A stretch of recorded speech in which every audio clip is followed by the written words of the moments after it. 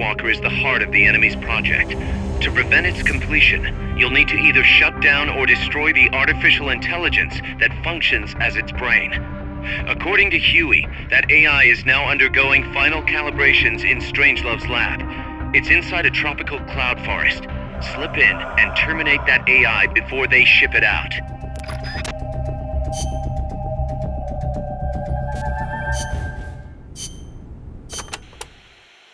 We've also confirmed that some of the enemies specialize in ambushes. Amanda's crew calls them scouts. They'll blend themselves in with the terrain and the vegetation. Then, when they see you, they'll swoop in. They fight pretty much like commandos, and will use clearing techniques to flush you out. In addition to wielding normal weapons, the scouts also carry wires. Sounds like these guys know their CQC. Could be. We've been getting reports of CQC attacks being blocked by wires. Stay alert.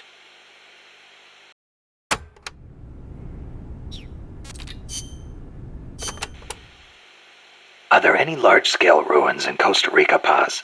There is a place east of Cartago called Guajabu. They have ruins there, but they're not especially big. Not the place I'm thinking of. Any others? Well, if you go a little way across the border into Nicaragua, there is a place called La Fortaleza de la Inmaculada Concepción. That is the only famous one. Then what were those ruins I saw from up on Irasu? There are a lot of things we still do not know about Costa Rica's ancient civilizations. There are giant stone spheres throughout the country. What they were used for is still a mystery.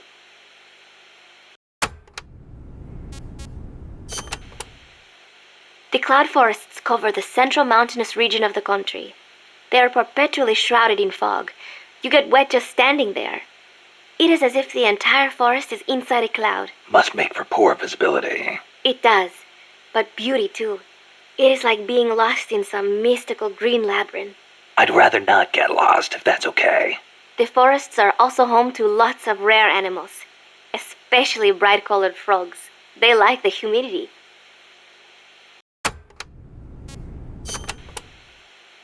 You know that butterfly painted on Peace Walker? Any idea what that is? It is a morpho. A Pallades morpho, if I'm not mistaken. Pallades morpho? Uh-huh. It is the most common type of morpho in Costa Rica. Huh. It has these gorgeous metallic blue wings that shimmer in the light. You can see them even from a distance. You mean they reflect light? Correct. It is called structural color. Morpho scales have tiny bumps on them that interfere with the light and make them look blue. The space between the bumps corresponds to the wavelength of the blue light. Let me see if I get this. So if you could change the spacing, you'd end up seeing a different color. That is the principle. I heard somewhere it is being researched as a way to color cloth without dye. Think of the camouflage you could make with that. Is that all you can think of? Hey, it's important. What I don't get is why they'd put a butterfly on Peace Walker. Maybe because it looks pretty. I hope that's all it is.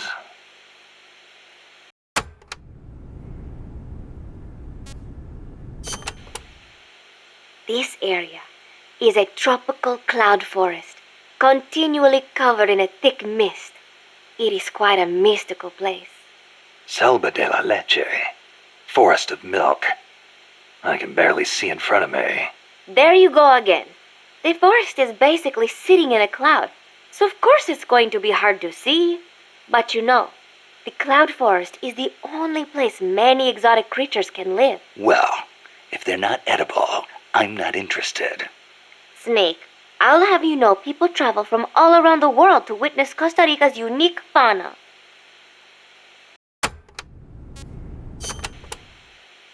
Snake, watch out for the frogs. Why? They bite? Relax. No frog's ever eaten a snake. Although, I've feasted on a few frogs' legs myself. But they are dangerous. They are poisonous. Poisonous? Poison dart frogs live up to their name, I assure you. Their poison is so strong. The Indígena use them to make poison-tipped arrows. Some secrete poison through their skin. Even touching them can be dangerous. So don't go petting them or anything. So I can't eat one? I am warning you.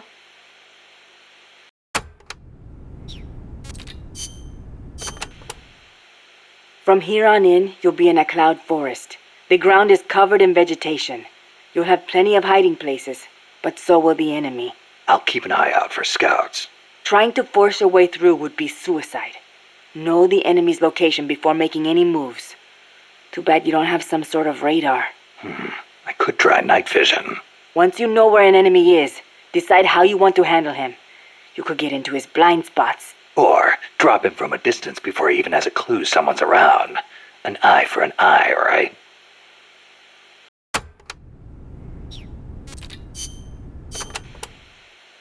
Chico, you know much about cloud forests? Not that much. All I know is there's a world of difference between a rainy rainforest and a foggy cloud forest. But they have some things in common. But like for instance, you gotta watch out for poison dart frogs. Both rain and cloud forests have high humidity, so they're perfect environments for frogs and other amphibians. I mean, it's not like just touching a strawberry poison dart frog or a dying dart frog is going to kill you. But don't eat them, no matter how hungry you get. I can get all the rations I need from Mother Base. No jungle food for me this time. Seriously? You're not disappointed you don't get to eat wild animals? What do you think I am? Just kidding. In Colombia, though, there's a frog, the golden dart frog, that's lethal to the touch. How do you know all this? Come on.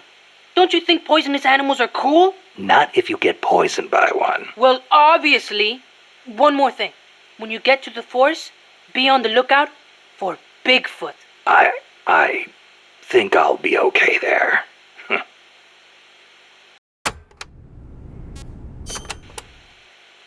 Bigfoot is an ape-man that lives in the Rocky Mountains.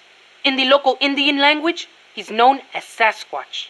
And get this, he's over 3 vara. Can you believe that? So he's kinda like a gorilla? Completely different. Even the biggest gorillas only get to about 2 vara, and they walk on their knuckles. Bigfoot's big, and he walks on 2 feet, like people. So he's more man than ape. Probably. His ancestors must have split off from humans at some point. Like before they started using tools and stuff. Yeah, but aren't the Rockies kind of far away from here? Not that far. According to Darwin, humans came all the way over here from Africa. Plus, there have been sightings in Venezuela of an ape-man called Mono Grande. Costa Rica has tons of plant and animal species. So I'd expect there to be at least one kind of ape-man. At least.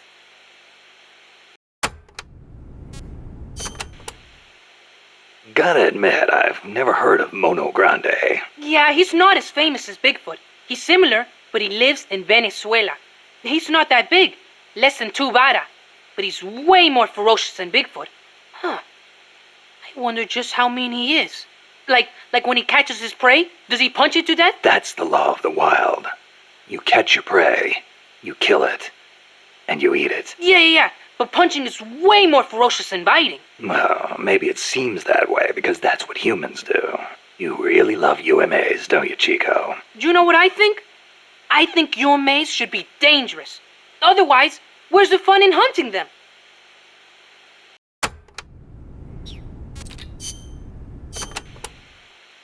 Doc, I'm starting to sense your feelings about nukes are a little different from your colleagues. How do you mean? Your little chat with Coldman back there. I told you my father worked on the Manhattan Project, right? You're familiar with it? The basics, yeah.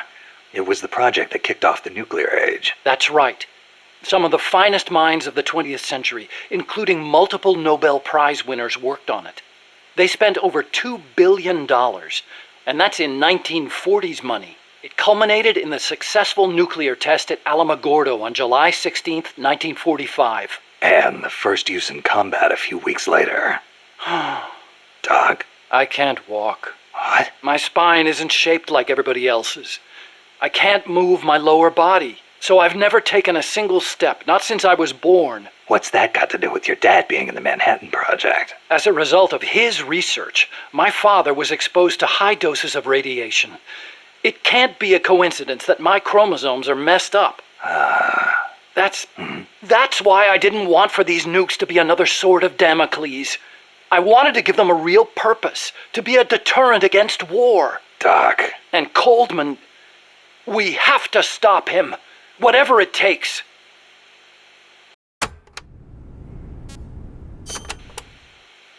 August 6th, 1945, Hiroshima. August 9, Nagasaki. The atom bomb attacks on Japan. My father was married to his work. I don't have a single memory of going places or doing stuff with him on weekends. But even as a kid, I knew on some level that it was for his family. I respected him. My mother used to tell me all the time, "Your father is a brilliant scientist. He saved countless American boys from death. You should be proud of him." Yeah. You could say the war ended because of those bombs. When I was in the 5th grade, a Japanese student transferred to our class. She showed me photos of Hiroshima after the bomb. I couldn't believe my eyes. A city of over 350,000 people reduced to a scorch mark on the ground by a single atomic bomb. Houses blown off their foundations, burned to ashes. The only things left standing were the skeletons of steel-framed buildings. And it wasn't just the buildings. Blackened corpses on the side of the road. Survivors covered head to toe in severe burns. Within a few months, over 70,000 had died in Nagasaki, twice that in Hiroshima. For years after that, I couldn't talk to my father. Couldn't even stand to look at his face. I know how you feel, Doc. But your father's your father. If he hadn't worked on that project, my body wouldn't be like this. I could be researching something else. I could have lived a normal life.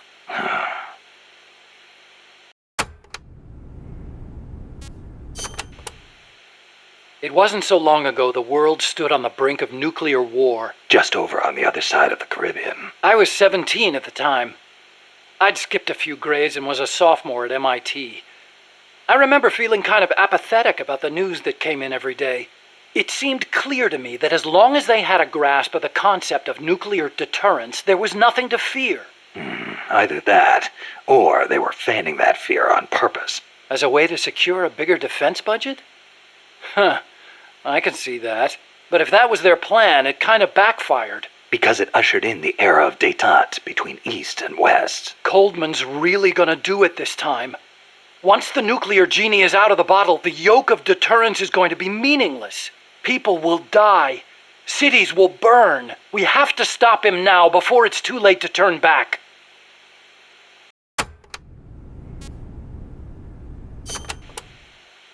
So you've been doing nuclear research your whole life? No, not really. At first, I wanted to be an aerospace engineer. For me, the Sputnik launch was a good shock, not a bad one. I thought the age when science was used for war was over, and that a glorious age of space exploration was dawning. The year I skipped ahead and got into MIT, Gagarin went into orbit, which made me more excited than ever. Of course, even back then, I knew the space race was just another facet of the Cold War.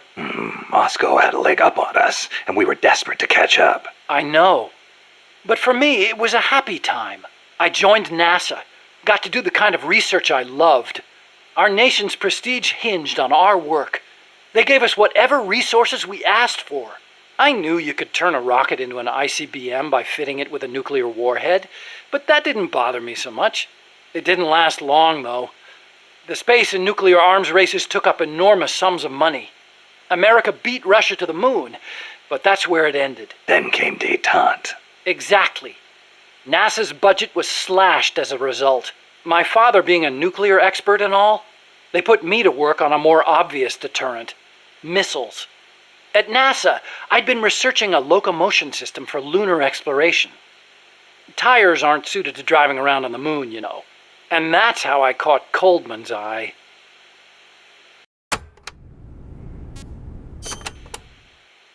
The aim of the Peace Walker project is to achieve robust nuclear deterrence across Central America by deploying a new nuclear weapon system along the Caribbean coast. Peace Walker is also the name of the system itself. A nuclear weapon named Peace. I can just see the look on Kaz's face. So why exactly does this new system need legs in the first place? Because it's a walker, an unmanned weapon moving under its own power and capable of launching a deterrent strike from anywhere. That's the whole idea behind Peace Walker.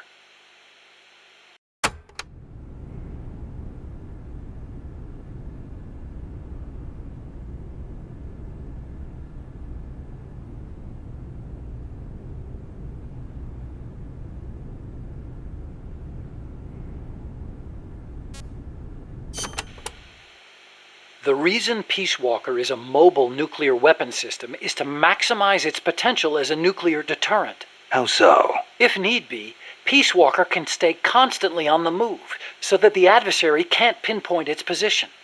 That allows it to avoid preemptive enemy strikes. So you're saying it keeps the retaliation card in play? Coldman likes to brag about it in this way. Like a land-based version of an SSBN. And there's another reason for them to be mobile. Peace Walker also has a self-destruct function.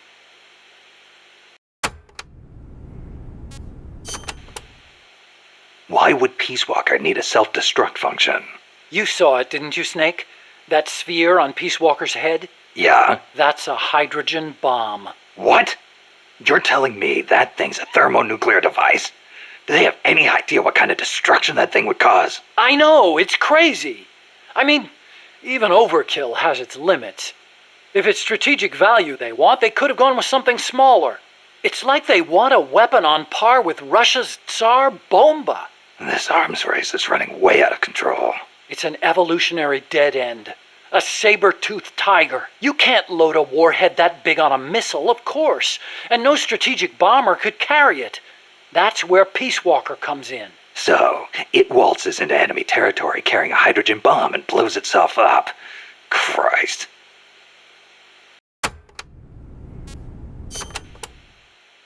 The biggest nuclear warhead ever actually detonated was the Soviet RDS-220, nicknamed Tsar Bomba.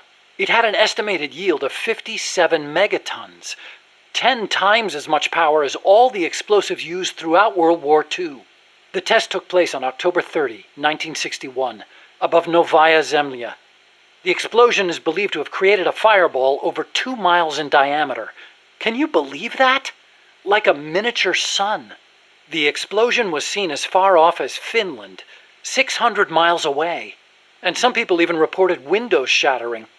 The shock wave traveled 3 times around the Earth. 3 times?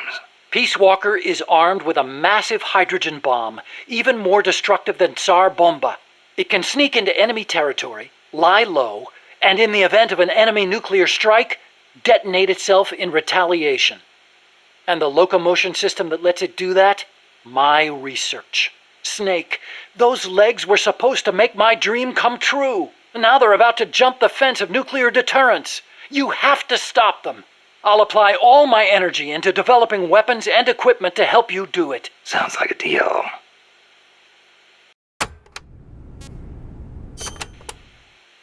What made you put an AI into Peace Walker? Well, for one thing, because it can't be manned. Peace Walker's designed to enter enemy territory and blow itself up, if necessary. You can't put a person inside a weapon that could blow at any time, can you? So we equipped it with an AI instead.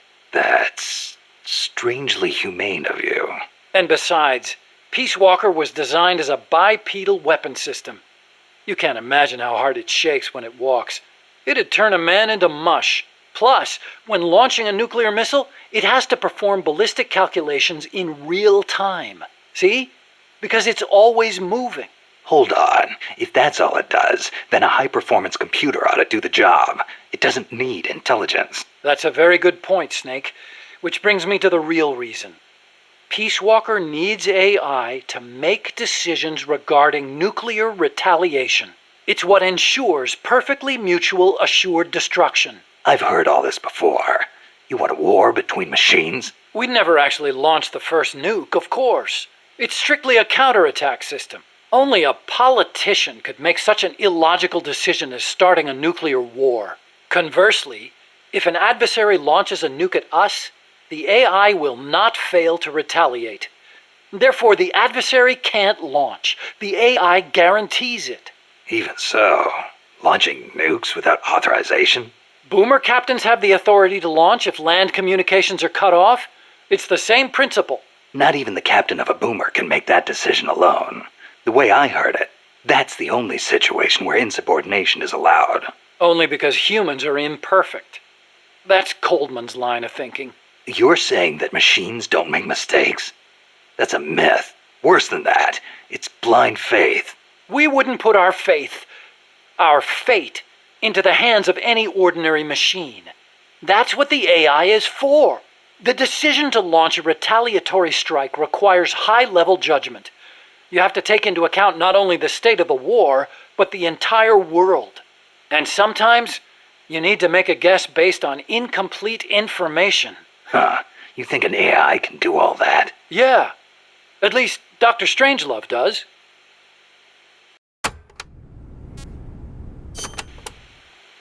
Peace Walker is fitted with several close-range weapons. We'd also planned for it to be able to enter enemy territory and self-detonate. Wonderful. What exactly are we dealing with here? Well, the flamethrowers for one thing. One in the front and one in the rear. Then there are the S-mines. They're like cluster bombs. It scatters them from its leg hatches. If you see those open, you better clear out quickly. And finally, the rockets. These can travel quite a distance, so stay sharp. On the other hand, it can't fire them from too close. But then again, there are those flamethrowers. It can also use its legs as weapons against any infantry on the ground. Ouch. But remember, Peace Walker technically isn't complete. With just the reptile pod, it can only perform relatively simple maneuvers. They've got certain quirks, too. What's more, look carefully and you should be able to predict which attack is coming next.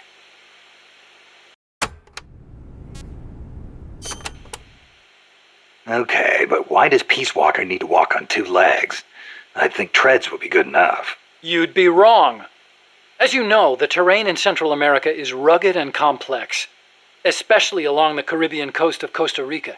You've got jungles, swamps, mountains, and the only way to get across all that terrain, no matter how rugged, is on legs. Yeah, but wouldn't it be tough to cross a swamp, even on legs? It wasn't easy, that's for sure. The reason we picked Costa Rica as a proving ground is because we can test it on every type of terrain.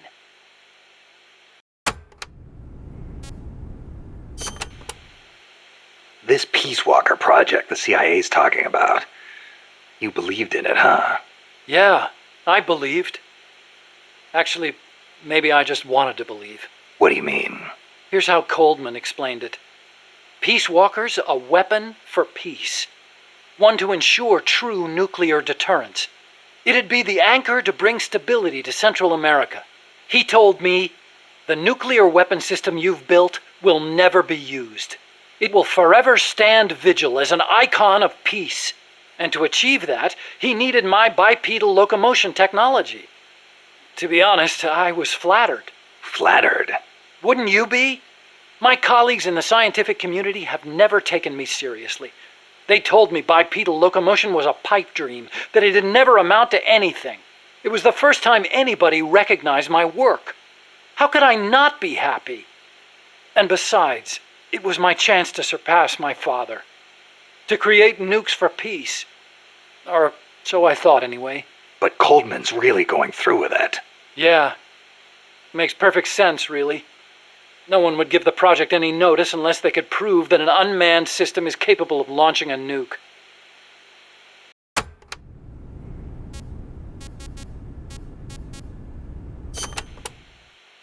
Why is Coldman going to launch a nuke? If all he wants to do is prove the AI retaliation system works, he doesn't need to put a live warhead on it. I agree. He could demonstrate the system by launching the missile alone, without a warhead. I asked him the same thing at first. He said there was no point in using a dummy missile. That it'd take an actual nuclear launch to deter potential enemies.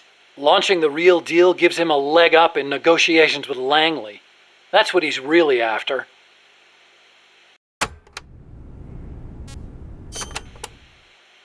I based the bipedal locomotion technology used in Peace Walker on Soviet research.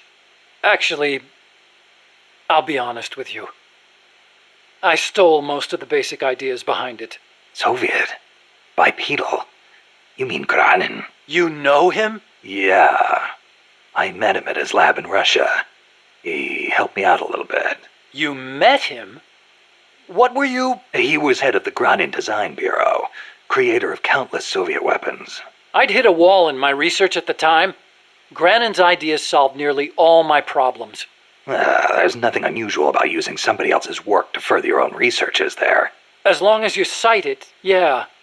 But I wasn't in a position to do that. His research was classified at the highest level. Soviet research, no less. So you used it without telling anybody.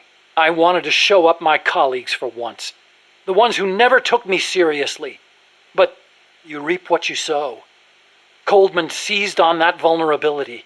Told me if I quit the project, he'd expose my larceny. He had you by the balls, Doc.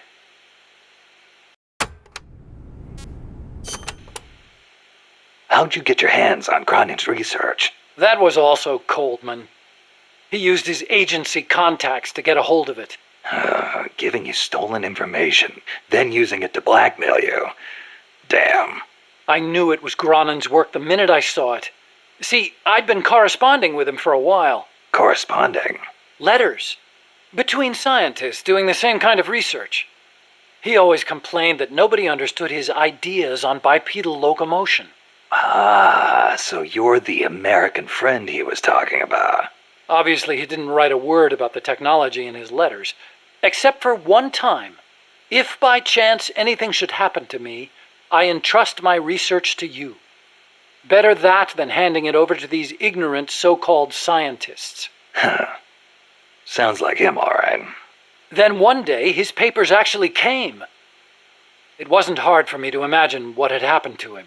I felt it was my duty to carry on his work after him.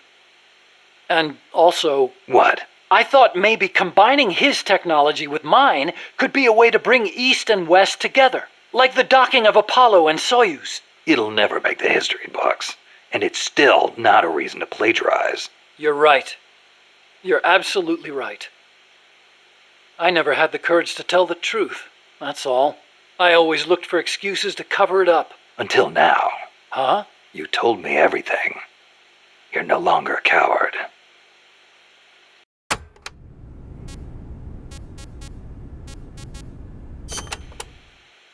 Metal Gear. Huh? What about it? You mumbled that when I first explained about Peace Walker. I'm curious what it meant. Exactly what it says. Metal Gear. Gronin coined the term. Gronin did? He thought of his technology as the metal gear that meshes infantry with artillery. I like the sound of that. Metal Gear. It's got a nice ring to it. Better than an outright lie like Peace Walker, anyway.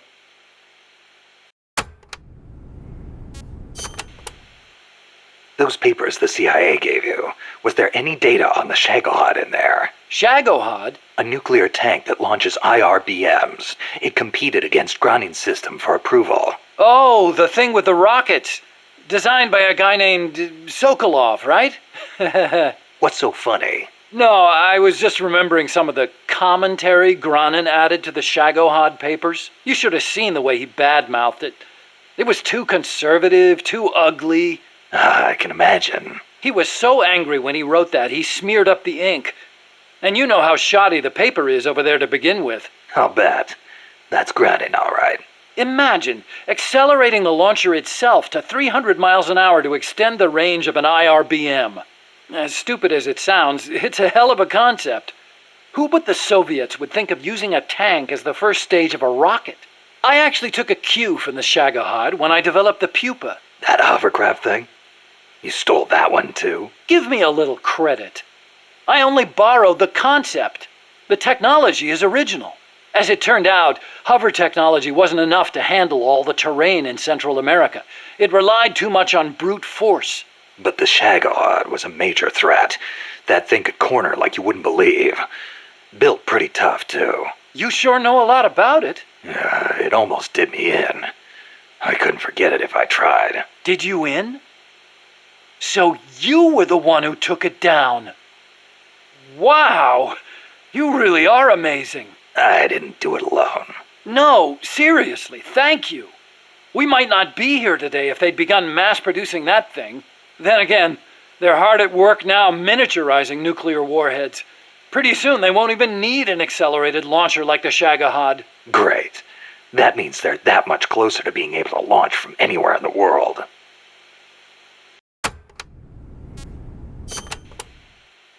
Chico called Peace Walker the Basilisco. Basilisco? Oh, right, Spanish. That's funny. I once used the codename Basilisk for the Peace Walker platform myself. What for? The class of lizards called basilisks can walk atop any type of terrain. In a pinch, they can even stand up on two legs and run across water. Perfect name for a system that can walk anywhere in Central America, right? Plus, there are the legends. What legends? The basilisks of legend were highly venomous creatures. There's a story told by the ancient Romans. A knight slew a basilisk by piercing it with his spear. The creature's poison seeped up the spear and killed both horse and rider. Remind you of anything, Snake? Nuclear deterrence. Bingo. Kill it, and you die along with it. Your hands are bound. I wanted Peace Walker to be like that. You should know that people aren't that rational. Sometimes people do things that don't make sense, even when they know they're going to die. Or maybe it's because of that. Maybe you're right. But that's exactly what I don't understand.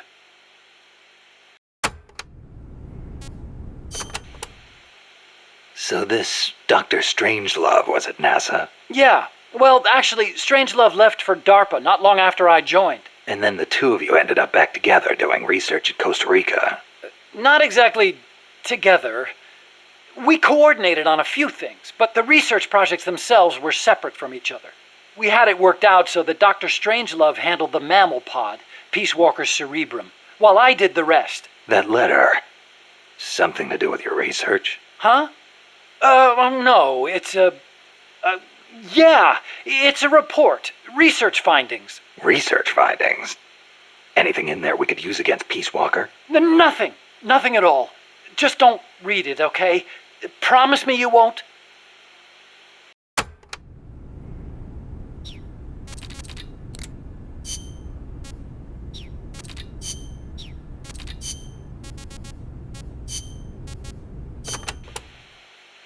La CIA calls their new toy Peace Walker, eh? Yeah. So, It is an insult to us Nicos. because of the guy you were talking about, Walker. See, although it happened over 100 years ago. Back then, the political parties in Nicaragua were at each other's throats. The Nicaraguan Democratic Party hired an American mercenary to help counter their enemies, the Conservative Party. And that was Walker. After taking care of the conservatives, Walker decided to seize power in Nicaragua for himself, eventually making himself president. The Democratic Party gave him an inch, and he took the whole country. But it did not end there. Not only did he make English an official language, he tried to reintroduce slavery. Walker's goal was to build a Caribbean empire centered on the American South. Caribbean Empire. Sounds kind of like what Coldman is trying to pull off. The gringos are always like that. They invent some convenient excuse to trample all over foreign countries like they own the place. Peace Walker, ha! What happened to Walker in the end? A united Central American army led by Costa Rica kicked his ass and sent him running back to America. Then why don't we do the same? I, for one, don't intend to let Coldman get his way. Good idea. I'm glad we have you, boss.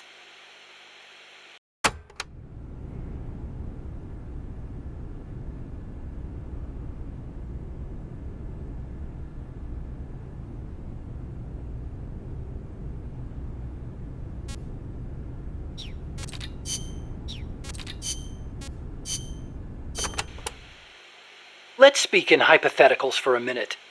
Say you wanted to make a clone of yourself. A clone? Paramedic had the same idea.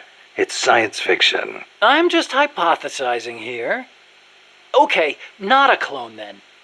You have any kids? Nope. Wife? I've never been tied down. Okay then.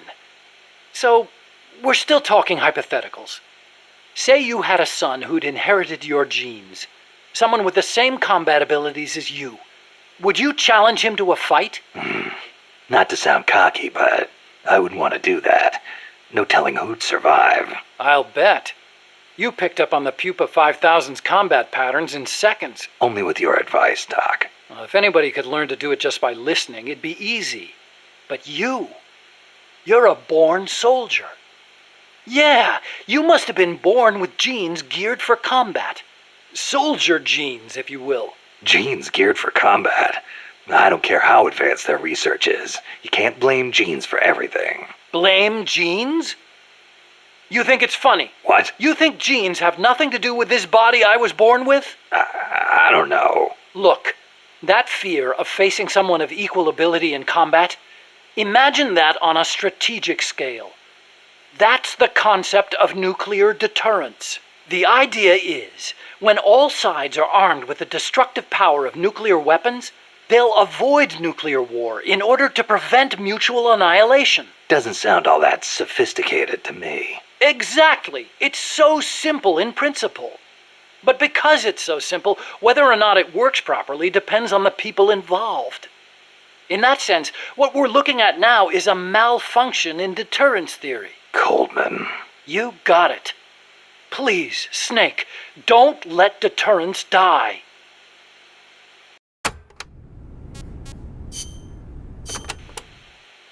Hey, Doc, what was that you were smoking in the lab? It looked like a cigarette, but it wasn't lit. Oh, it's an electronic cigarette.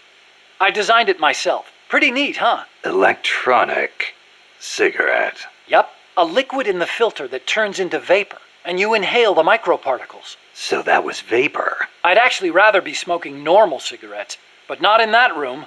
The smoke would wreck the precision equipment in there, ruin all its wiring. But the vapor is just steam. It doesn't contain tar or anything like that.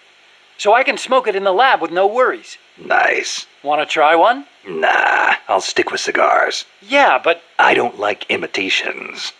The real thing's always better. Okay. But you know, sooner or later, smoking's going to become very unfashionable across the world. It hurts you and those around you. Electronic cigarettes might not seem so bad then. Yeah, when that happens, I'll think about it.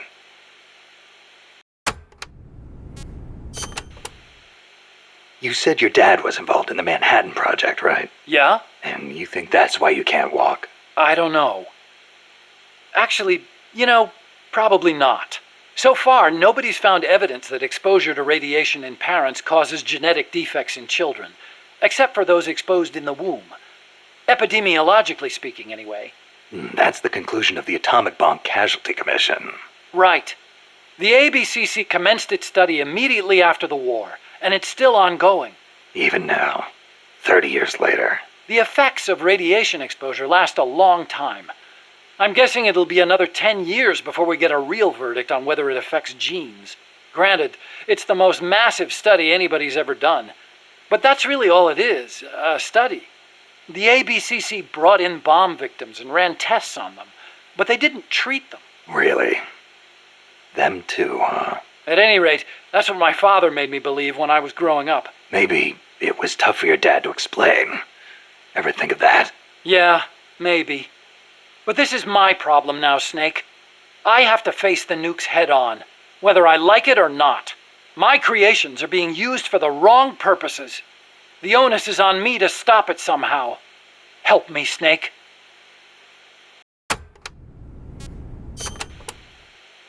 Hey, as long as I'm here at Mother Base, why not assign me to the R&D team? You could use a guy like me. Glad to have you on board. I'm sure Kaz is, too. Once I've got the necessary materials and design specs together, I should be able to start building you that bipedal weapon platform. Nothing would make me happier than for my research to help put a stop to Peace Walker.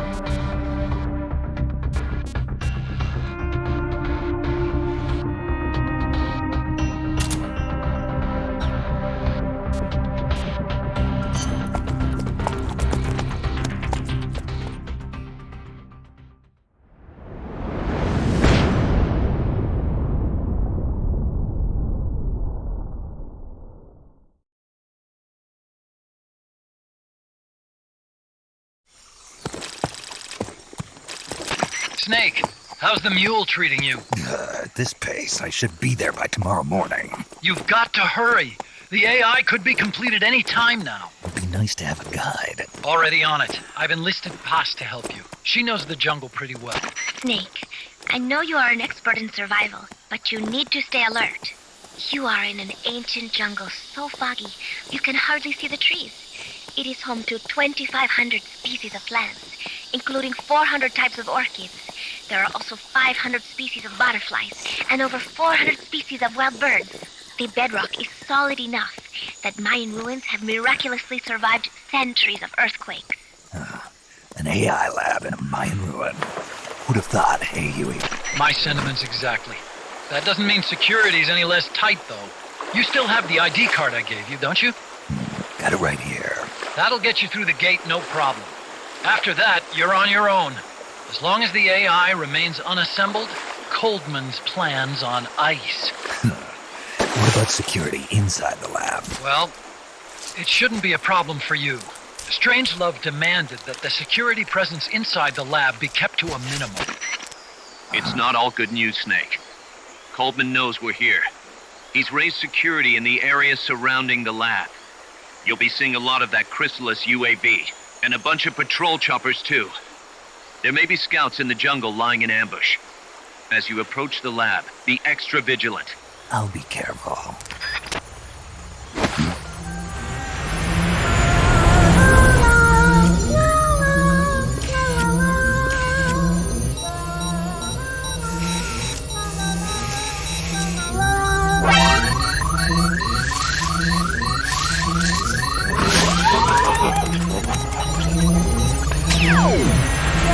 They're looking for you. Stay sharp. Snake, Strangelove's lab is a few miles to the north. It won't be long before the AI is complete. Don't let that happen.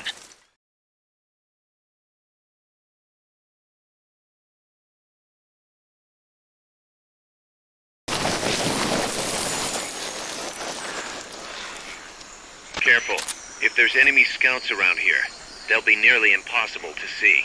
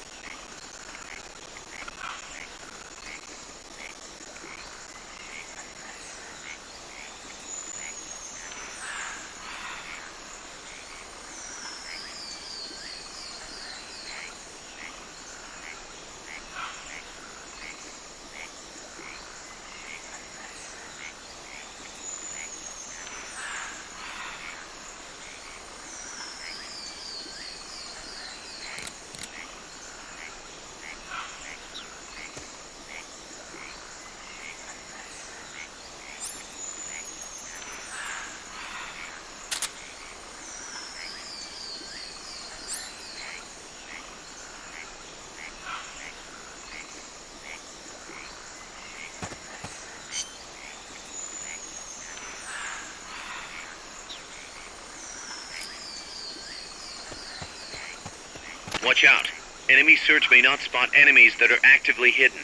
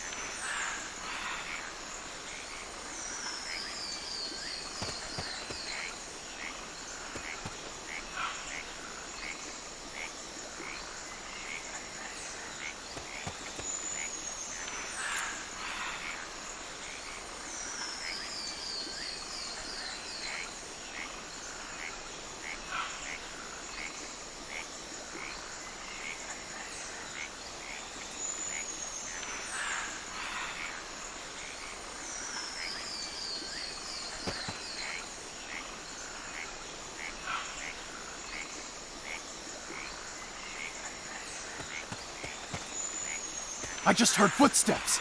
Who are you?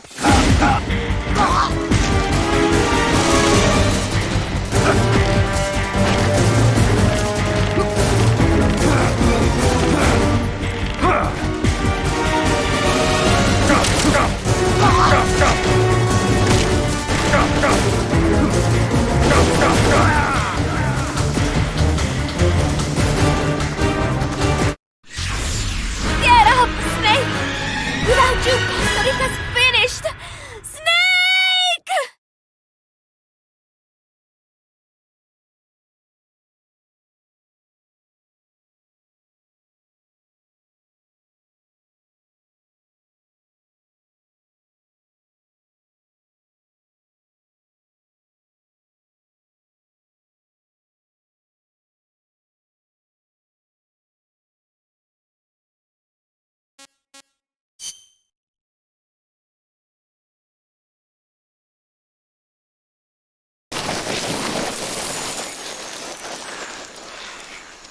Careful. If there's enemy scouts around here, they'll be nearly impossible to see.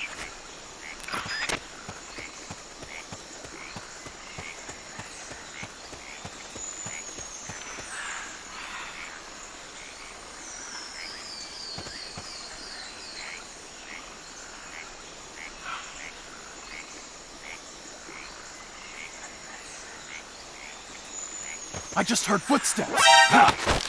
Watch out. Enemy search may not spot enemies that are actively hidden.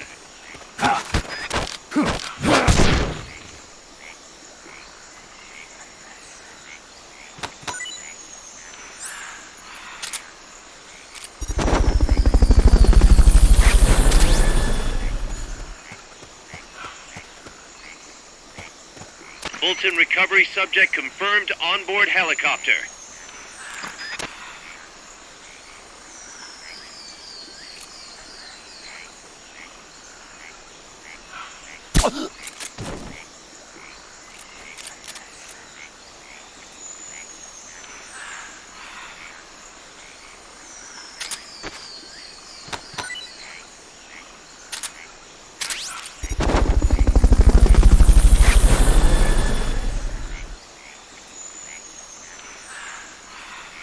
Fulton recovery helicopter is complete.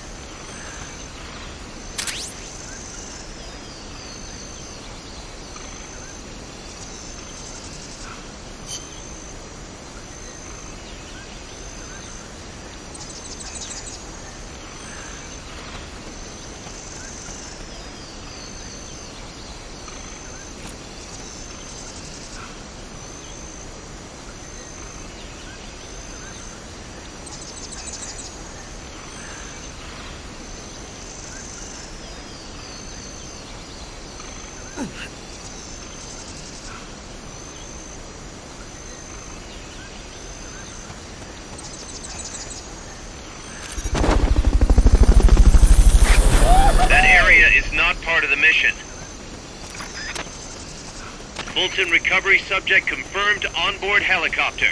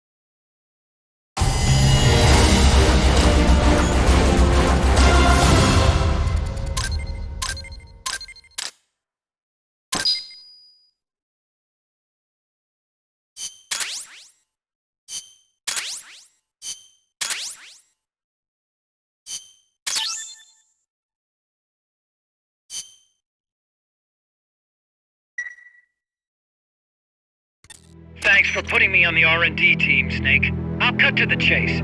We've commenced development on our own bipedal weapon. The only thing is, we don't exactly have easy access to resources here. Yeah. Unfortunately, we don't have the budget of a defense department behind us. I understand. That's why I want to ask you something. If you fight any more AI weapons, could you try to gather as many of their parts as you can? That would really make things go a lot smoother. Again, easier said than done. If anyone could do it, you can, boss. You single-handedly took out the pupa. True. Look, if you're not interested, I can just work with what we have here. I'm not trying to force you to take unnecessary risks. You're the boss around here. All right. No promises. But I'll think about it. Great. Also, each AI weapon has a head part that serves as the core of its armament. Recovering a head part will allow you to use the weapon associated with that part. But those guys won't go down without a fight, so don't get too preoccupied with this stuff. Don't worry. I'm not about to risk my life for a bunch of scrap. I would hope not. One more thing. Our new bipedal weapon needs a name. Good point. We can't keep calling it our bipedal weapon. I had a talk with Miller, and we came up with Metal Gear Zeke. Metal Gear? Zeke? Yep. As you know, Metal Gear was coined by Granin. And Zeke? It's a name the U.S. military gave to Japanese aircraft that flew during World War II. Zeke was the Japanese Navy's best fighter plane. So are you okay with that, Snake? Sure. Fine by me. Miller was saying that an army without borders will need a deterrent against other countries. He's right. With Metal Gear, MSF can achieve true independence. Here's hoping.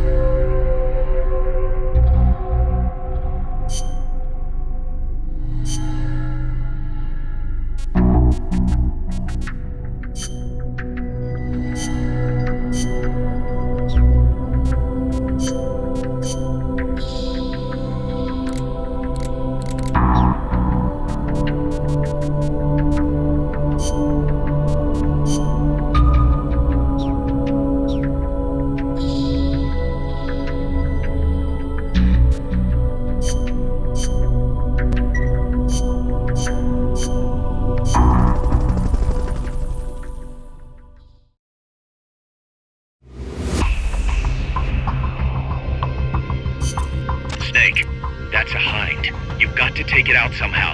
Either neutralize the soldiers or bring down the chopper. Good luck.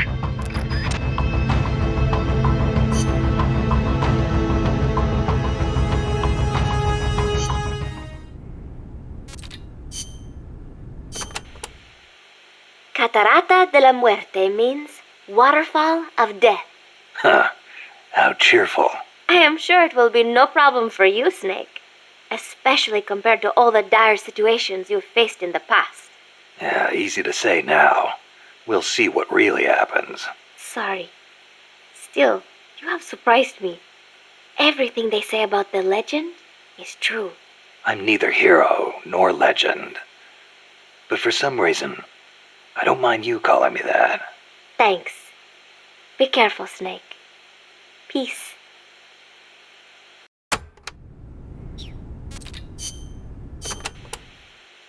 Don't even think about facing a chopper head-on.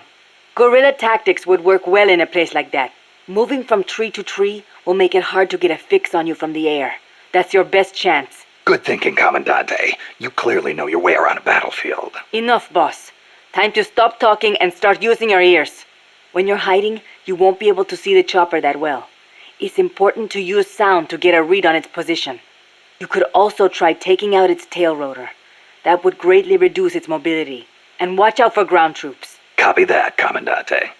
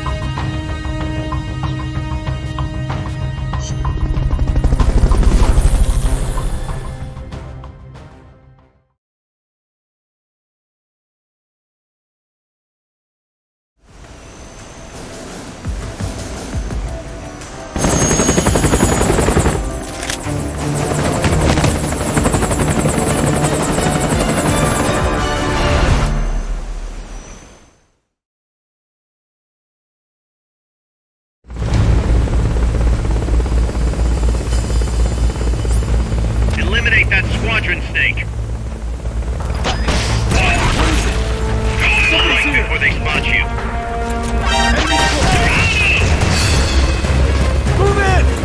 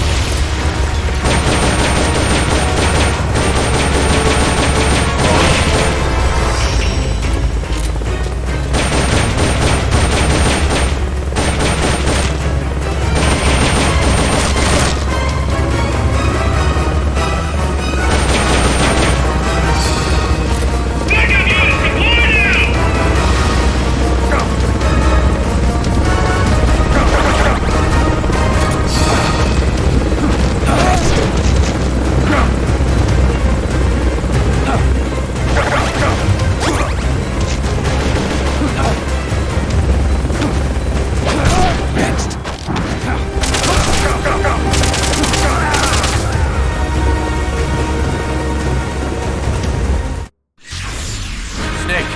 Come in, Snake! Snake!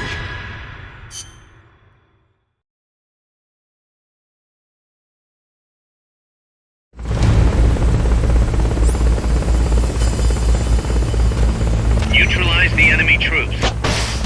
What is it? Someone's here! Strike before they... Enemies close by!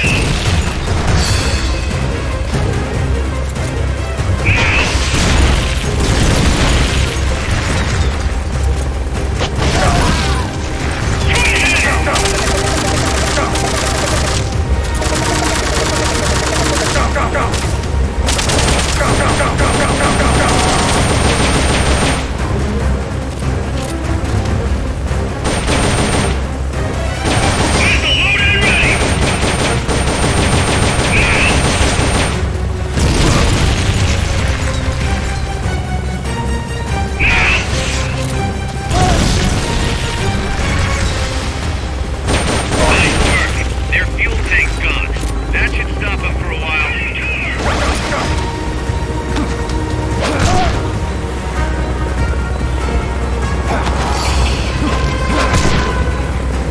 Damn it! Looks like they've got a backup fuel tank.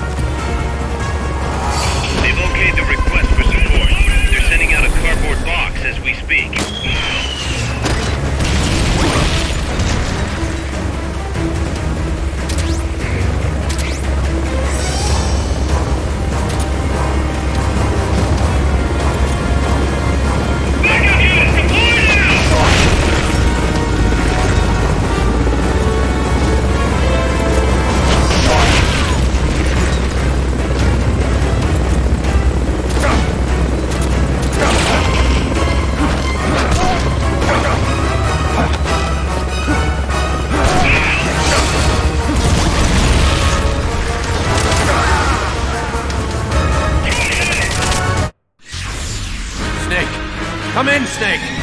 Snake!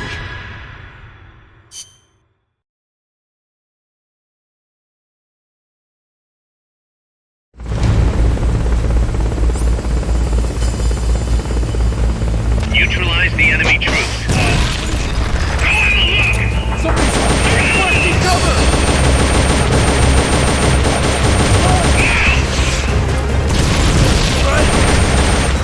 I'm done for!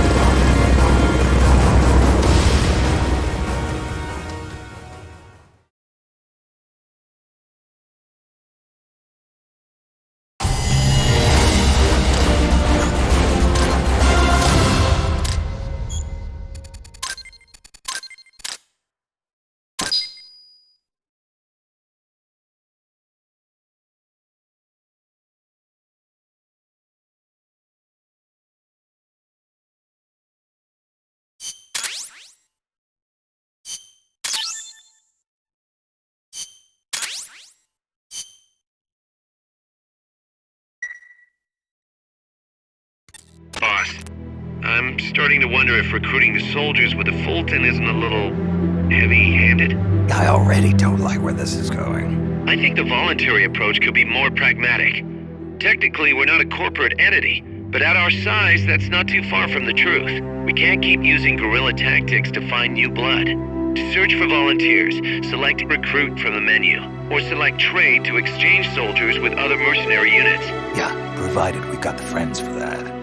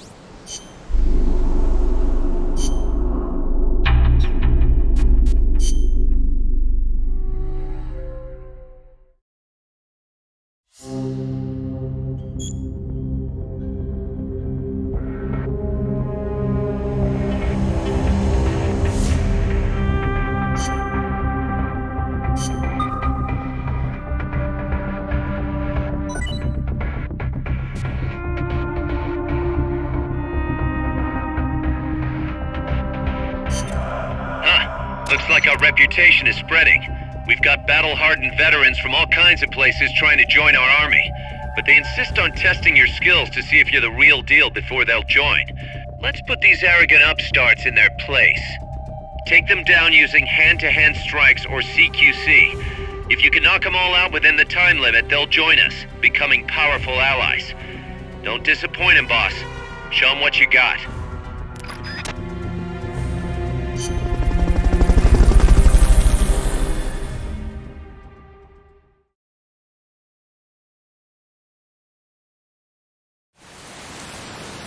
Reporting for duty.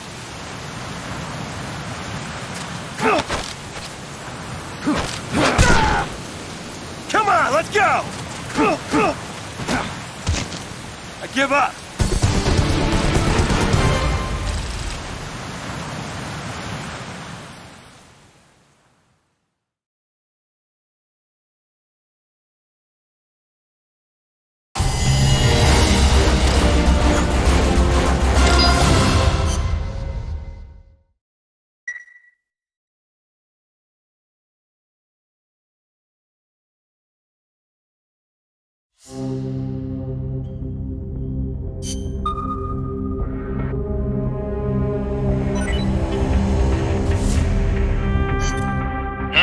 Looks like our reputation is spreading. We've got battle-hardened veterans.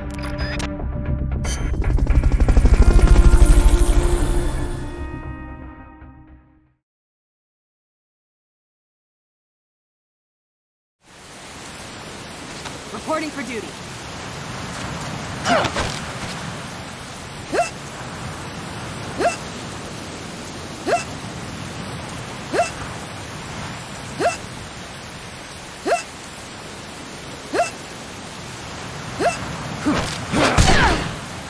You'll have to do better than you win.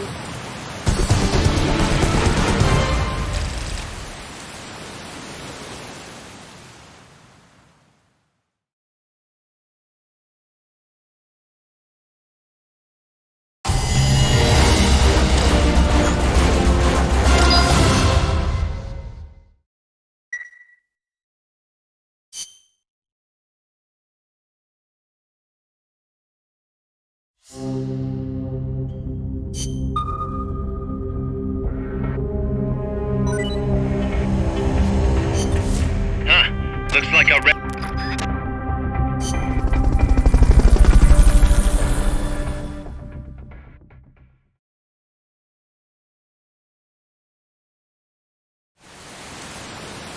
Reporting for duty.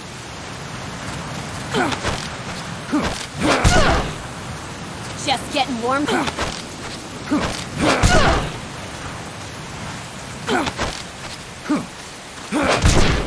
Enough! I lost.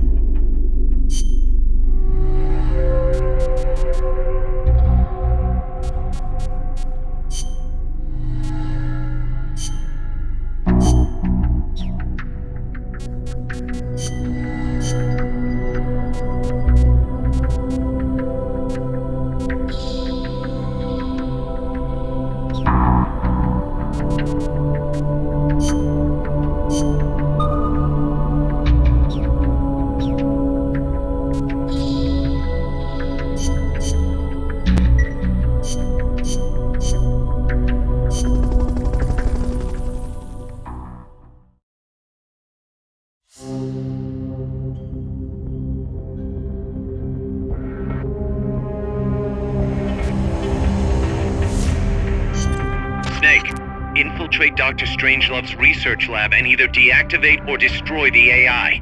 The lab's built into some ancient ruins, so find those first.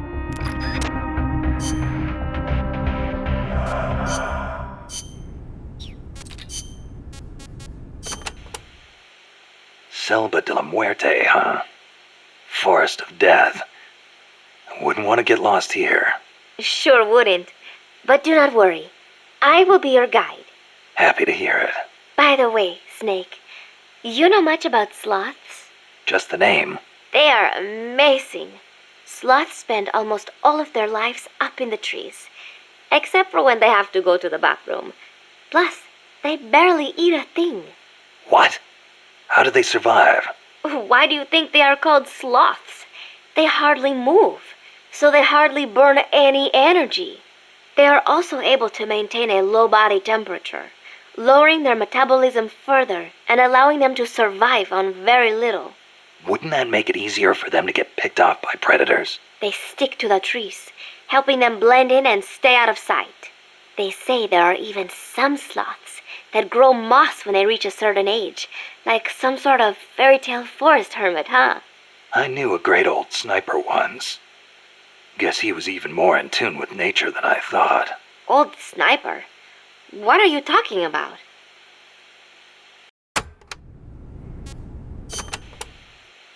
La Ruinas de Xochiquetzal will be around there. They have not been restored at all, so they may well be covered in plants. Xochiquetzal? An Aztec goddess of fertility and beauty. They say she was always accompanied by birds and butterflies. One theory states she was the mother of the god known as Quetzalcoatl. Quetzalcoatl.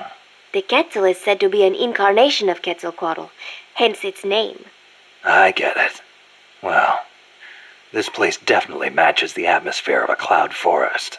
Now, it may have seen better days, but that is still a temple, so be sure to show respect when you're inside. If the mood strikes me. Well, you've got no one to blame but yourself if Xochiquetzal strikes you down.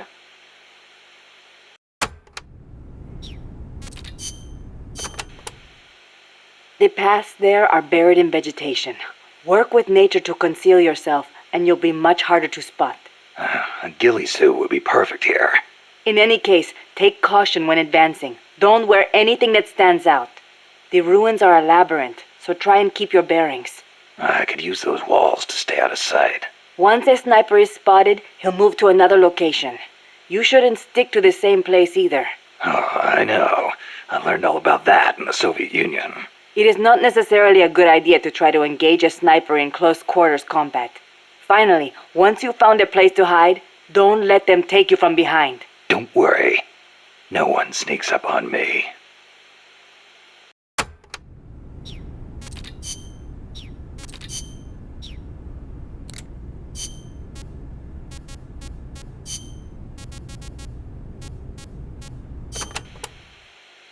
The sneaking suit is a specialized uniform for stealth missions.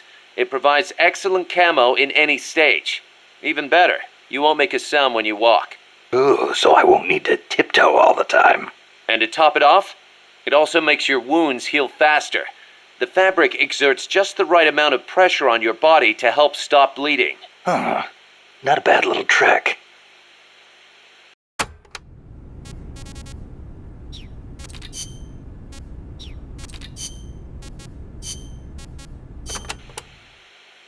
Snake, I need your opinion. How strong are the enemy's mercenaries? They're well trained. They've got more than enough men. Seasoned, too. A lot of them probably saw action in Vietnam. They're a tough bunch. And armed to the teeth. I don't think I've ever seen a mercenary force field that many tanks and attack choppers. It shows how much cash they have to throw around. And connections. How did they get access to such weapons? How do you think? They're backed by the one and only CIA. And here we are. Half of us farmers and the other half students. Children even. And weapons. We're so short on guns we have to steal them from the enemy. As much as I hate to say it, we're always going to be on the defensive. I know. And mi viejo. Without him, we... Yeah, I know. I don't know if we can win. Can we, Snake? Stop feeling sorry for yourself. But Amanda, What? listen to me. Don't ever let your men hear you talk like that. You're their leader, and a leader has to stand tall, even when times get tough, when it feels like the fear and uncertainty could crush you. You're the one your comrades look to for reassurance. That's what a leader is. Don't forget it. Snake. If you're looking for comfort, go find a church. That's all I've got to say. You are right. I am sorry. I need to pull myself together. You'll be fine. I know you have it in you. Thank you, Snake.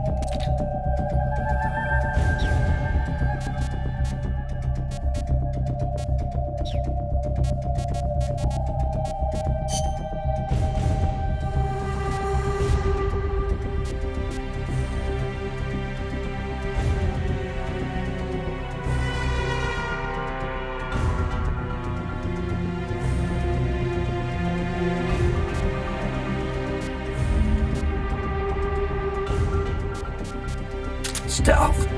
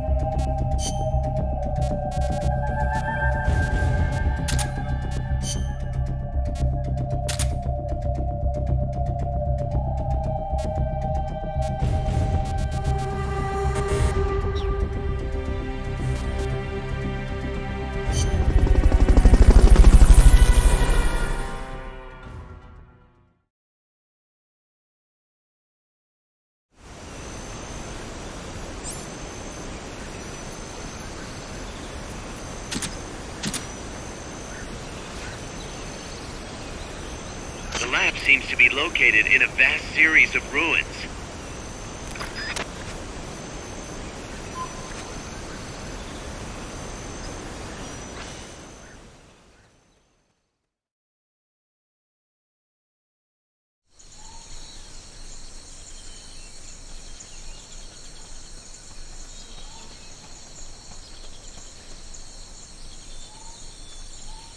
Some scouts are really hard to spot because they use grass or dirt to camouflage themselves.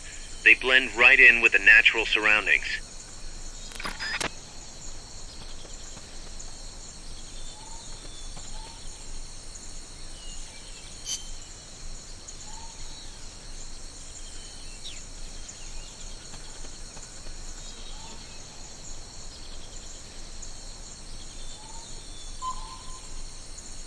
snipers and laser sights are a deadly combination.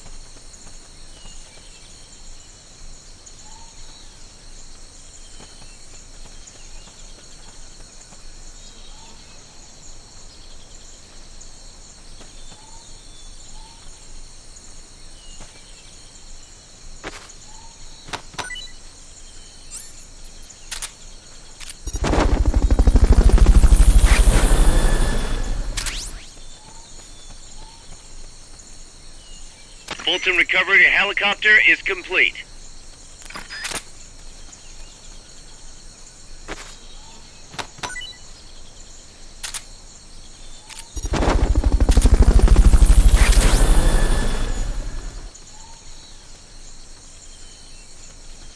Fulton recovery subject confirmed onboard helicopter.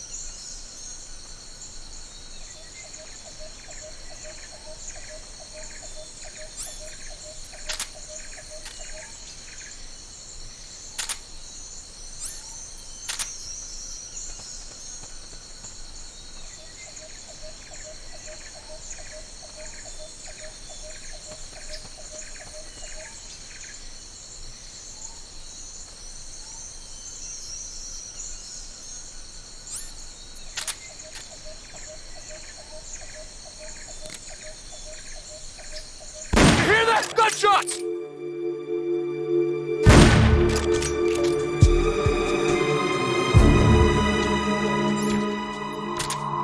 There, saw it again. We're being shot at. Going to alert status. Understood. Dispatching reinforcements. Proceed with extra caution.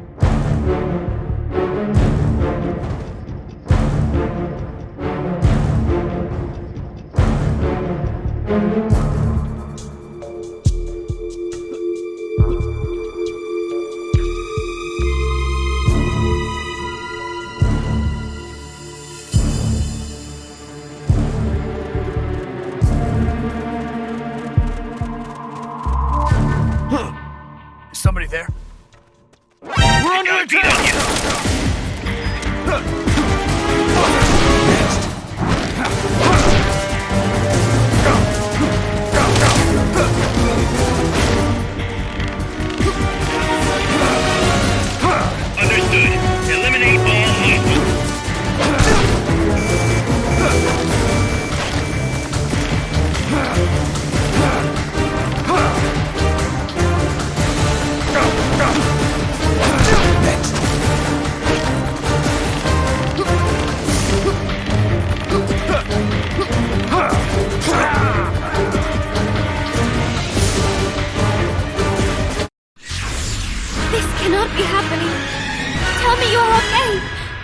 Snake! Snake!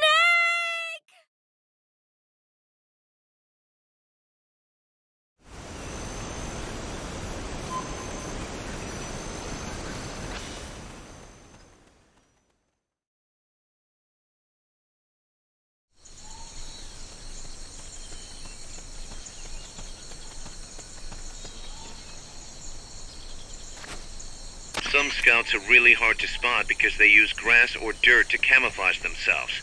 They blend right in with the natural surroundings.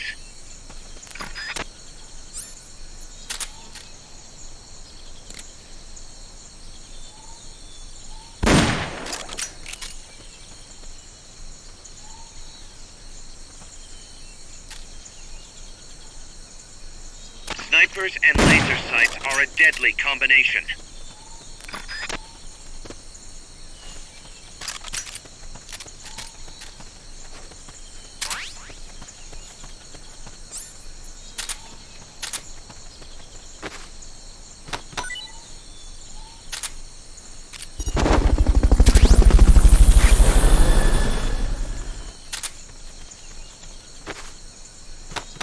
Fulton recovery helicopter is complete.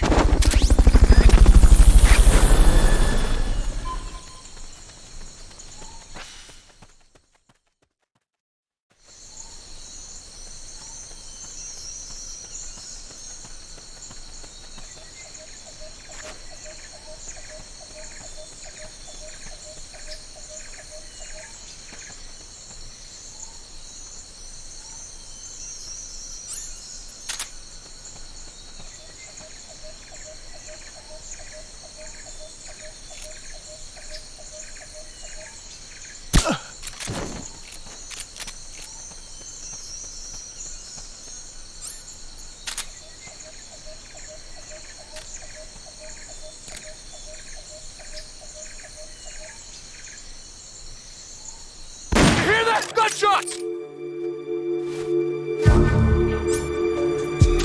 There, saw it again. We're being shot at. Going to alert status.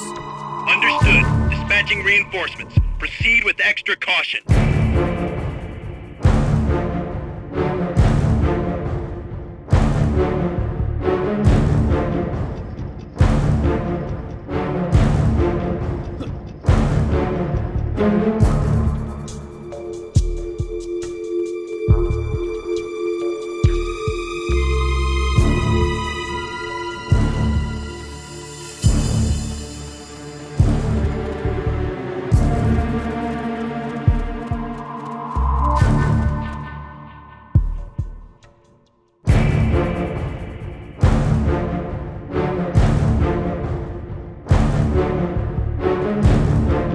Come in, HQ. This is HQ. This is Patrol. All clear. Understood. Return to base.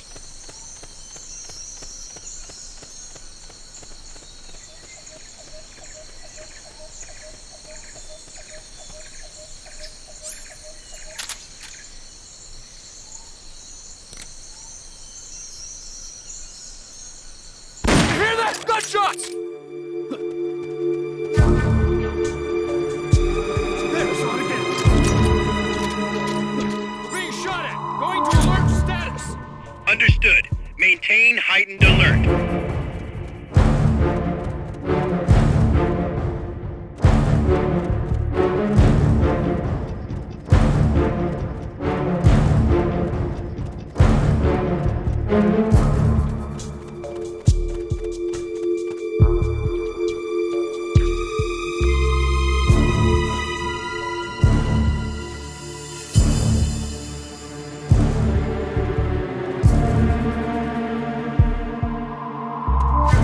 Come in, HQ. This is HQ. This is Patrol. All clear. Understood. Return to base.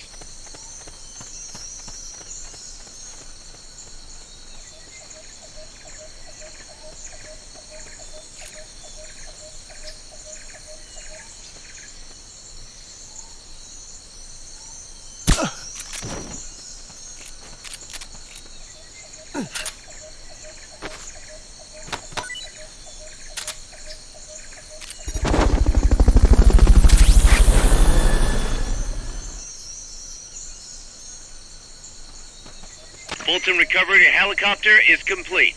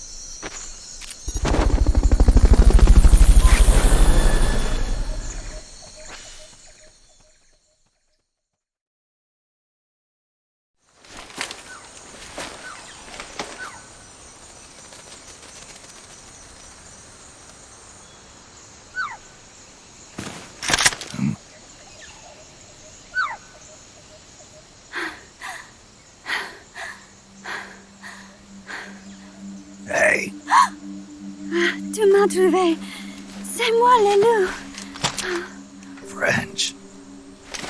Fini de jouer à cache-cache. Dis-moi qui tu es. Please, do not kill me. You're no soldier. I am a tourist. What's your name? Please. What are you doing here? Cecile. Cosima.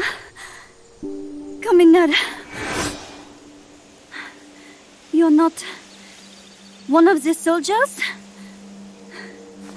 Please, lower your gun. Who are you? I'm an ornithologist. A poacher? The gun's for self-defense. I'm looking for that one rare bird in Costa Rica. Which one? The quetzal? Right, the quetzal. They're rare, but they're not covered under the Washington Treaty. The resplendent quetzal is red-listed. Really? You know your stuff. I am an ornithologist myself. Well, we'll have to compare notes later.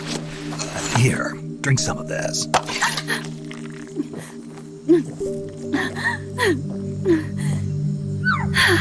You saved me.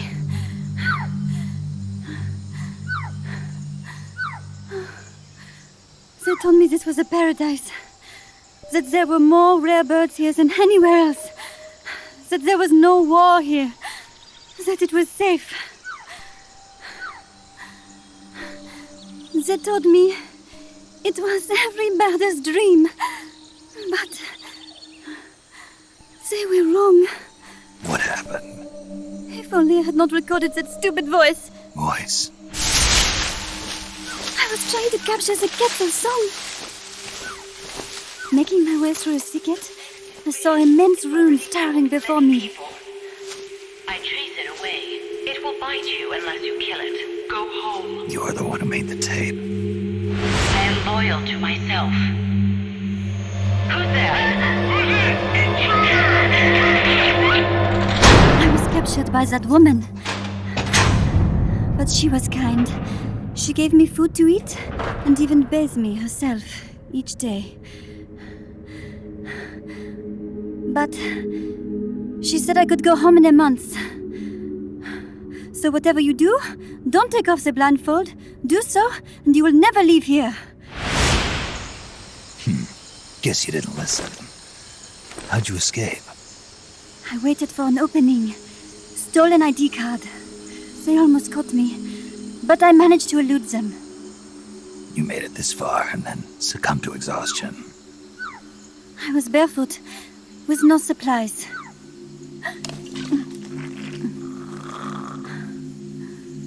Oh, I am so sorry. I drank it all. That facility. Did you see anybody else in there? Well, there was another woman, but I never saw her in person. Because, you know, the blindfold. Oh, yes. She often sang. Sang? It was such a strange song. What kind of person was she? Could you tell anything from her voice? I don't know. I don't even know why I was held a prisoner. They confiscated my equipment, my supplies, my passport, money, everything.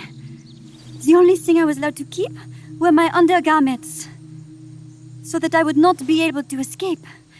And now, I am without even the means to prove who I am. I will not make it home to Paris like this. In that case, come to our place. Huh? You don't need a passport there. Don't even need a name. If you want to go back to Paris, we'll take you there anytime. What I want is a shower, a change of clothes, and a cigarette. I've got a cigar. It's Cuban. Not French cigarettes? I prefer unfiltered. Fresh out.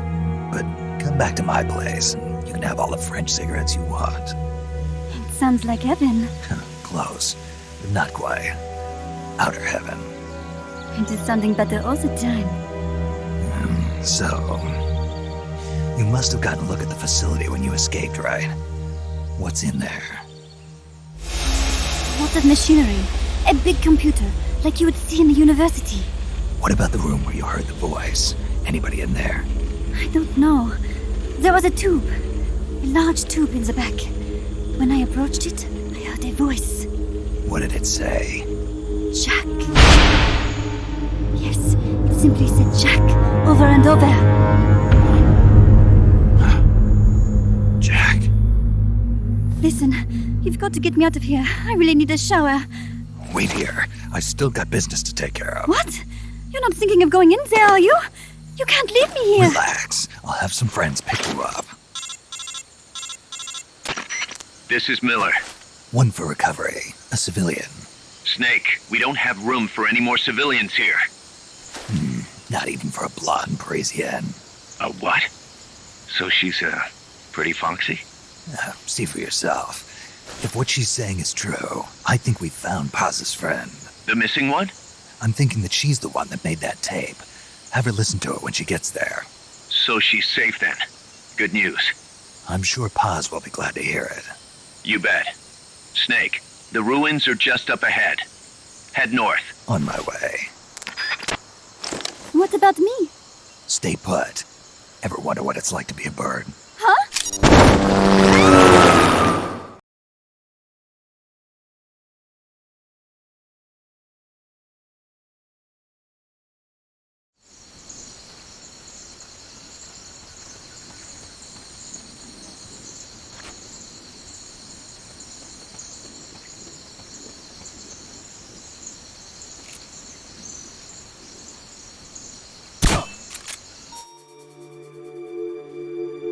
Enemy assault! Someone's firing at us! Going to a... What's wrong? We have a situation. Backup team. Head over and investigate.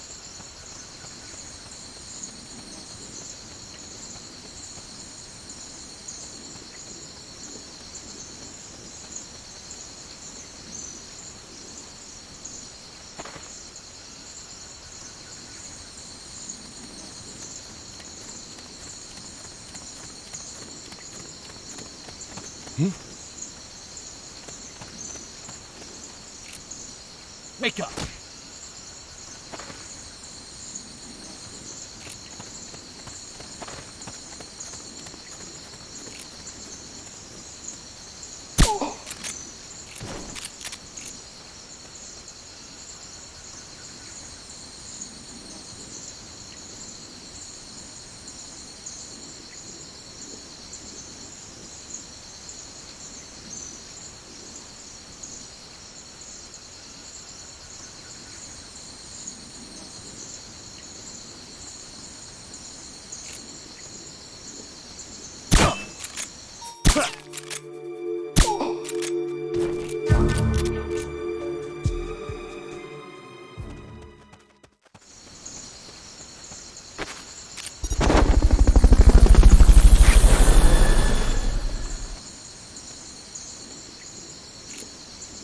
Fulton recovery subject confirmed onboard helicopter.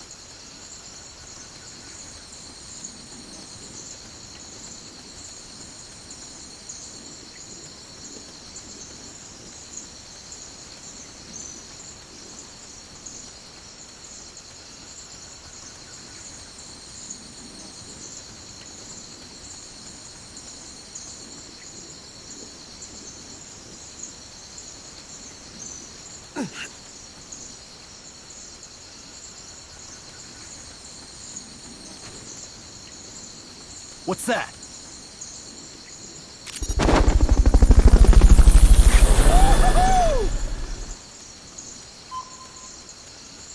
Guess not. Fulton recovered.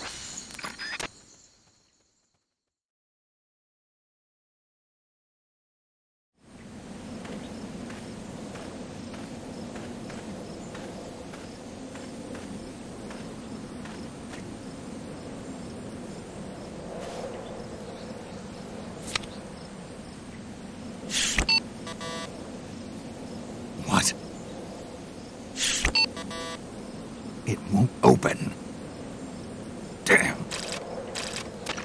It won't open. What's wrong with it?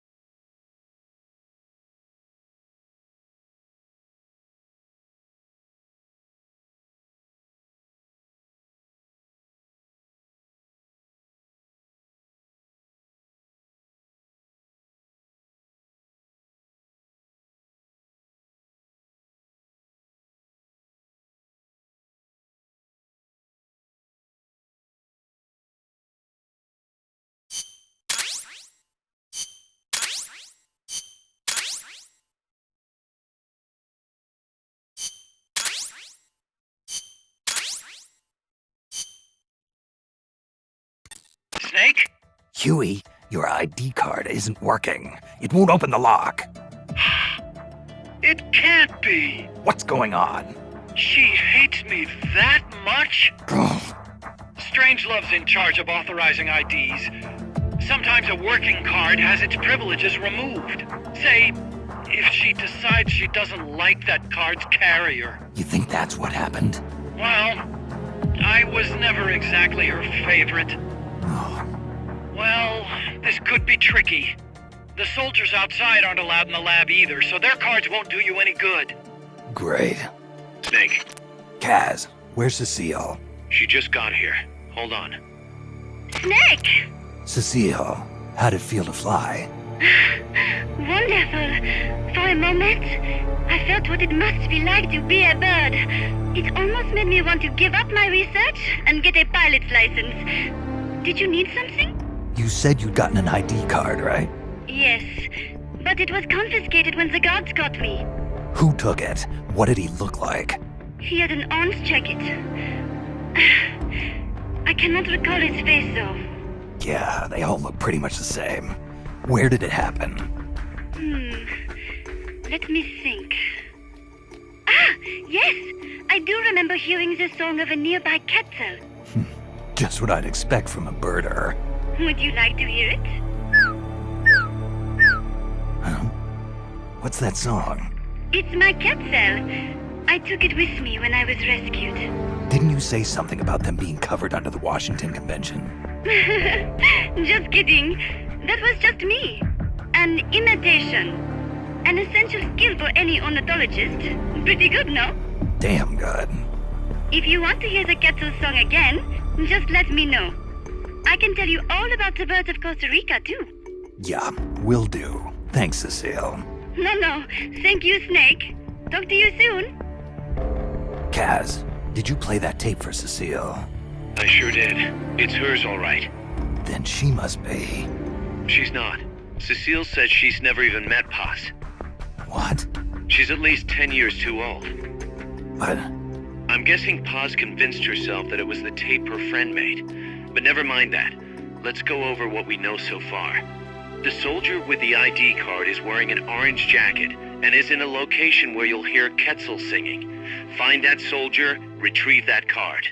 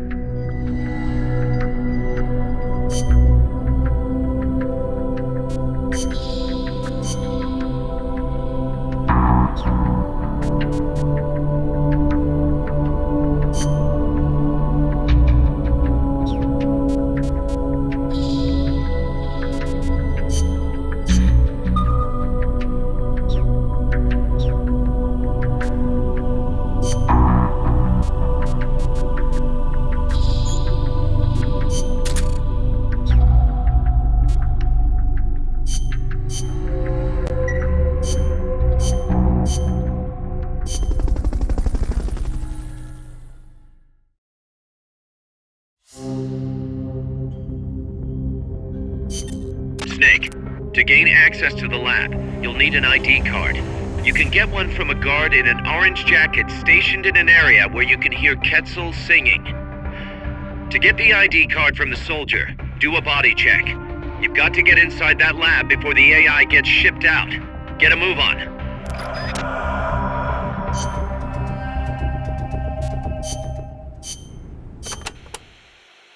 You can steal items from soldiers by putting them to sleep or knocking them out and then doing a body check. Get close to the unconscious soldier and press the action button when you see the icon. Or you can sneak up on them from behind and do a holdup. It also works if the soldier's near death. Keep in mind though, if you wait too long, you'll have a dead soldier instead of a dying one. And you can't do a body check if you're holding the Fulton recovery device either. So don't try.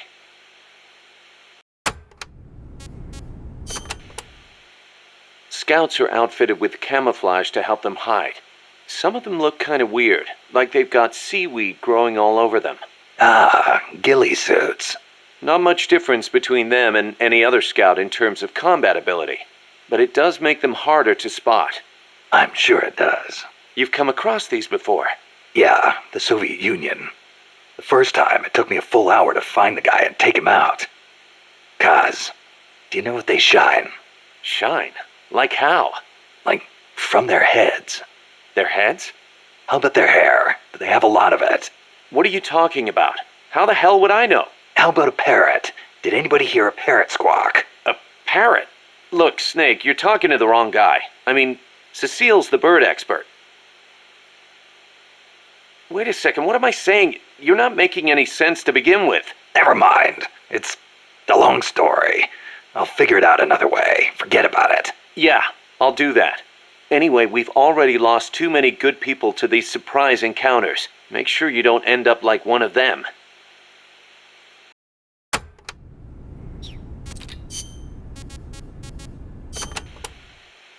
I do not know if I recall such large ruins being there. Well, didn't you say there's a lot we don't know about Costa Rica's ancient civilizations? You talked about some giant stone balls, too. What are those? Oh, the stone spheres of Costa Rica? They are an assortment of giant spheres carved from stone that were discovered in the jungles of Costa Rica about 50 years ago. What's so special about that? What if I told you some of them are nearly perfect spheres, and that they were carved out of granite, which is quite a hard substance? Could be good for laying a trap. And if they're spherical, they'd roll easily, too. Snake!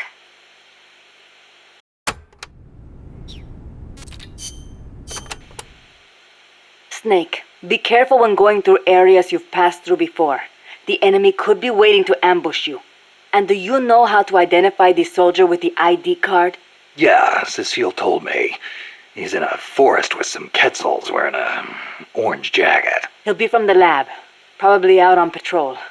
Do a body check to see if he's got the card.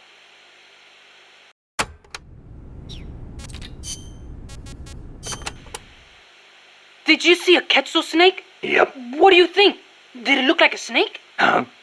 No, it didn't look like a snake. Oh, really?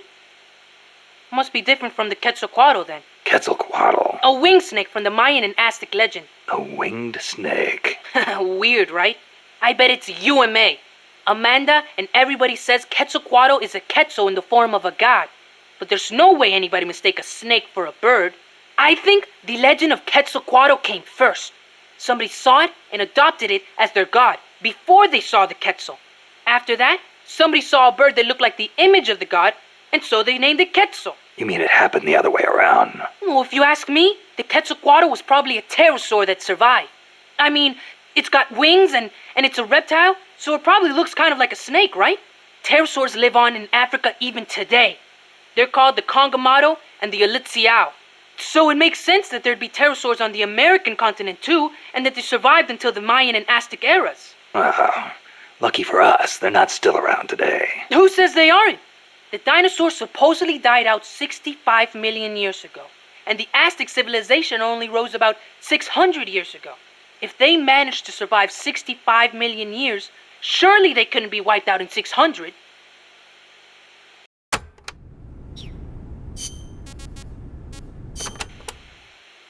Pterosaurs survive today in the African countries of Cameroon and Congo. Each tribe calls them by a different name, like Congamato or Litziao. There sure are a lot of dinosaurs running around the Congo. Well, a lot of the land hasn't been settled by humans yet. They've survived all this time, just undiscovered by man.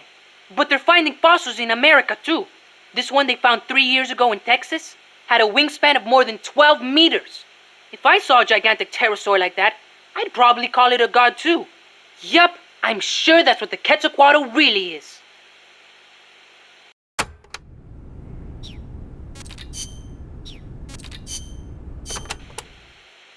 That was some escape you made from Strangelove's lab. Security inside was not so tight. The door to my room was locked from the outside, of course. But she took off the blindfold at bath time, so she could wash my hair. Pretty luxurious treatment for a prisoner. Wasn't it? She wouldn't undo the handcuffs, but she washed my body for me instead. And with such gentle care. Why'd you run away? Didn't she say you could go home in a month? If your escape attempt failed, you'd be in greater danger than before. I was supposed to be giving a presentation on the distribution of Costa Rican bird species at a conference. The date was approaching quickly. So, I pretended I had to use the toilet and made my escape. I found an ID card and searched everywhere for my equipment and my tape. But a soldier saw me. It was a miracle I managed to get away.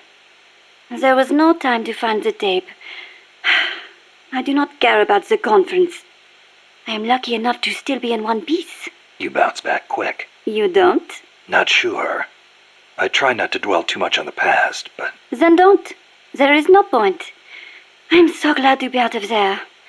I never felt safe, you know? Tell me about it.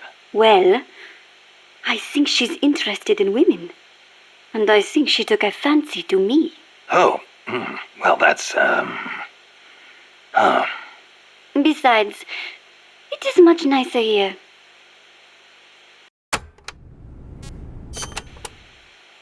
Was it just the two women in the lab? Most of the time, oui. And one of them, you only heard her voice, right? Yes, that is correct. Such a wonderful voice. It sent chills up my spine. What was the other woman like? Ah, don't even think about it. She has not the slightest interest in men. No, it's part of my mission to... Only teasing. Let me think. I believe she was in her 30s. Pretty, with a good sense of style, but austere in her tastes. A very unusual woman. And she was doing research on AI? AI? So that is what she was up to. You know, she did say something interesting. That people should not be going into space. That it is too dangerous. An automated control system for rockets, then. She said something about wanting to get closer to her dying wish. I think she must have been talking about an old lover. Lover? You mean another woman? My, aren't we curious about women and other women? You want to hear the terrible things she tried to do to me? That's not what I meant. It's all right. You can be honest. You two seem to get along awfully well together. No, not at all. I think you're hiding something. Never mind. Aren't you supposed to be looking for the Quetzal? Here, I'll demonstrate its call for you.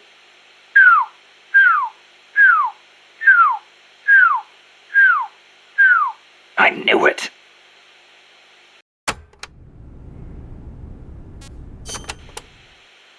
Let's go over this one more time. First, I need an ID card to get into the lab. That is correct. From the outside, it looks like any other room. But on the inside, it is a state-of-the-art research facility. And your ID card got taken away from you by some guy in an orange jacket. Exactly. I had a Quetzal singing nearby. It has not been that long since it happened. It could be tricky if he's out on patrol, but if he's a stationary sentry, you don't think the Quetzal's moved? Its nest is probably nearby. I do not think it will go away anytime soon. Good. I'll get on looking for that soldier. If you forget what it sounds like, I will do the call for you again. Just give me a call anytime you'd like to hear it.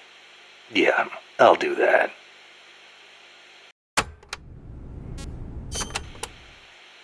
Let me get this straight. You were in Costa Rica as a bird watcher? Yes, I was. Not for pleasure, though. I am a researcher, after all. I am studying the distribution of Latin American bird species. With today's compact cassette tape recorders, even a woman like me can carry her recording equipment by herself. But it was a mistake to come alone. Even so, there sure are a lot of wild birds in Costa Rica. Aren't there? Over 800 different species. Said to be more than 10% of all living bird species on Earth. How many can you name, Mr. Ornithologist? Hey, I was just trying not to scare you. You should at least have a basic knowledge of Costa Rica. How about this? I will give you a thorough education, Mr. First-time ornithologist. Okay. Start by telling me about the Quetzal.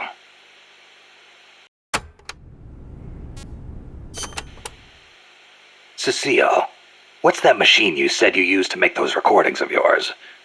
Cassette, something or other. A cassette recorder, or a cassette densuke, as they say in Japan. Yeah, that. What is that thing, anyway? A portable recording device released last year by a Japanese company, Sony. It uses compact cassettes, making it far lighter than open-reel machines. It still weighs 5 kilograms, but the exercise won't kill me. Ha! It is user-friendly too. All the buttons have markings on them, allowing you to operate it without looking at it. Can you imagine missing the shot of a lifetime simply because you blinked? Oh, that would be devastating. But where'd they come up with Densuke? Sounds like a Japanese name. Allow me to field that one. Kaz? Densuke is a nickname that comes from the name of an old manga character. Was he some recording nerd too? Don't give me that. Recording atmospheric noises is an exhilarating art. There's nothing like capturing the real world in action on tape. It's just like taking pictures with a camera, only with a microphone instead of a viewfinder. Oh, sure. Listen to a tape with your eyes closed, and the scene just bursts to life in your mind's eye. Tell him, Cecile. Absolutely. When I listen to the sounds of the birds in my apartment, it is like I am back in the forest where I recorded them. See? She's a Parisienne. She knows what's chic. If you say so. And what do you like to record, Monsieur Miller? Me? Steam locomotives, no question. The roar of the engine, the throaty steam whistle. More animal than machine. Don't get me started. Steam locomotives are a dying breed in Japan. I wouldn't mind going back for a bit and making some new tapes while I still can. You are less civilized than I thought. Less civilized? I detest those beasts. The noise frightens off all the birds. Then there is the smoke. I much prefer the peace and quiet of the forest. Cecile, wait. That came out wrong. Sure it did.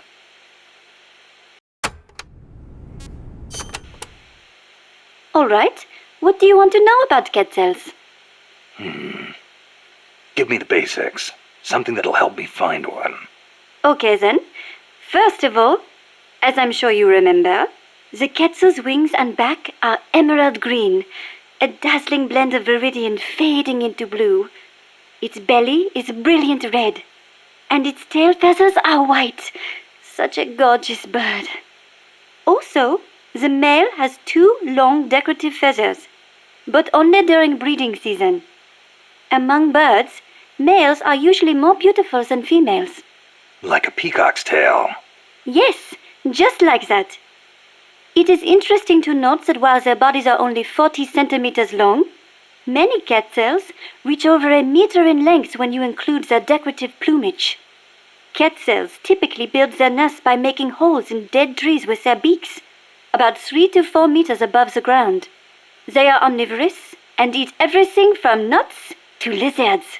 Where can I find one? Their habitat stretches across the entire tropical cloud forest. You may end up having to rely on its song to find one. Good to know. I will do an imitation. Listen closely.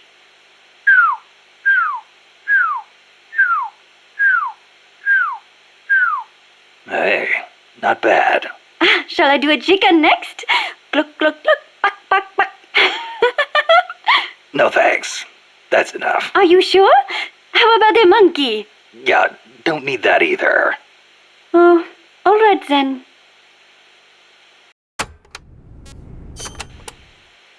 Costa Rica is the home to many hummingbirds as well. The people here call them colibri. Colibri, huh? Hummingbirds are the world's smallest birds. Although they can vary from species to species, most are around 10 centimeters in length, and the smallest no more than 5. It is amazing to think that something so small can still be a fully developed bird. I think a bird that tiny would get mistaken for a bug. Actually, They are often mistaken for sphinx moths. The little darlings feed on flower nectar, and their beaks are long and thin to help them drink up the nectar. They beat their wings far faster than any other bird. The smallest ones over 70 times a second. Can you imagine? What for? They hover in midair while they suck their nectar. They can even fly straight backwards. Hovering. Like a helicopter. That's why Amanda and her unit called that chopper Colibri. I think it is an insult to the birds to give their names to weapons. Don't you? Don't ask me. Ask the birds how they feel about it.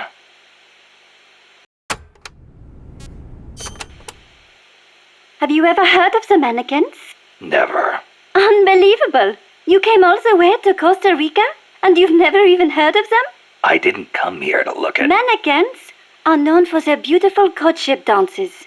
The orange-colored mannequin is said to live on the Pacific side, the white-bearded mannequin on the Caribbean side, and the long-tailed mannequin is in the Central Basin. The long-tailed mannequins are especially distinctive. What's special about them? First, each young male picks an older male to teach him how to dance. Then, teachers and pupils all get in a group and dance for the females. However, only the teachers get paired off with females. The pupils practice their technique for 7 years before striking out on their own and finding their own pupils. I guess it takes time to get good at anything. Whether it's dancing or soldiering. Mannequins always have plenty to eat. Apparently, that is why they have so much free time to practice dancing. Unlike us, obviously.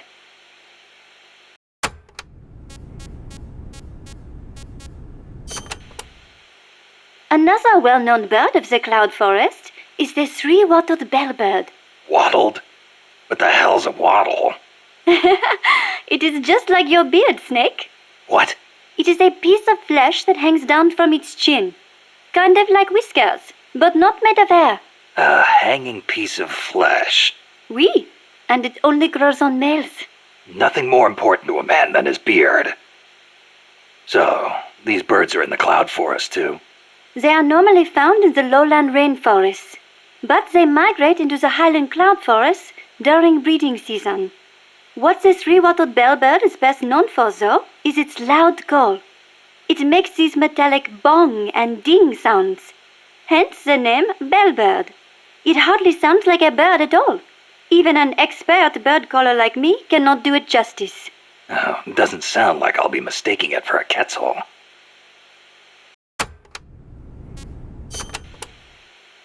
Do you know the national bird of Costa Rica? Honestly, and you call yourself an ornithologist?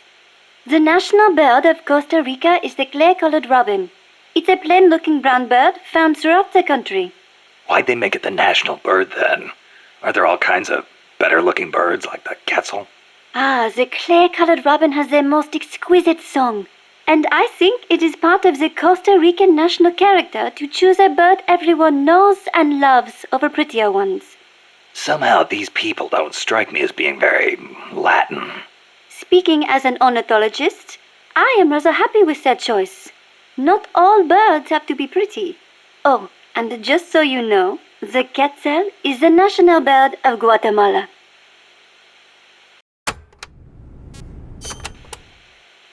The scarlet macaw and the great green macaw are also representative birds of Costa Rica. Macaws are a type of parrot, enormous, stately birds. Macaw. I think I've heard that name somewhere before. But of course you have. You are an ornithologist, no? Stop it! So, tell me, where do macaws live in Costa Rica today? Oh, come on now. I am only teasing you. Macaws live not in the cloud forests, but in the rainforests on the Pacific side of Costa Rica. In the past, they were a common sight all across the country. But lately, the population has decreased dramatically. One possible cause is the pesticide sprayed to facilitate large-scale banana cultivation. Evicted from their own land, huh? Thankfully, conservation efforts have been gaining some momentum lately.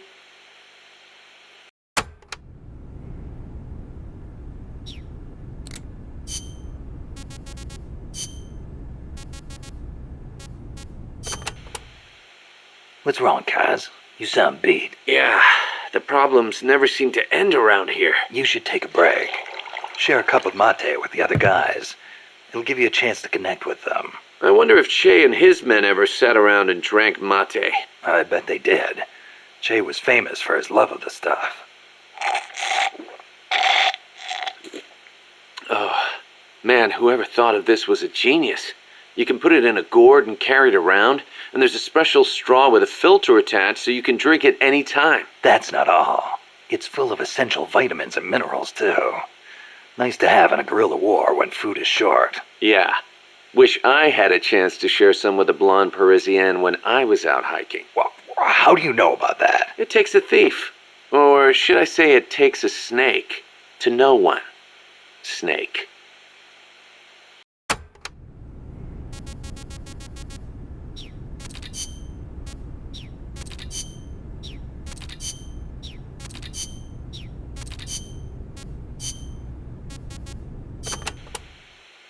You said you could do a monkey call. Yes? Want to hear it? Yeah, I won't be able to get it off my mind until I do. All right, here it is then. That's pretty good. I can do others too, like a sheep, a pig. Yeah? Wow. What about a pig? That's uncanny. Oh, I can do a rabbit as well. A rabbit? Rabbits make noises? Certainly, but they are very faint, so perhaps only someone who has owned one would recognize them. I see. So, what do they sound like? Listen very carefully. Okay. Seriously? Rabbits sound like that? I assure you they do. Listen again. Never heard a rabbit do that before. They do. I swear.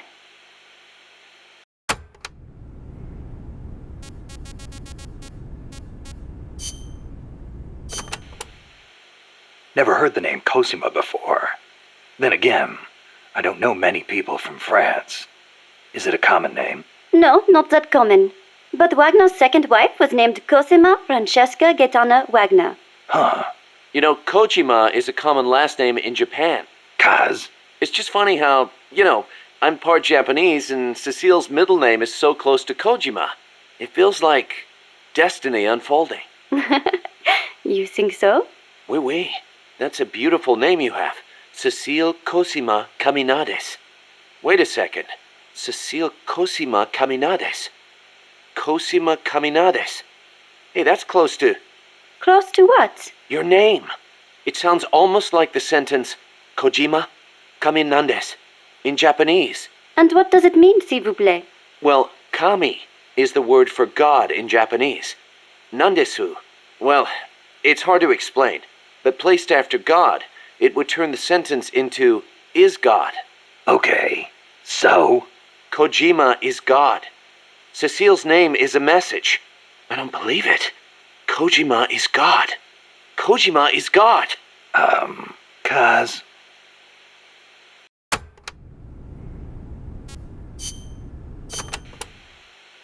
Did you live in Paris your whole life before coming here?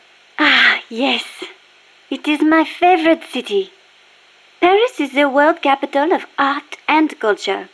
It has the latest fashion, the best cuisine, and the most elegant, refined people.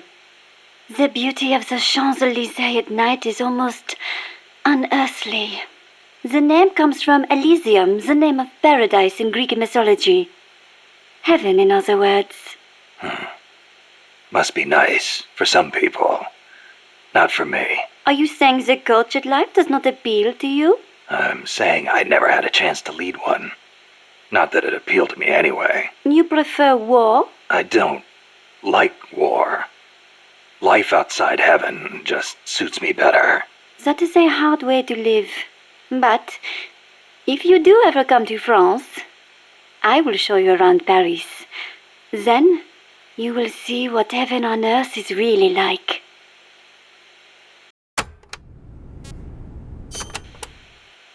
Heaven on earth, huh? The only image I have of France is the Foreign Legion. Ah, that is how you view France? What do the French think of them? It is a difficult question. We normally don't think about it so much. Well, critics claim it forces foreigners to take on the most dangerous missions, so French citizens won't get hurt.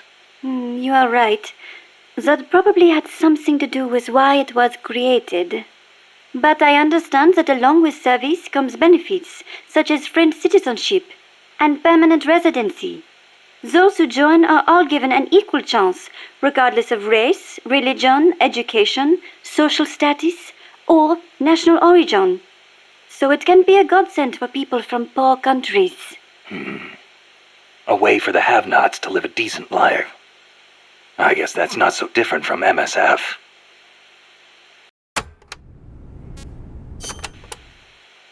There's one other image I have of France. The national anthem. Ah, La Marseillaise. Not everyone is a fan, of course. The whole, to arms, citizens. May an impure blood water our furrows thing, eh? The song was composed right after the French Revolution. Fearing what the tide of the revolution represented, the ruling classes in neighboring countries applied all kinds of pressure on the young government. La Marseillaise became the anthem of the volunteer armies that sought to protect constitutional rule against that pressure. And they couldn't do that without armed force.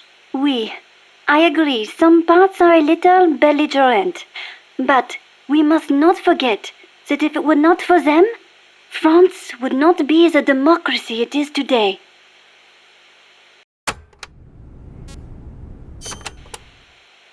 Have you ever seen The Umbrellas of Cherbourg? A movie? No, never seen it. No? It came out 10 years ago. Catherine Deneuve. She's so beautiful in it. And the music, the costumes, the colors. It takes place in the naval port of Cherbourg. That was a beachhead in Normandy. It is set back when young men were conscripted to fight in the Algerian War. The French government called the conflict a public order operation in northern Africa. I was still a little girl then, but I can clearly remember one of my friend's older brothers going off to fight. Yeah, national service is required in France. The war splits up two young lovers. Director Jacques Demy's lyrics and Michel Legrand's music tore at my heart. I will never forget its wonderful melodies. Are you okay? It changes lives, changes fates. War is not a good thing. For some reason, it strikes a chord to hear that coming from someone like you.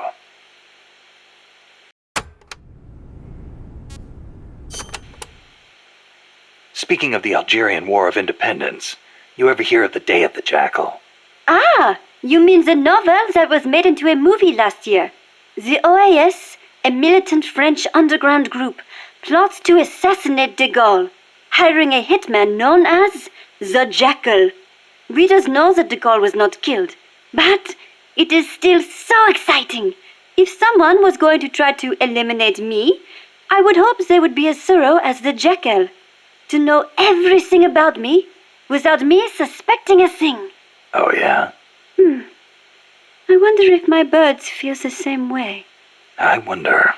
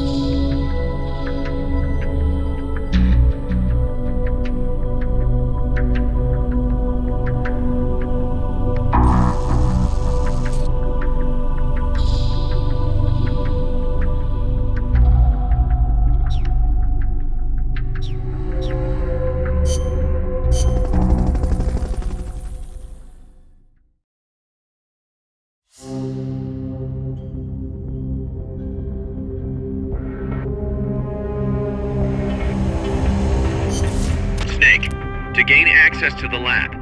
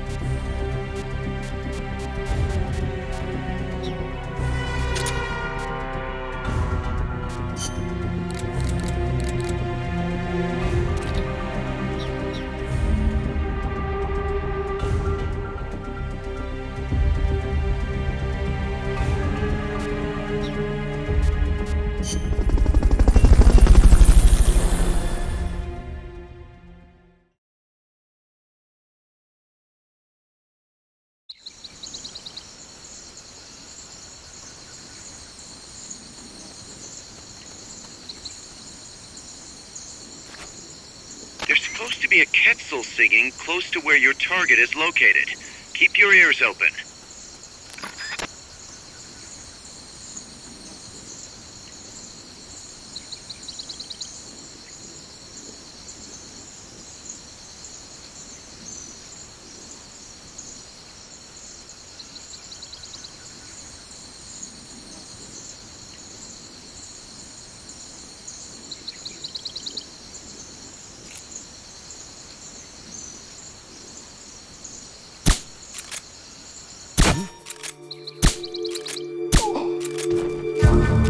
Someone's firing at us! Going to alert status! Understood. Dispatching reinforcements. Proceed with extra caution. Wake up!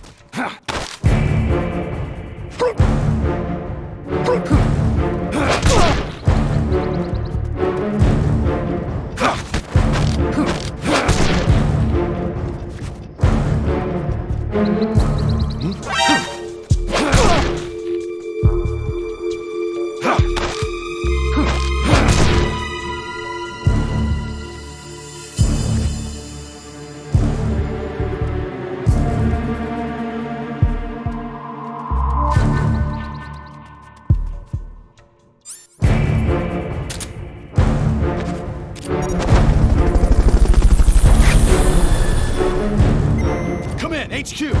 This is HQ. This is Fulton Patrol. recovery subject All clear. confirmed onboard helicopter.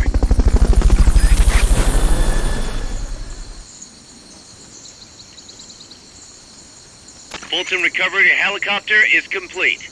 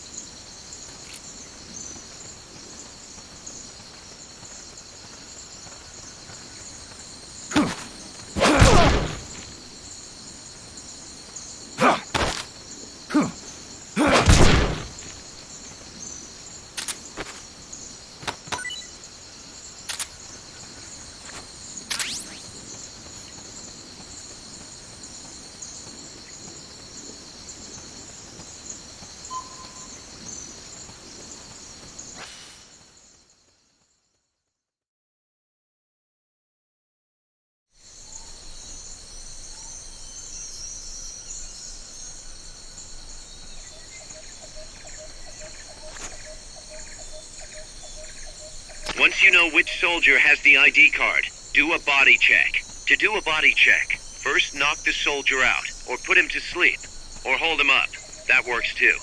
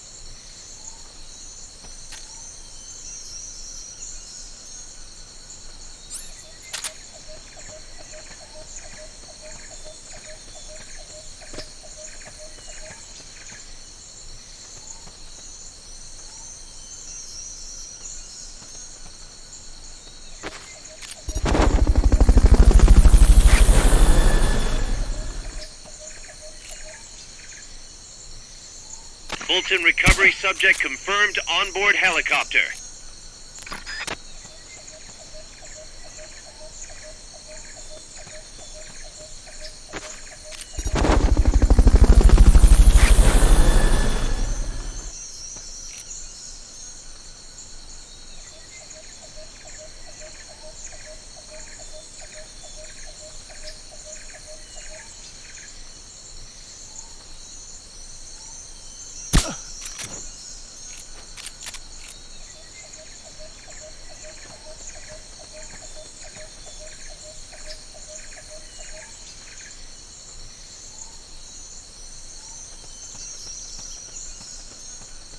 Somebody there? Huh, nothing.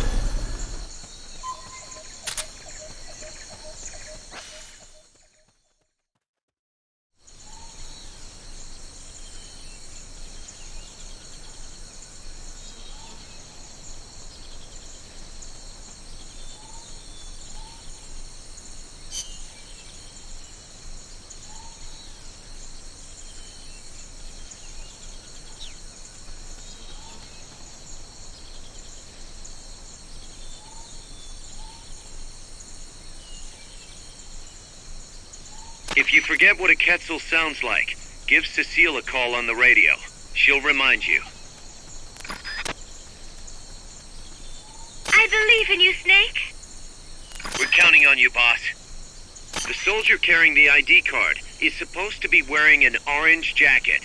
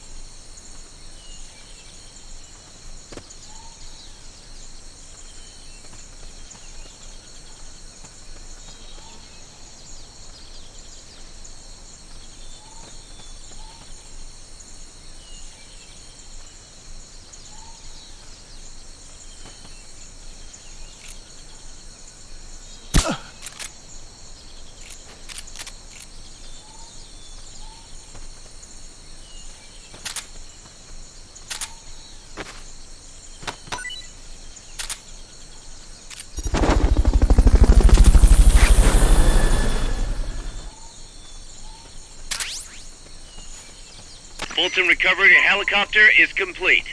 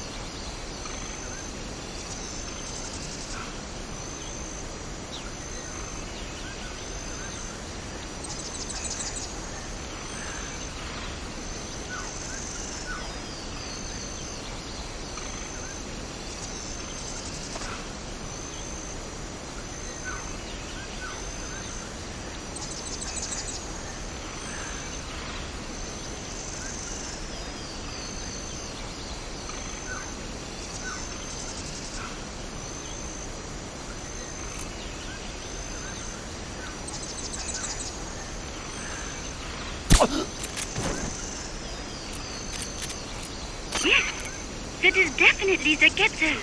He must be nearby. Now look for a soldier with an orange jacket.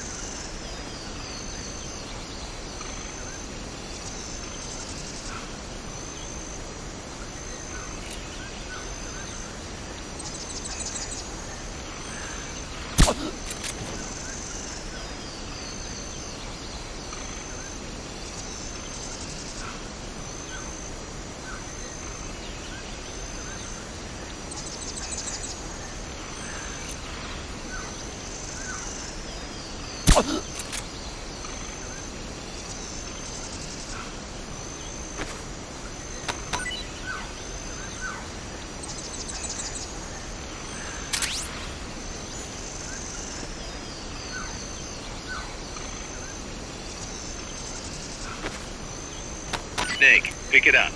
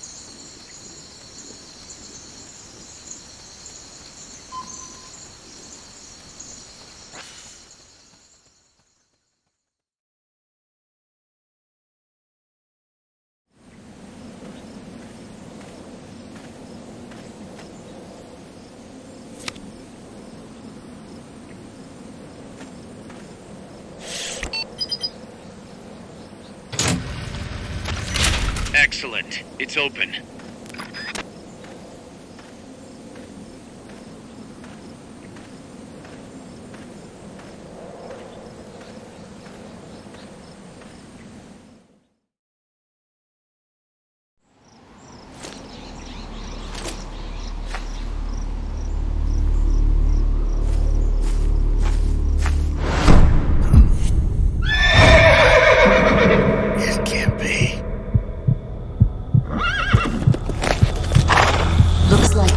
Wasn't ready for you yet. Boss.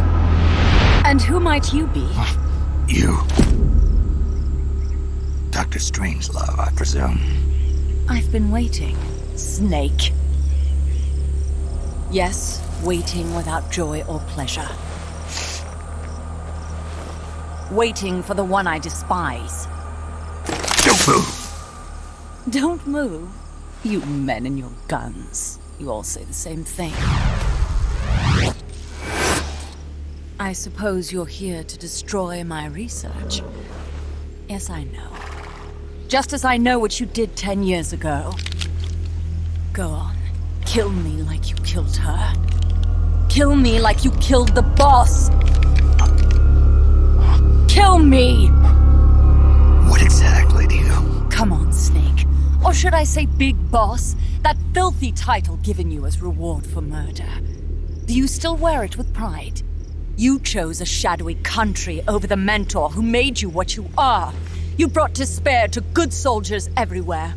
You used the pretext of a mission to kill a true hero. Is that what you call loyalty? Answer me! The boss. Well, what do you have to say for yourself? She betrayed America. She stole a Davy Crockett and then defected to the other side. She used an American nuclear weapon to attack Soviet territory. The only way for Washington to prove its innocence to Moscow was to eliminate the traitor themselves. The boss's death was the only thing that could have prevented all-out nuclear war. Is that what you call the truth? It's the truth as it was told to me. So the truth is that you sullied the reputation of your mentor, the woman you loved most in this world, before you buried her. It was my mission. Huh. So that's the conclusion you came to in order to live with yourself. What's the boss to you? I'm the one she abandoned when she left this world. I won't rest until I get answers from the woman I loved. You and I are the same. We are the walking dead. Would you like to meet her? The boss is gone. Not so fast. You'd like to meet her, wouldn't you? I can arrange it. You took her life. I gave it back. You what? Care for a sniff? It's only snuff. You're a cigar man, aren't you? Well, there's no smoking in there, so if you want to meet her, you'd best partake now. Follow me. This is my baby, my Morpho butterfly. It's neither pupa nor cocoon, but an Amargo. A complete individual, in the fullest sense of the word. Is someone there? Boss. We have a visitor. I'll introduce him. Don't try anything foolish. As long as we're in here, I can reduce you to carbon at the press of a button. Who are you?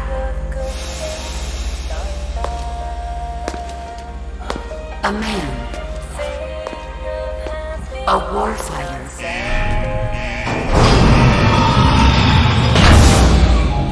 Boss. Is that you? I call it the Mammal Pod. Mammal Pod? For my participation on the project, I demanded access to all information on the boss. Everything the CIA had. Her personal history, military records, physiological data, correspondence, the files for every operation she took part in, every decision she ever made at every possible turn, what she took and what was taken from her, her pain and her pleasure, her joy and sorrow, her life and death, and yes, even you. Why would you do that? Coldman sought an MAD-based AI that would deliver an effective retaliatory strike against the most appropriate target in response to a nuclear attack from a hypothetical adversary. An unmanned device to act as a deterrent capable of making the decisions and taking the actions that human beings cannot. I therefore concluded he required a cool, calculating machine programmed to inflict swift, sure, and utter annihilation upon the enemy. No retaliation. But he took it upon himself to come up with a different answer.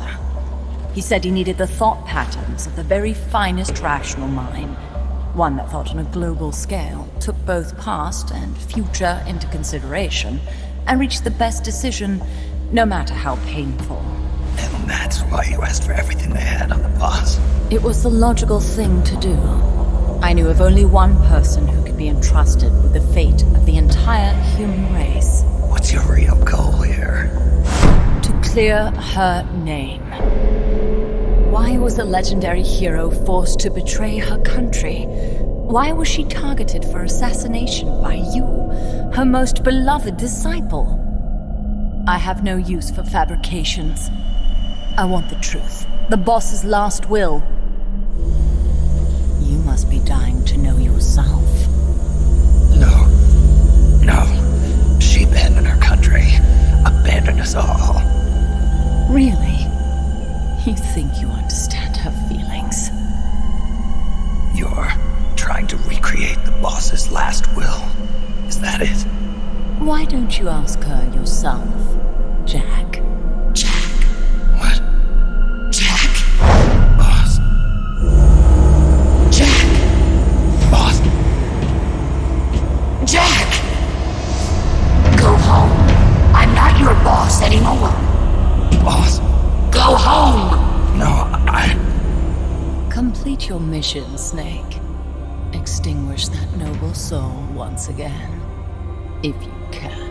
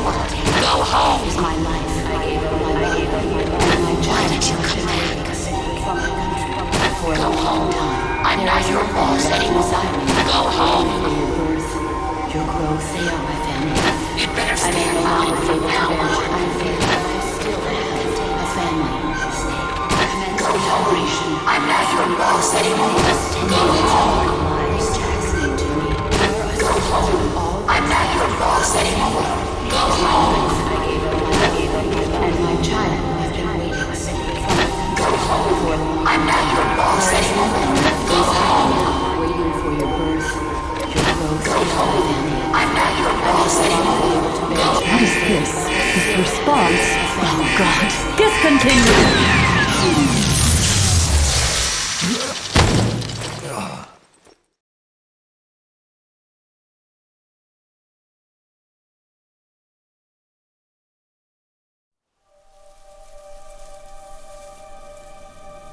I taught you all I could. The rest you needed to learn on your own. Techniques, sure. But what about how to think like a soldier?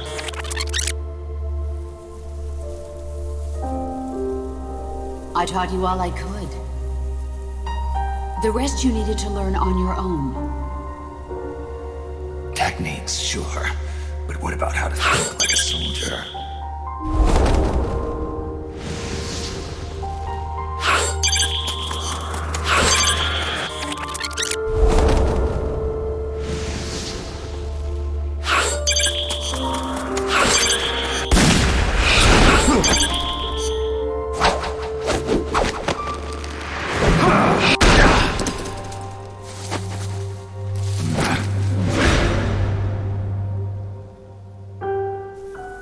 There's a saying in the Orient, loyalty to the end. Do you know what it means? Being patriotic. It means devoting yourself to your country.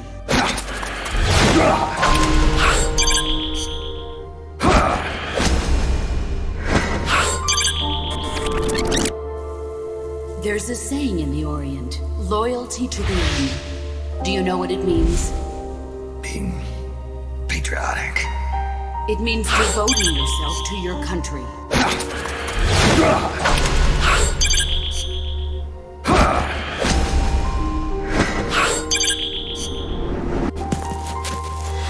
As long as we have loyalty to the end, there's no point in believing in anything, even in those we love. That's the way a soldier's supposed to think. The only thing we can believe in with absolute certainty is the mission, Jack. As long as we have loyalty to the end, there's no point in believing in anything, even in those we love. As long as we have loyalty to the end, there's no point in believing in anything, even in those we love. That's the way a soldier's supposed to think. The only thing we can believe in with absolute certainty is the mission, Jack.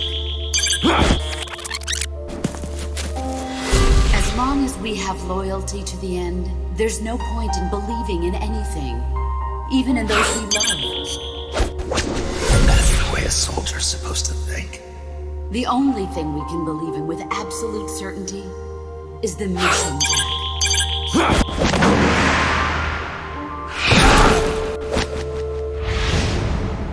I'm defecting to the Soviet Union. Jack, you can't come with us.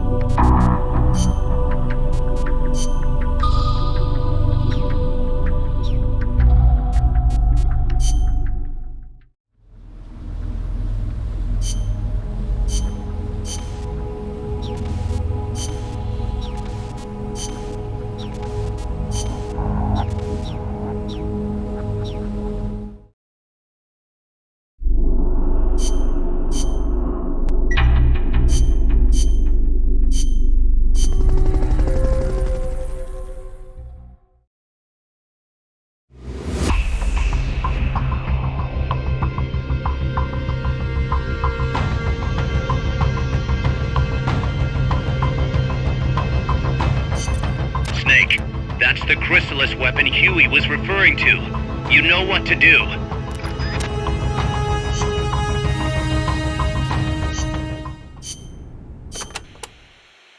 Apparently, each part of an AI weapon is connected to a memory board inside the AI pod. Destroying a part will release the lock on the memory board. After that, climb in the pod and you'll be able to grab whichever boards you've unlocked. Only thing is, any parts you destroy can't be collected and reused, so you'll have to decide which is more important.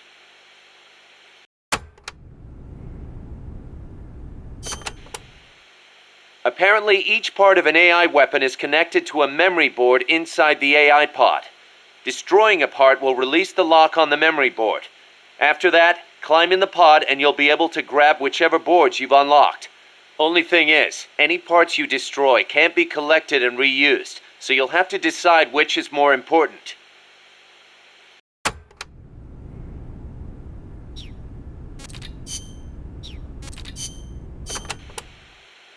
El Colibri may be powerful, but he can be defeated. Looks like you have a lot of places to hide there. Remember your fight with the other chopper. Guerrilla tactics will be key. Only this one's got a few more aces up its sleeve. Yes, it might try to crush you by taking out the pillars. Also, watch out for the smaller craft that abducted Chico. The Chico Libri. Chico Libri? It means son of Colibri. If it gets you, you'll just have to wriggle your way out.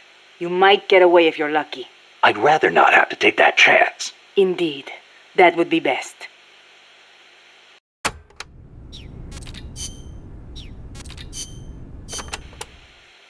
Being an unmanned vehicle, the Chrysalis can perform extreme G-force maneuvers that standard aircraft can't. It'll be difficult to counterattack once it's coming at you. I should mention that it's also equipped with a railgun. A what? A weapon that fires rounds using electromagnetic force in lieu of gunpowder. Wait, an electric weapon? Not exactly. The rounds themselves are conventional shells. It creates force by running an electric current through a magnetic field.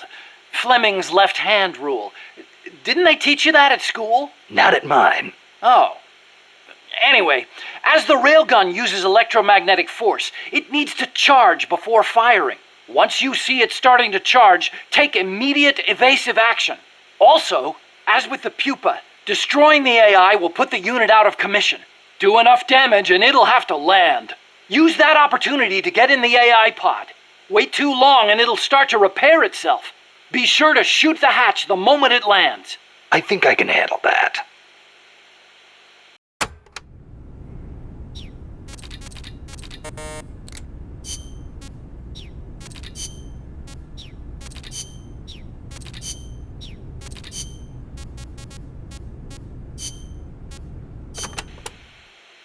Did you, give that letter to Dr. Strangelove? No. Why not? I gave it to you for a reason. It's highly important information. Sorry. I didn't exactly have an opportunity to play postman. Well, next time you see her, you make sure she gets it. Oh, yeah, sure. Better for you if she doesn't. Snake! What? Tell me you didn't read the letter. No. You did! I mean, you never know what kind of information could affect the outcome of an operation, right? So you read the letter, after I specifically told you not to. What do you expect people to do when you tell them not to read something? I thought I knew you, Snake. I thought I could trust you. But now I see I was wrong. Look, I'm sorry, but I just don't get what you see in her. Well, I wouldn't expect a barbarian who opens other people's private correspondence to understand. Fine then. Deliver it yourself. Huh? What? No way. I could never... You've got a long way to go, Huey.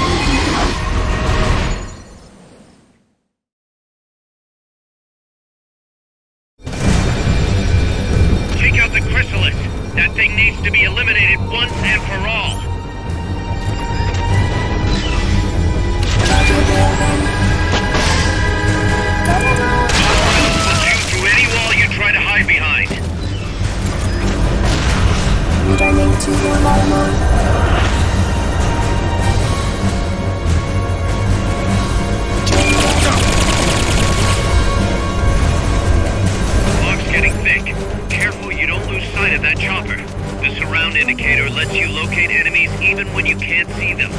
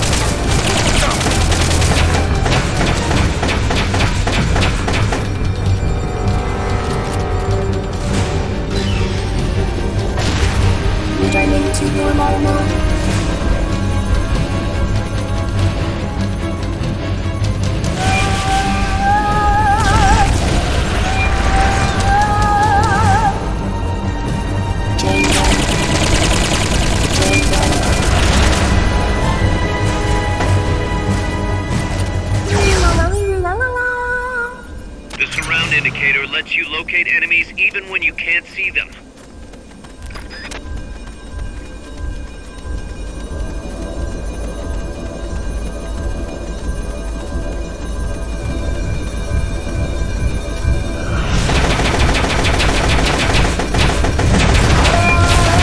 Hit that thing with rockets.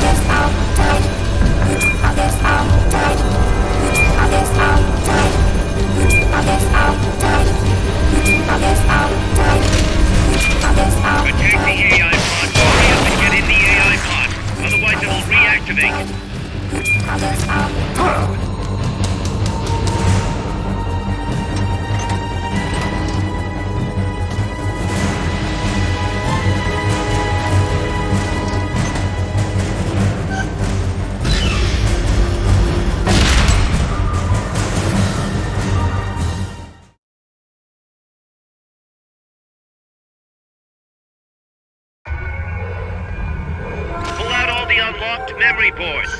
Pull out the memory boards. All the unlocked boards will have icons over them.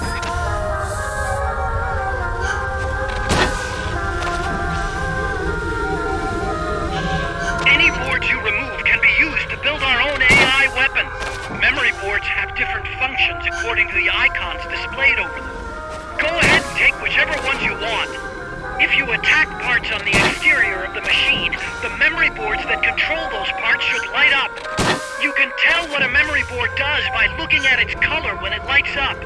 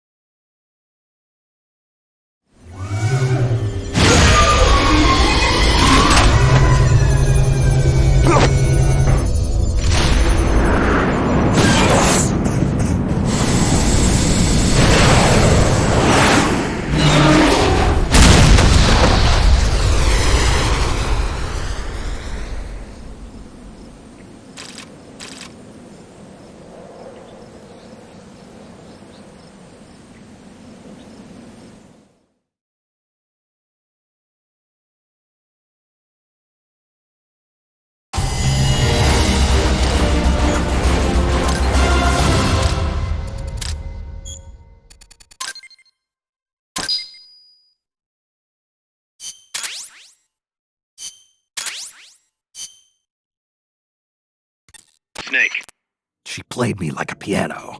forget about it. You'll get him back.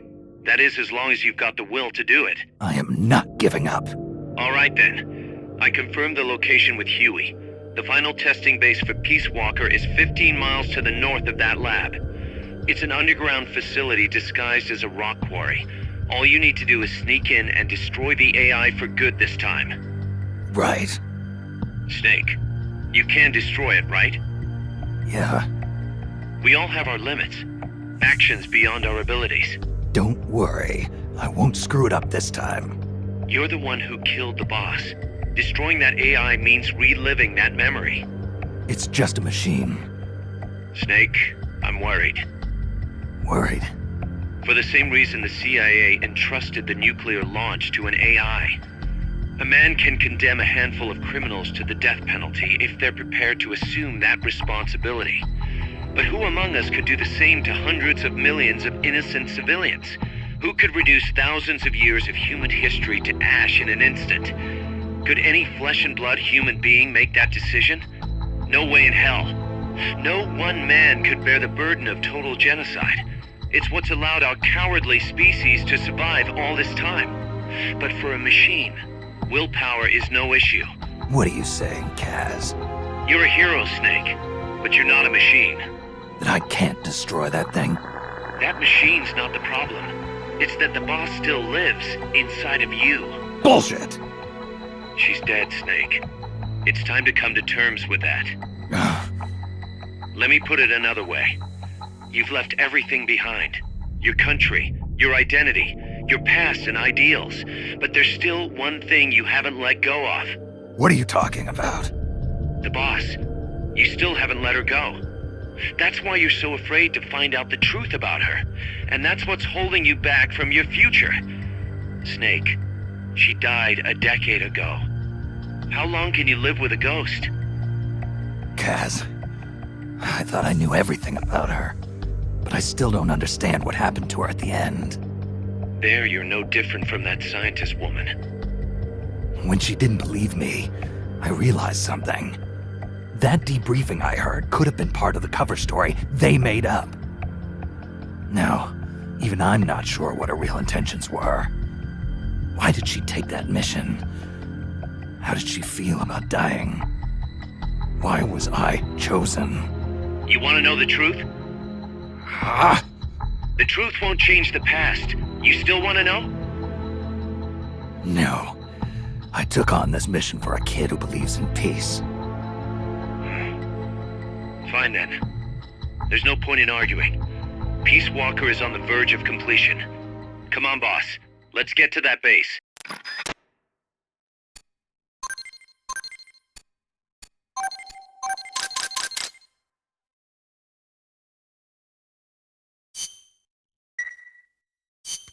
I got a report in from the R&D team. They finished plans for a new Hex-type plant, and today they're gonna start construction on the first block. Can't wait to finally say goodbye to this scrap heap. Only thing is, we don't have nearly enough GMP. We'll need to recruit more soldiers to get more GMP. You know what to do, Snake.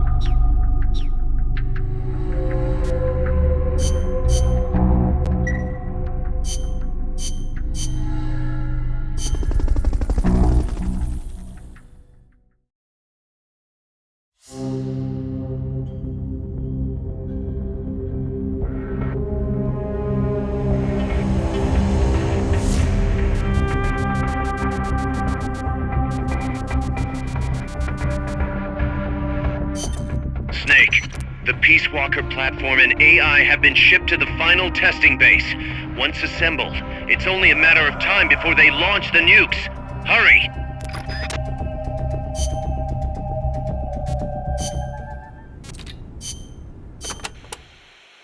So tell me, what do they mine around here? Gold, if I am not mistaken. Gold? No kidding. I wonder what would be the fastest way to... I do not know how much success they have had.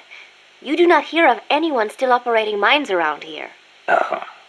Generally speaking, people here are not too thrilled with outside capital coming in and taking away the country's natural resources.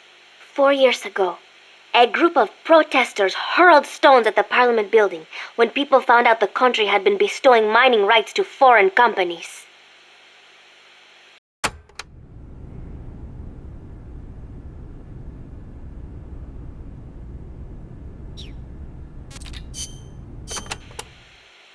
I remember those barracks. They're full of crisscrossing pathways, so visibility is terrible. Perfect for sneaking. That may be true, but it will also be easy to lose your fix on where you are. You could end up bumping into enemies when rounding corners, too. I'll be careful. You'll get a better view on the roof, but naturally you will be more easily spotted, and there are few places to hide. If you are going up there, get a quick lay of the land and then come back down. The soldiers there do not have access to many long-range weapons, most likely because of the terrain. A sniper rifle could be really advantageous there. I'll keep that in mind. Good luck, Snake.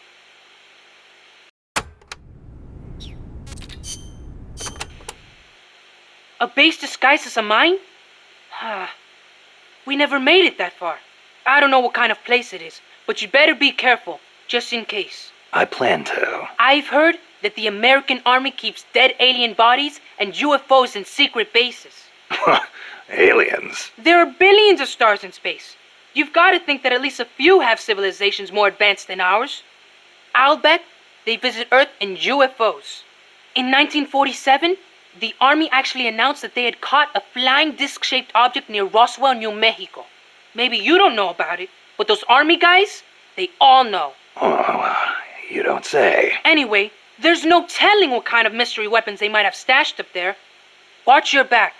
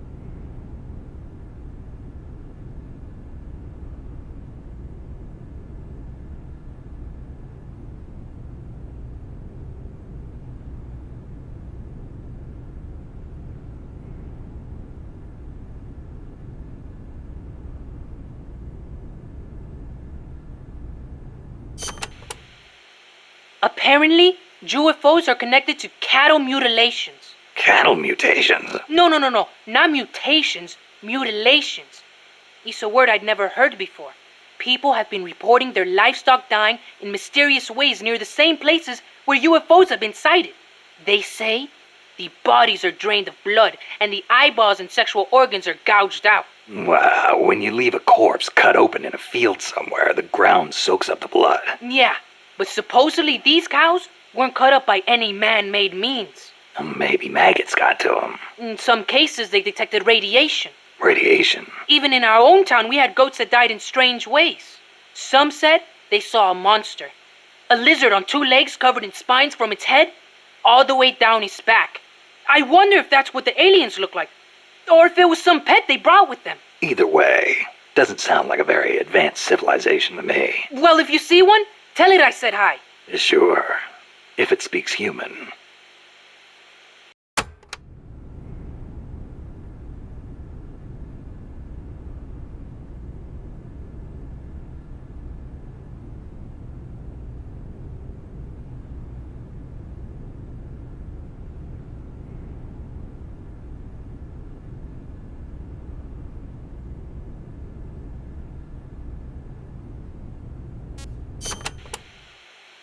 UFOs kidnap people, too.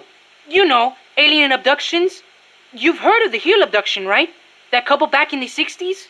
So when I first saw the Colibri, I thought it was a UFO. The Fulton recovery. I know those guys are working with the aliens, even if they wouldn't let me see them. Well, you better not get caught again, or they'll be experimenting on you. I'd take that over torture. What do you think they look like? Completely bald, maybe, with gray skin and big black eyes? Or maybe they're 4 vara tall and wear skirts? I kind of doubt it. I'll give you one thing, though. I've never seen anything move like that. Maybe the CIA really did make contact. You see? It's true!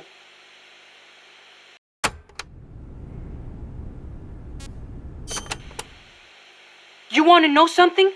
I once met an alien cat. An alien cat? Yep, it was dark out, so I couldn't see too well. But it was a cat with a huge long tail. Its eyes shined in the dark, too. Most cats' eyes do. At first, I thought it was a regular cat. But then, he started talking to me. Inside my head. Inside your head? He said his name was Altargoso Elbaki Munyudar. He'd come to Earth from the Andromeda Galaxy to check out Earth's nuclear weapons. The Andromeda Galaxy? Mankind's barely made it to the moon. We couldn't possibly launch nukes that far. Elbaki said he was watching over us, to make sure we don't destroy ourselves with nukes, until the day we humans are ready to join the Space Federation. It's a shame. This is supposed to be the era of détente, and still we've got people pulling stunts like bringing nukes into peaceful countries. If something ever went wrong and set off a chain reaction of retaliation. I know. This planet could destroy itself at any time.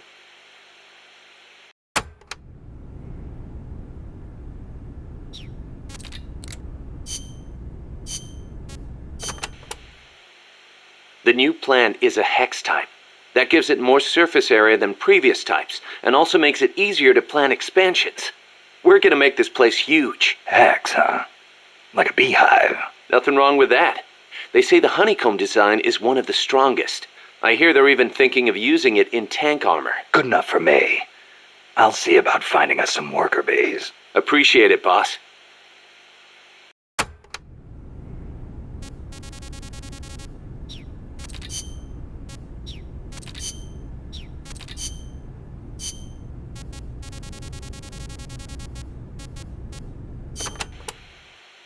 Snake, is it true you took a picture of El Colibri? Yep. Got it right here. Whoa! It's like an actual UFO! I knew it! Los Yankees are working with the aliens! I know it kind of looks that way, but... Hey, Snake, can you make me a copy of that? Well, I don't see why not. What for? People pay good money for this stuff. We can use it to raise money for MSF. Sure, kid. You go out and get us a good price for it. You don't believe me, do you? I'll get the money. You'll see.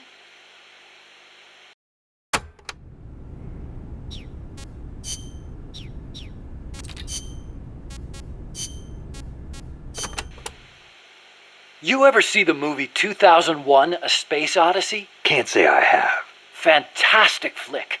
The outer space special effects are incredible enough, but the depiction of AI is what really stands out. There's an AI? Yeah, a spacecraft pilot AI called HAL. It plays a major role in the story. Dr. Strangelove loves it too. Did I ever tell you about the time we first met up in Costa Rica? No. You know how she hates men, right? So we hadn't seen each other since NASA, and we just weren't hitting it off. Until we started talking about HAL. And then she started going off. The way she talked about it was so intellectual. The way she analyzed every plot detail, how passionate she was about the AI. It made me fall for her all over again. Yeah. You know what? Here's to Hal for bringing her and me closer together. You should ask her about 2001 too. Then you'll understand just how amazing she is. Amazing, huh? Hal. Now there's a good name.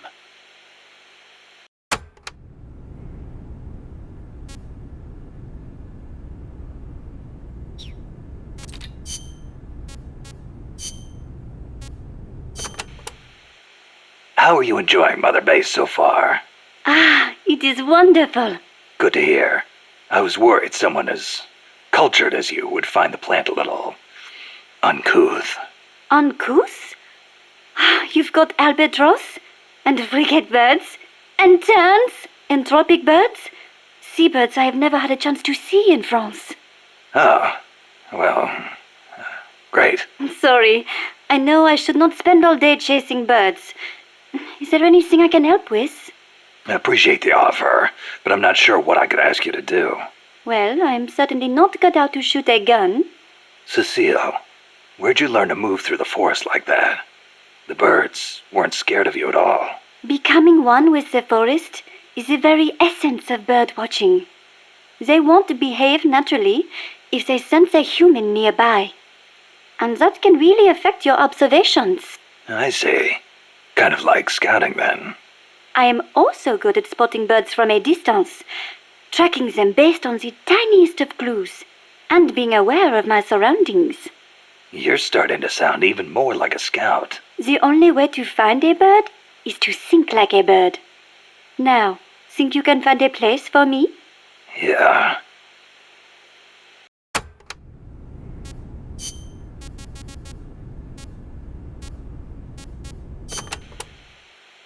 France has produced many philosophers over the years. Descartes, Bataille, Sartre, Baudrillard. Yeah, I'm familiar with Sartre myself. He called Che Guevara the most complete man of the century, didn't he? Smart guy.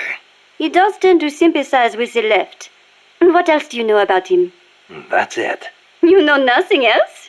Nope. Ooh la la! The man is one of the giants of existentialism, you know? Existentialism? I've been meaning to look into that. Nothing more dangerous than sneaking in without first securing an exit. No, existentialism. Sometimes I wonder if my English is not better than yours. Sorry, I'm just not into philosophy. Ah, is that so? I would imagine it might really enrich your life. I'd rather take action now than spend time thinking about what we are or how we're supposed to live. I guess you could say I live my philosophy. Interesting. That sounds like something Sartre would say. Yeah? He says we are born with no defined nature, and that we are free to make ourselves what we wish. Free. So he was one of those devil-may-care kind of guys, huh? No. Actually, he meant that because we are free to create our own life, we must take full responsibility for our actions. Man is condemned to be free, is how he put it. Condemned to be free. But then, others will take it upon themselves to define who you are. I've been feeling that way lately. I keep telling people to call me Snake, but nobody seems to listen. Sartre also says, hell is other people. Hell? Well, we are outside of heaven.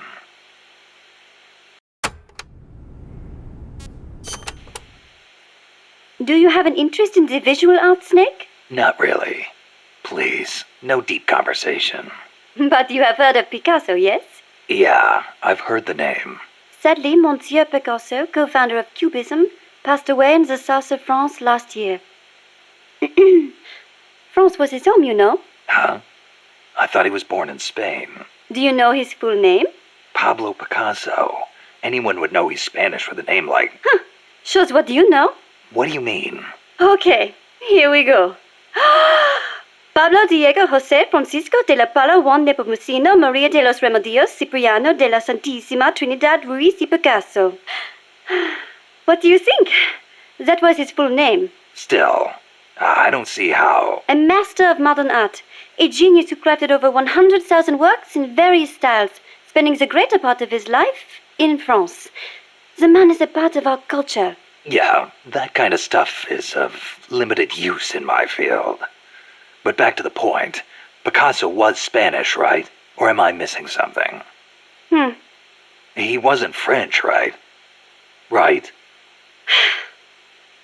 Cecile. What difference does it make? It does not matter if he was from Spain or from Mars. Picasso is Picasso. It does not change the fact that he lived in France, nor does it take away from his monumental legacy. Why do you care so much about where he was from, anyway?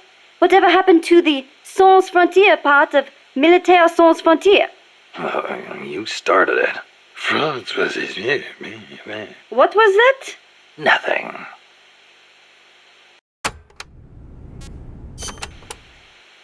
Tell me, Snake, do you ever put sweets in your rations?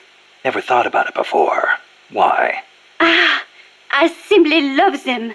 French sweets are très délicieux. Everyone knows crepes, but there are also profiteroles, eclairs, madeleines, financiers. Then there's tarte-tatin, and you can't forget Savarin.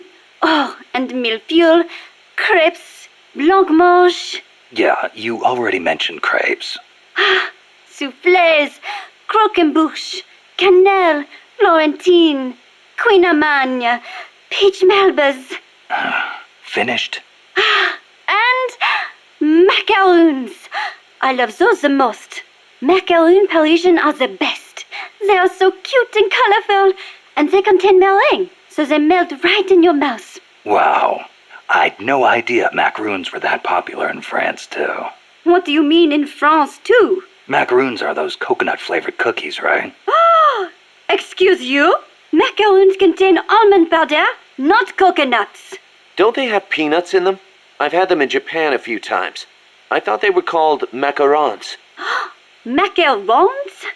Some cheap imitation, I am sure. French macaroons have a long and distinguished history. They date back to the 16th century when Catherine de' Medici of Florence married into the French royal family. The story goes that her pâtissier shared the recipe after they arrived. That is a history of over 500 years. So, they're originally from Italy, then? Well, Don't macaroons come from Italy, too? Look, I do not really think. Keep in mind, macaron is almost identical to macaroni. Well, that settles it. I cannot believe this. To associate macaroons with macaroni? You, Monsieur Miller, are an insensible oaf. Hey, why am I the bad guy? Come on, Cecile, wait! Cecile!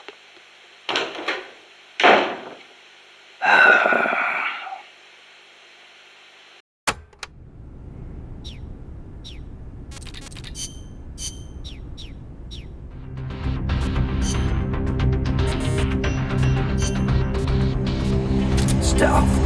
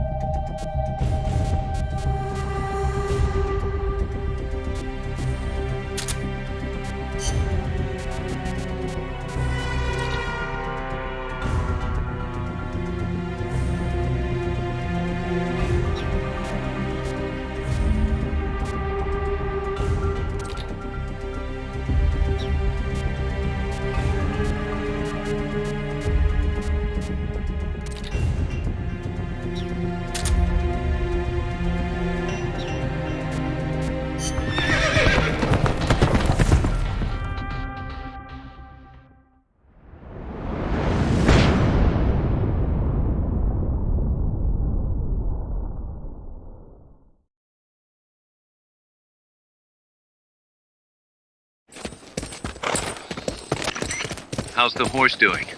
Not too bad. You'd never know he was over 20 years old. He was hers, after all.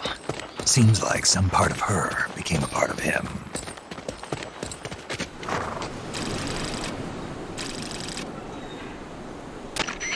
The platform and the cerebral AI are supposed to be assembled at an underground base disguised as a mine. If my guess is right, both of them have already arrived and are being readied for final testing. Destroying the platform will be difficult. I suggest getting up close and destroying the AI instead. Whatever you do, I'm begging you, don't let my Peace Walker launch a nuke. Hurry, Snake!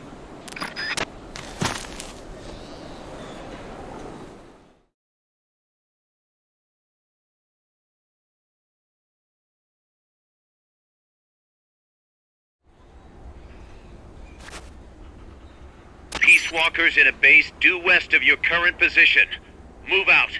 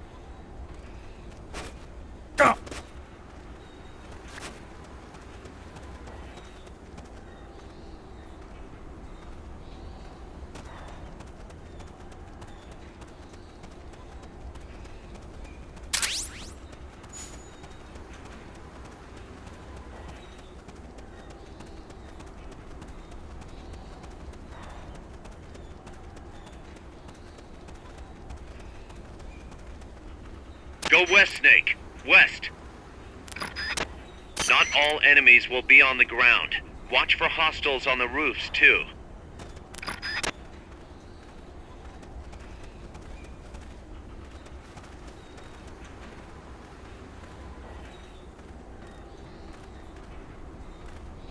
Enemy attack! We're under attack! Going to alert status! Understood. Maintain heightened alert.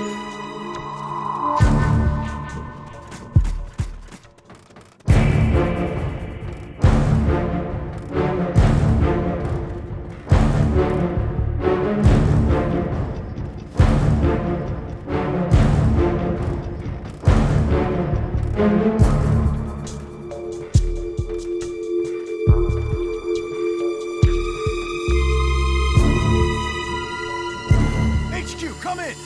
This is HQ. This is Patrol. All clear. Understood. Return to base.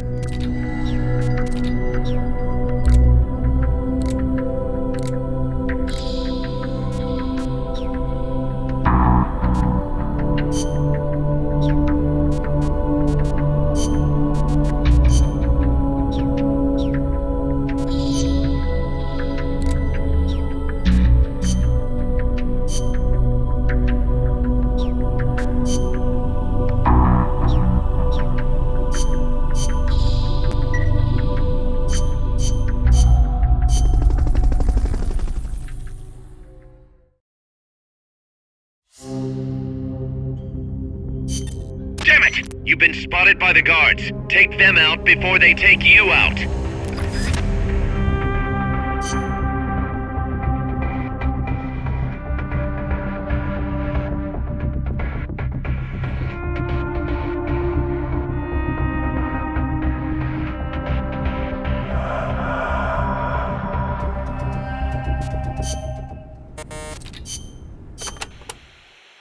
They must have had to clear a considerable amount of forest to open up that mine. No doubt. So much for any hiding places, too. And it is not just the forest. Without the proper precautions, the mine's wastewater could pollute the groundwater. And to top it all off, they are developing nuclear weapons there too. How can people care so little about their own country? I'm not the one to ask about that. Well, you may have abandoned your country, but you still treasure where you came from. You think so? Sure. I know you do. Paz, whatever you do, never stop loving your country.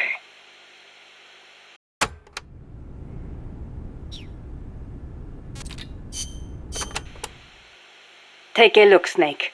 That place is as wide open as a soccer stadium. Best to use a long-range weapon you can snipe with. I can see several exits. Right. Don't get too focused on any one of them. Copy that. Go get 'em, Snake.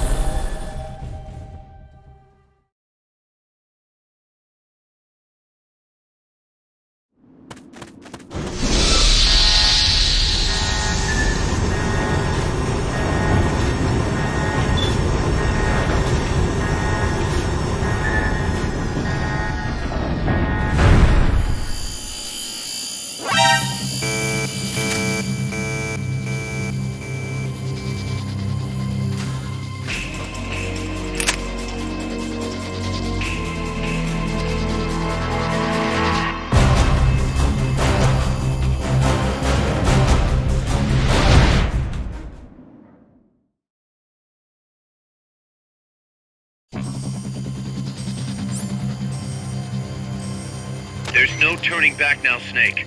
Wipe out the enemy. Move on.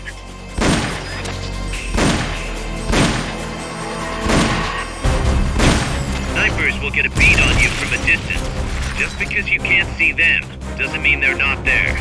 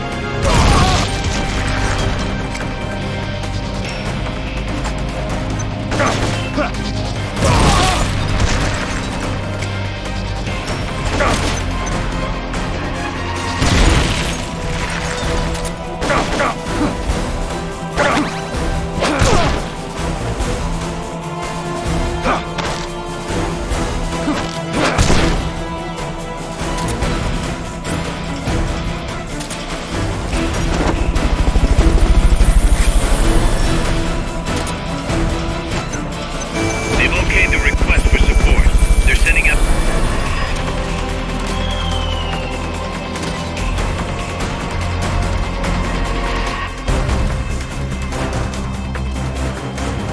They've got rocket launchers.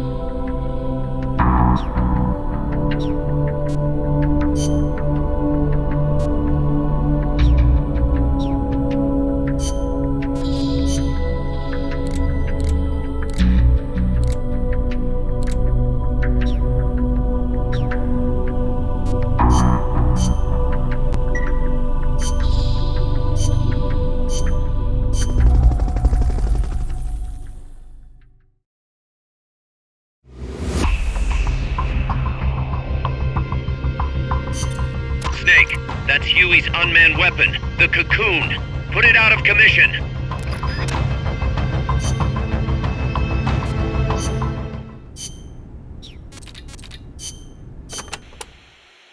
That is El Escarabajo, the beetle. Even we don't know the Escarabajo's weaknesses. That's not what I wanted to hear. You could try asking that scientist, Huey, right? This is just common sense, but once it fires a missile, it must take time to reload. And moving a machine of that size must require the release of considerable amounts of heat. Another option would be to take out its weapons. Sorry I wasn't much help. No, you've given me some ideas.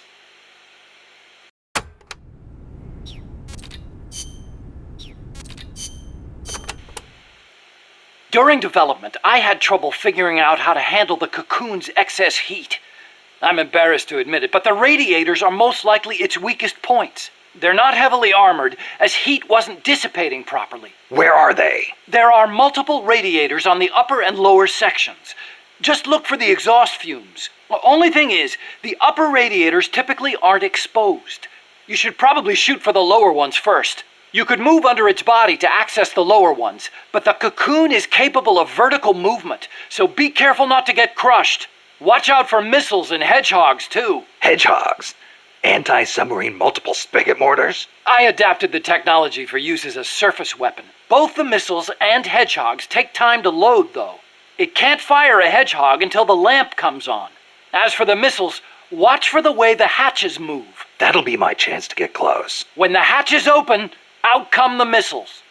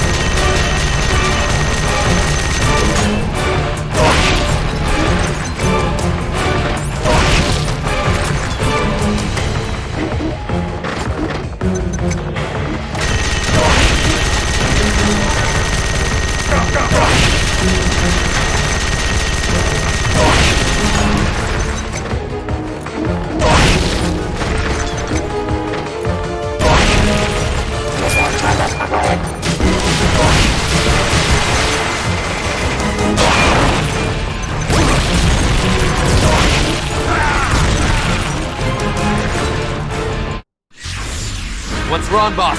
Respond! Boss!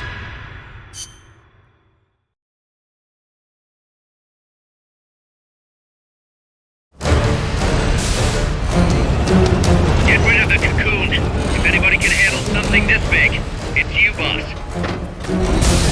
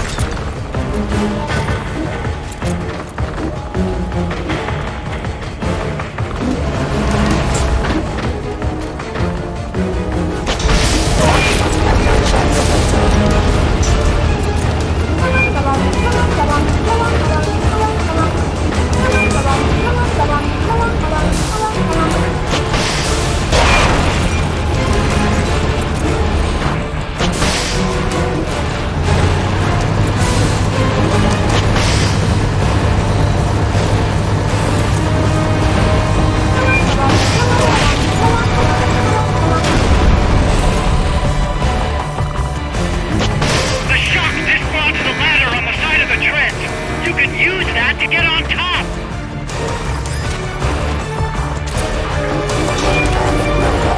They've okayed your request for a cardboard box. It'll be sent out shortly.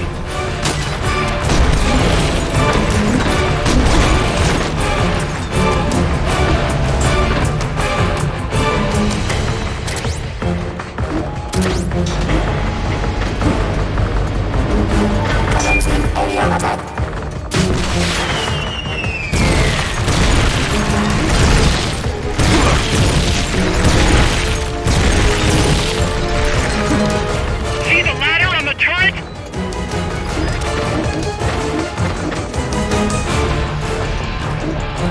You're gonna want to take out that weapon before jumping on.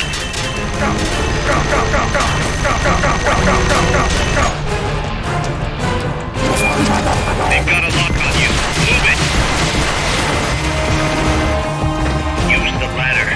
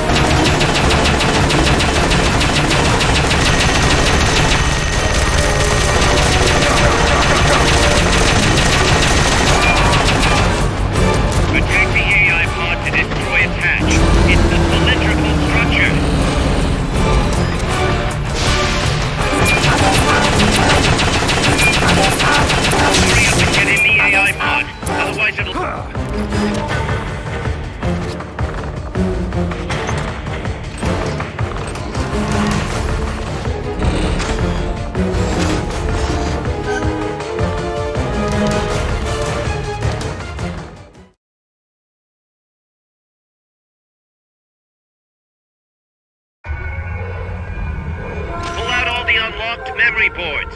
Pull out the memory boards. All the unlocked boards will have icons over them.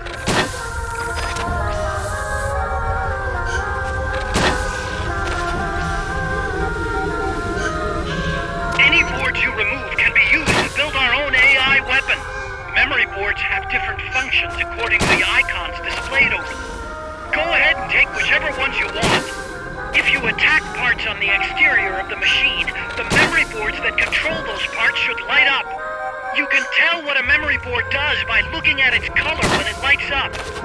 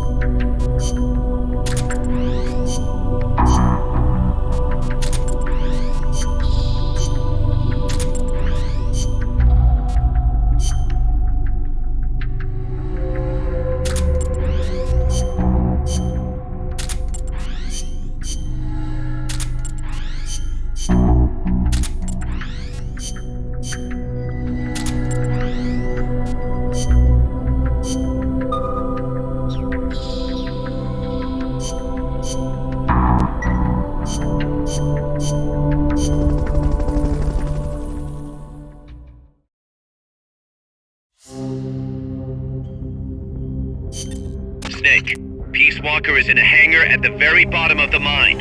Infiltrate the base and put a stop to the project by destroying Peace Walker's AI pod.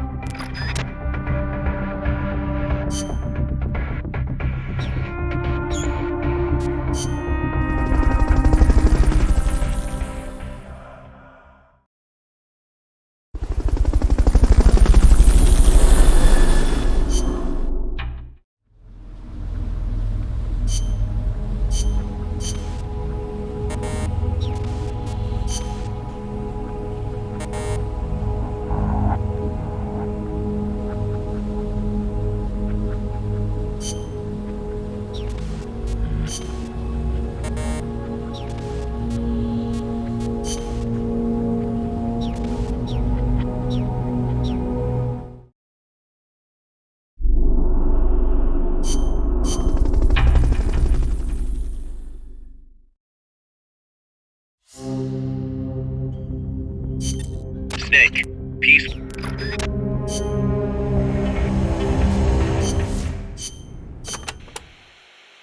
Enemies carrying shields can be a real pain in the ass. To hear Amanda tell it. Trying to fight those bastards while they sit behind their shields taking pistol shots at you is enough to make you want to rip your hair out. Get around and flank them if you can. You might want to try blinding them with smoke or stun grenades first. Also, armor-piercing rounds should make it a little easier to punch through their shields. Use them if you got them.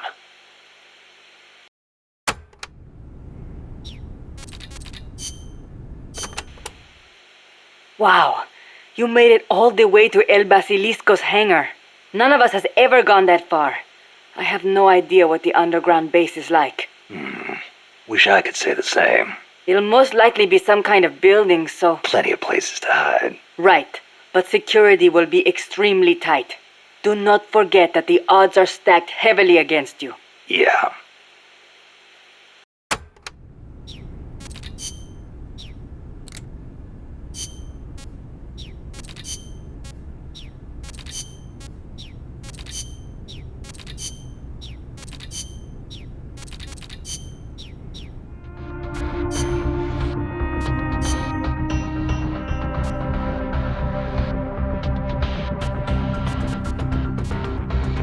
Stealth.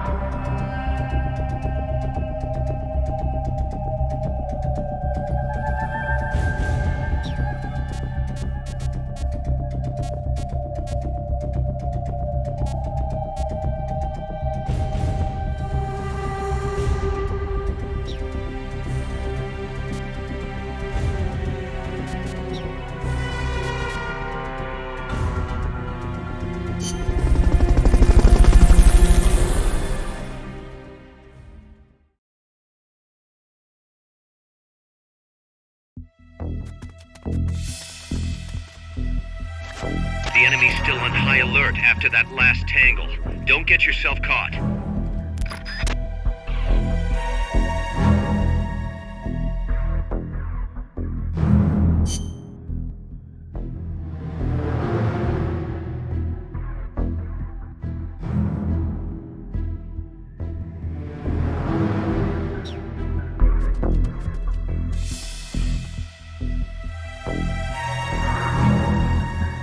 Blue team, search for the intruders. Gold team, guard the elevators. Go!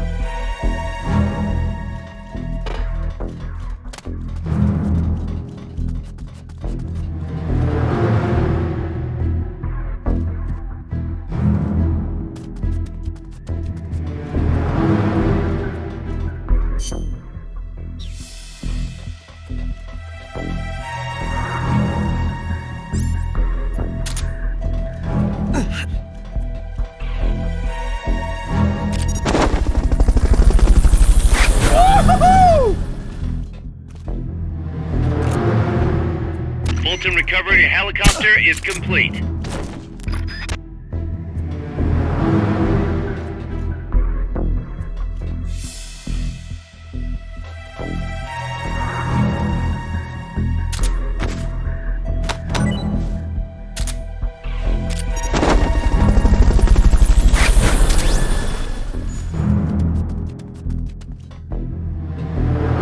Fulton recovery subject confirmed onboard helicopter.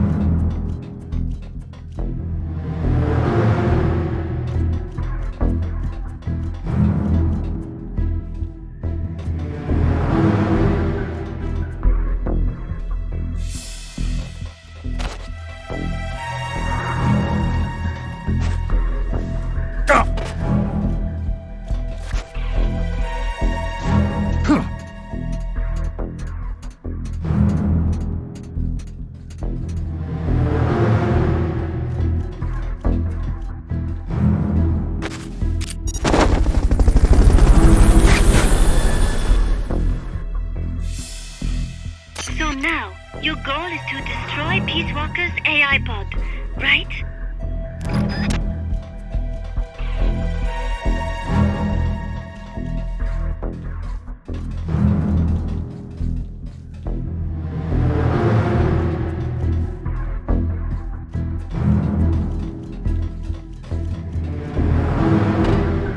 Peace Walker's down there. Use the elevator. Looks like the door won't open with the security level so high.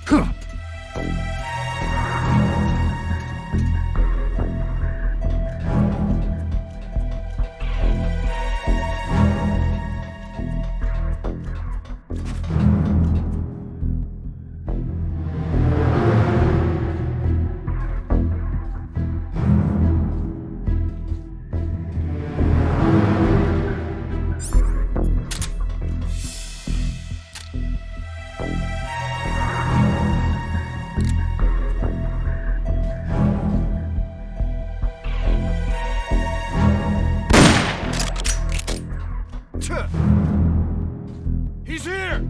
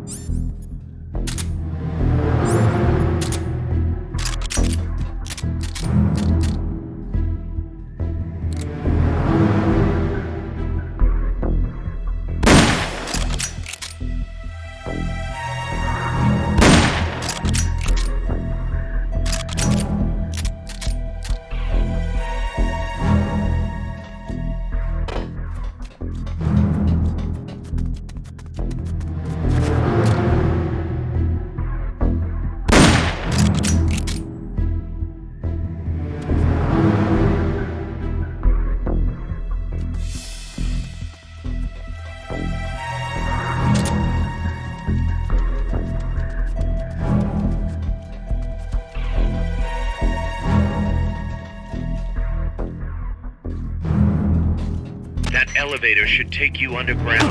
To use the elevator, press the action button in front of the switch.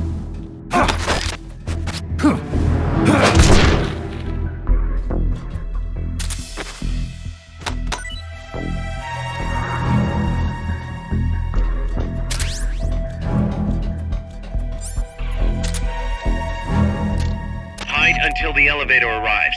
Don't let anyone detect you.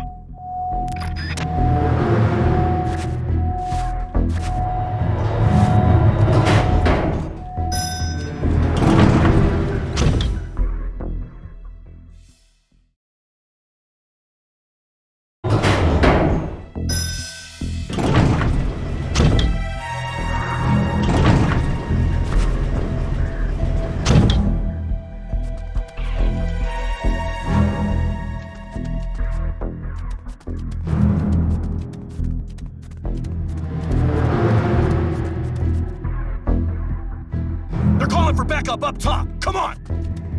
Right behind you!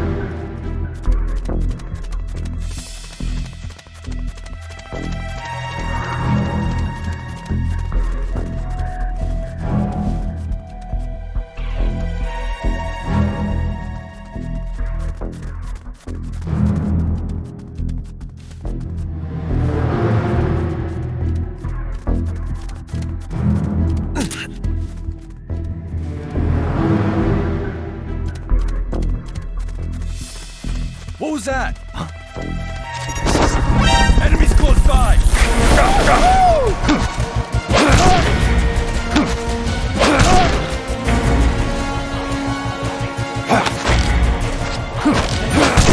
Next. Understood. Eliminate all hostiles.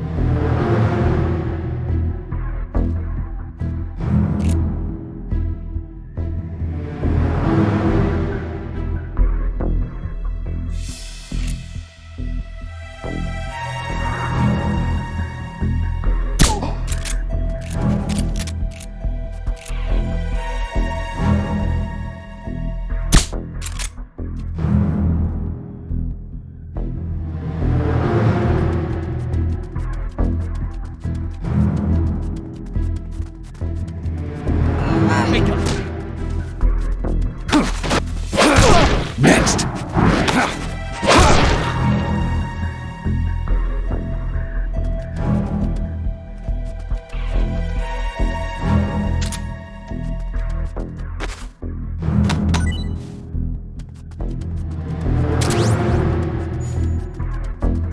Maybe a little elbow grease will get those shutters open. Try tapping the action button as fast as you can. Nice, Snake. From here, it's a straight shot to Peace Walker's hangar.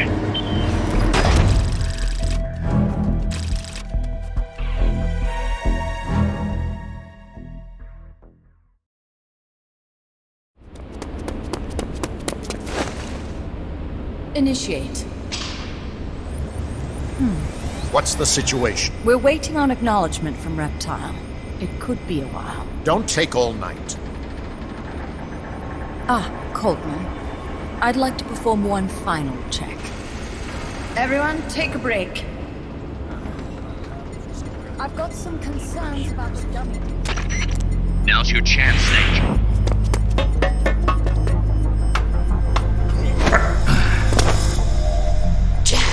You've returned.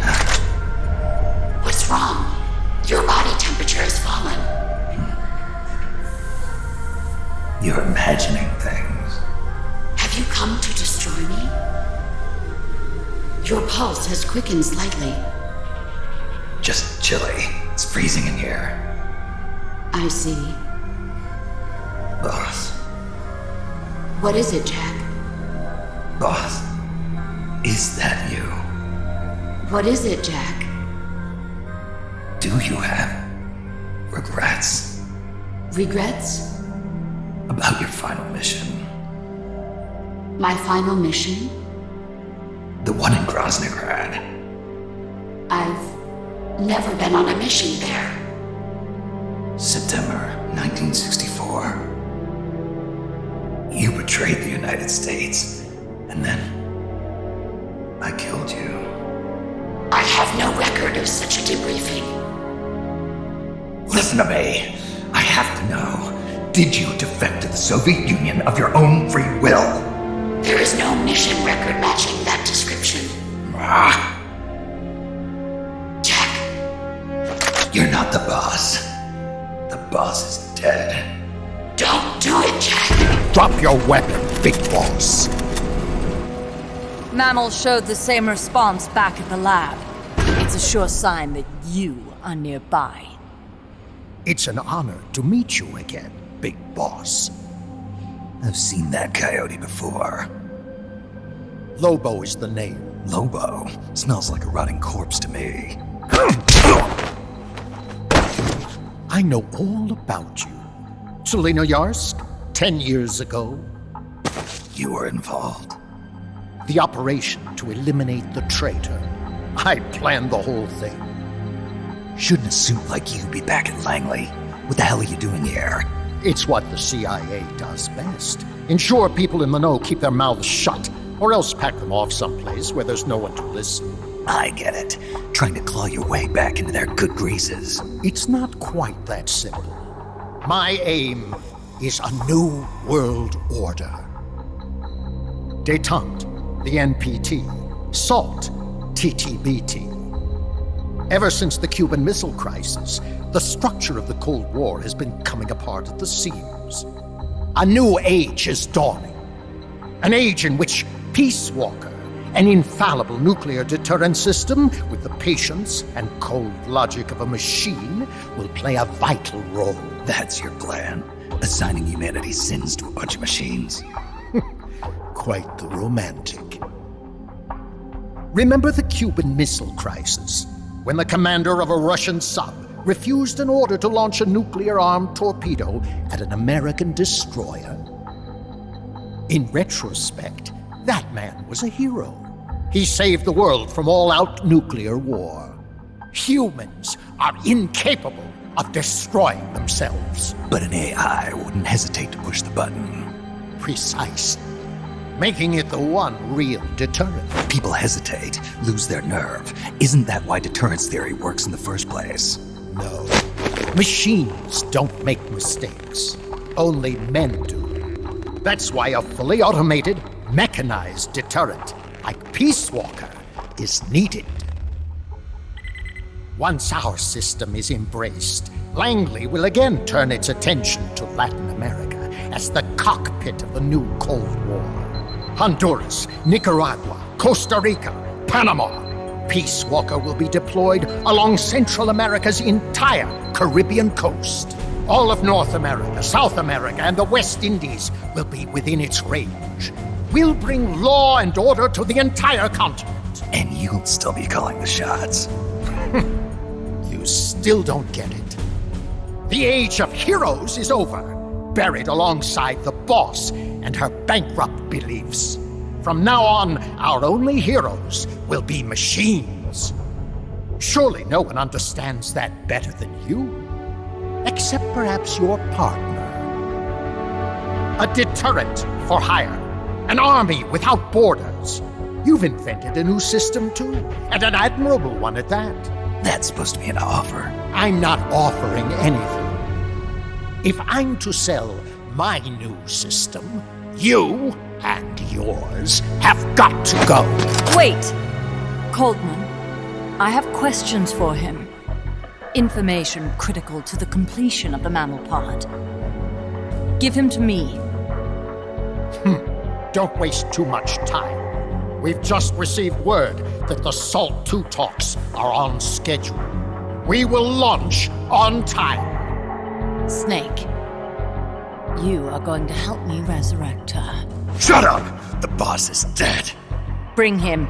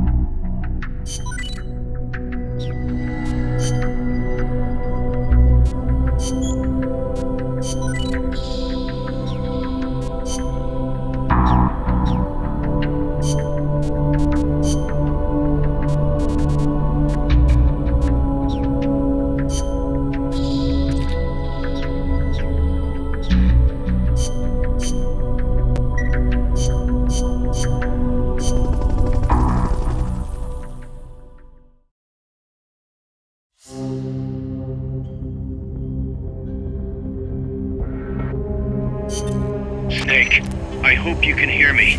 Word is you've been captured by Strangelove. I'm guessing they confiscated your gear, but I know you've still got something left. Search your memory, Snake.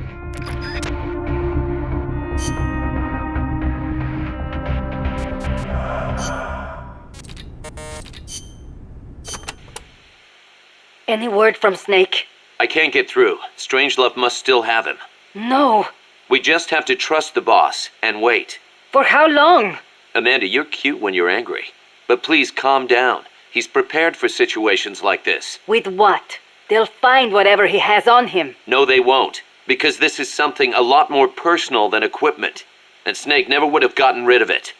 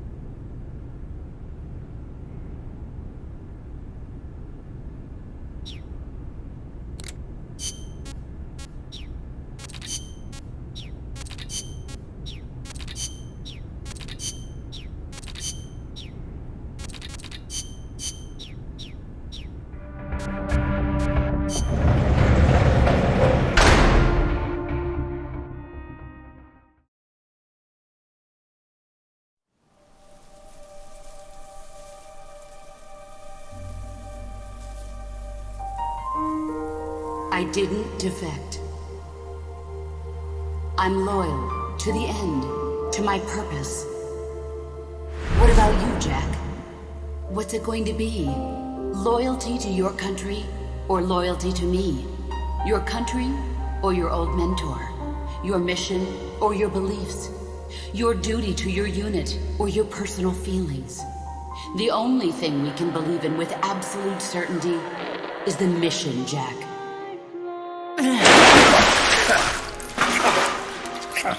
Rise and shine. Coldman's greed does not concern me. I'm only interested in one thing. The truth. I'm a scientist, an AI developer, but not an AI myself. I'm a scientist, and as a scientist, I find this distasteful. You understand? I am a scientist, and I expect answers that make sense. Now, what do you know? Your boss defected from the US, taking a Davy Crockett with her, and used it to launch a nuclear strike on Soviet territory. That much I know from the CIA's official debriefing. Did she defect or not? Answer me! Did she or did she not die for her country?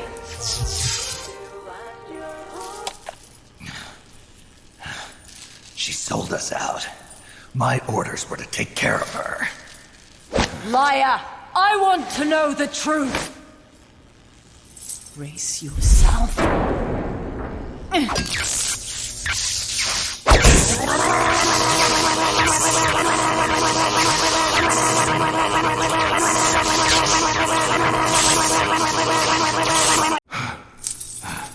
You hate me? Fine. Turn it up. It doesn't change the fact that I killed her. I know that. But what I don't know is your motive. Why would a hero, loyal to the end, betray her country? What really happened? What did you see? She betrayed more than just her country. She betrayed me, too. Then how do you explain that bandana? Why keep a memento of a traitor? What are you talking about? And what about that scar? Don't tell me you have the same scars by sheer coincidence. Don't touch me! Decorating your body with her memory. Rather effeminate, if you ask me. Answer me!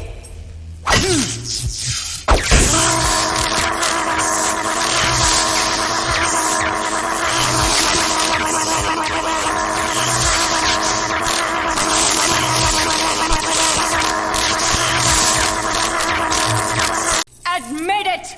She sacrificed her life for America, didn't she? Sacrificed all for a country that cared nothing for her soul or for her dignity.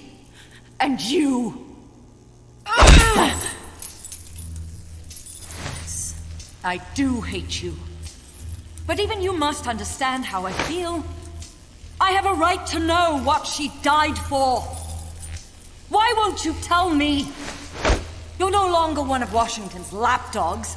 You have no moral obligation to your country. Answer me!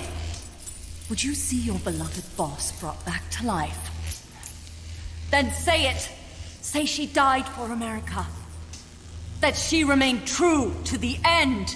Gave her life for the country that betrayed her time and again. No. That woman was a traitor. Why? For what purpose? She went to her grave, cursing her country. Why?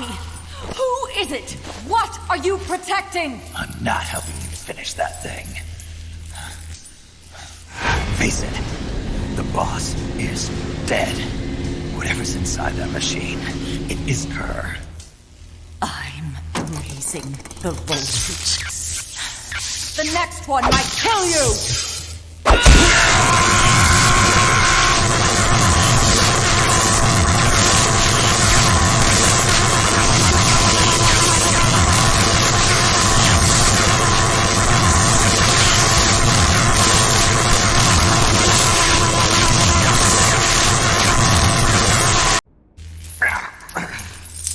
Why? Why not just give up?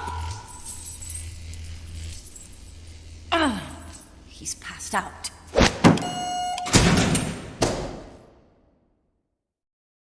Get in there!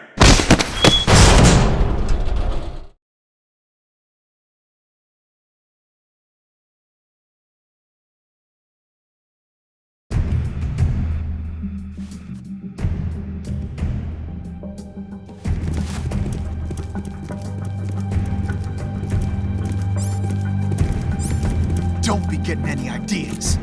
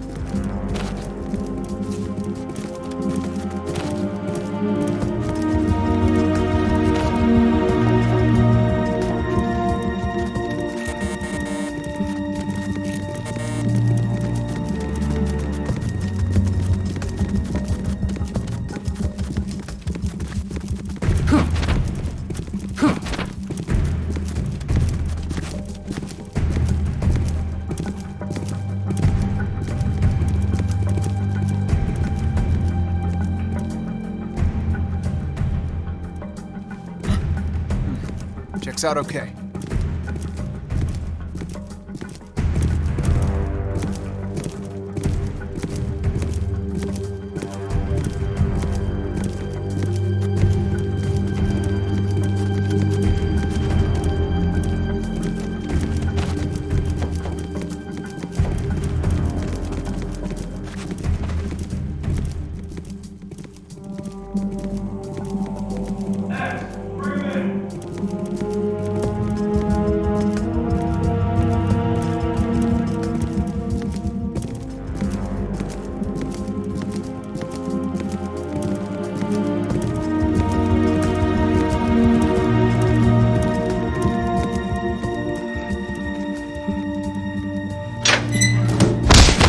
Come on!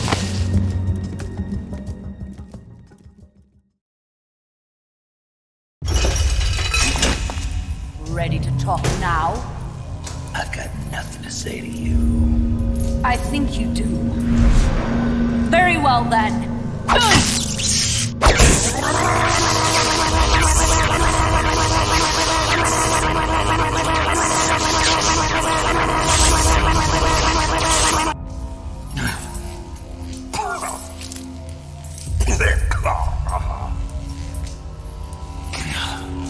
Kill me. I don't care. I killed her. No, that is not what I want to know.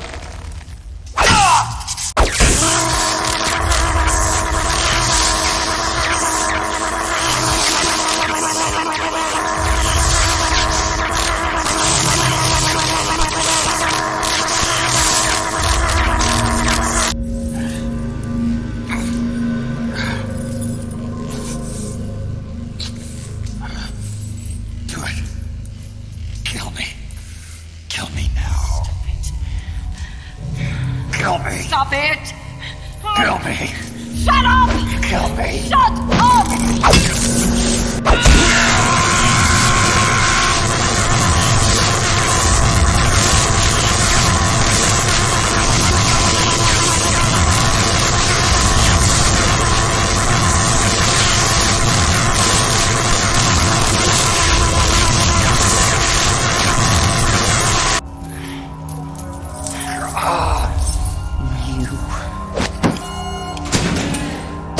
Take him away. Get in there!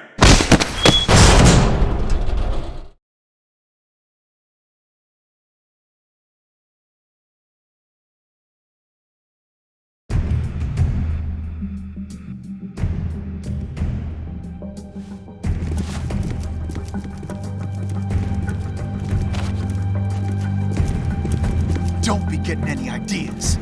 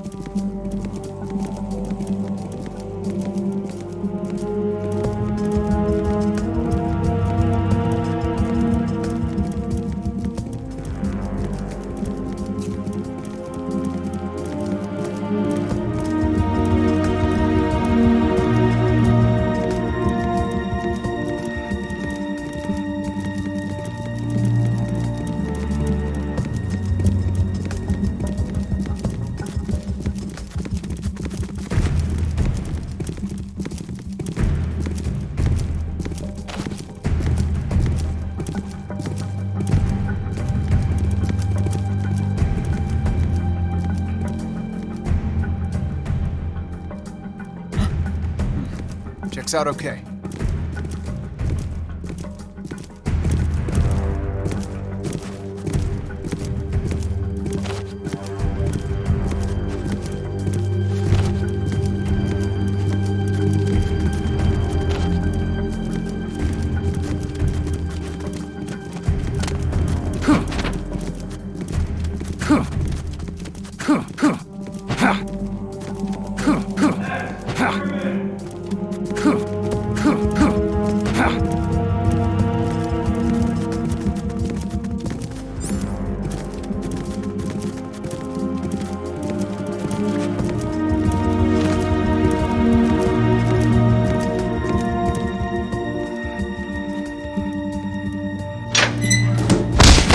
Come on!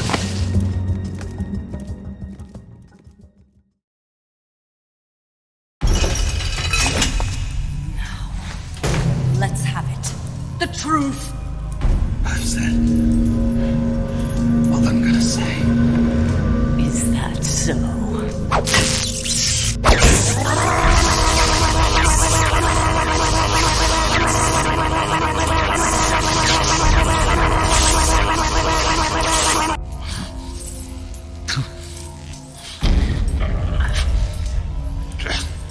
Up the voltage.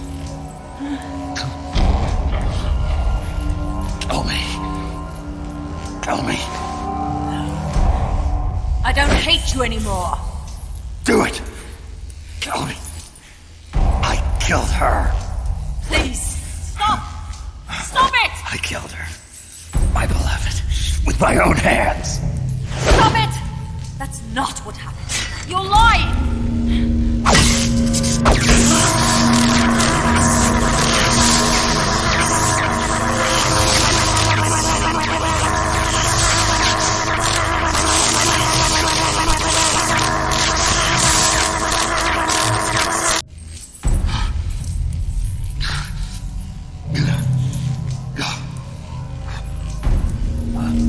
Okay.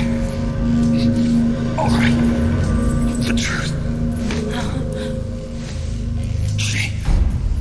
She betrayed her country.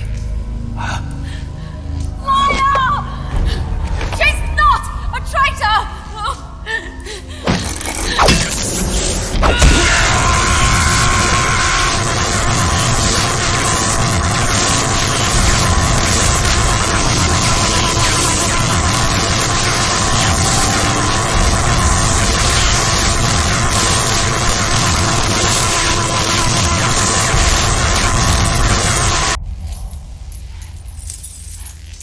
I don't understand it.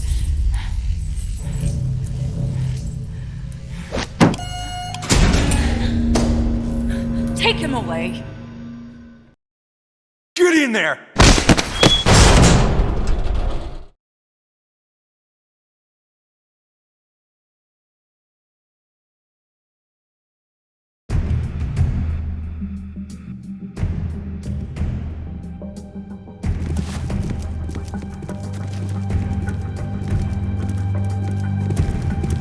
Don't be getting any ideas.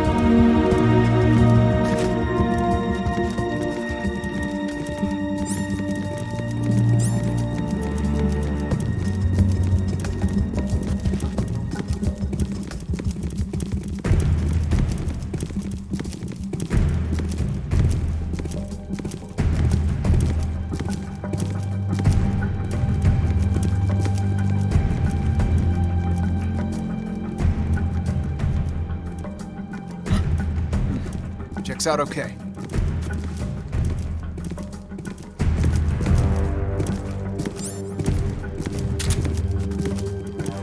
the L1 and R1 buttons alternately to use the jigsaw, but try not to make too much noise.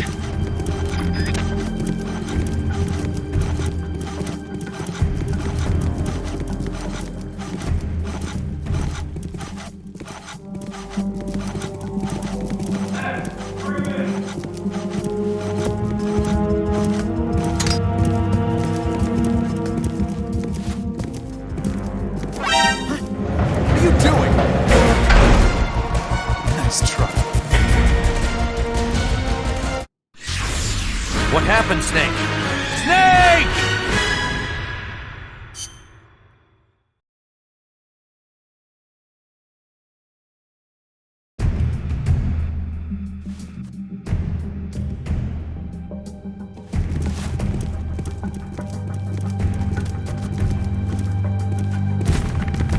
Don't be getting any ideas.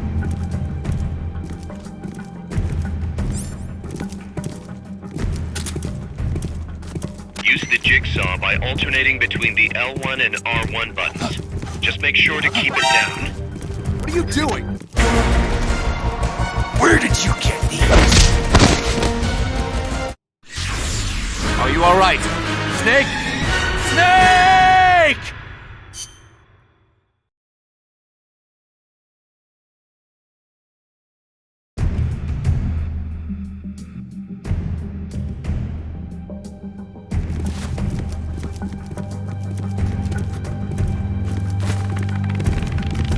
Don't be getting any ideas.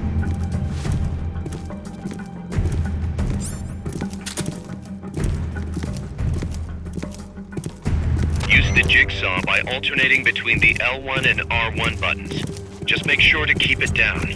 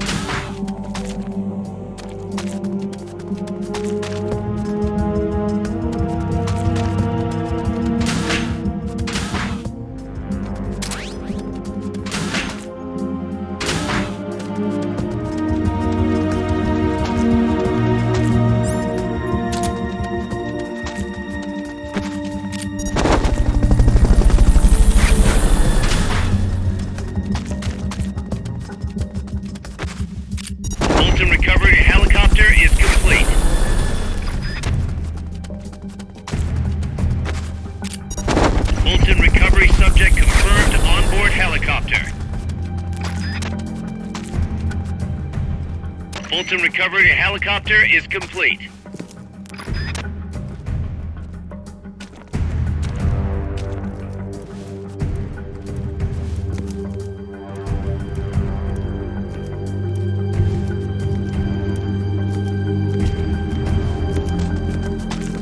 Wait.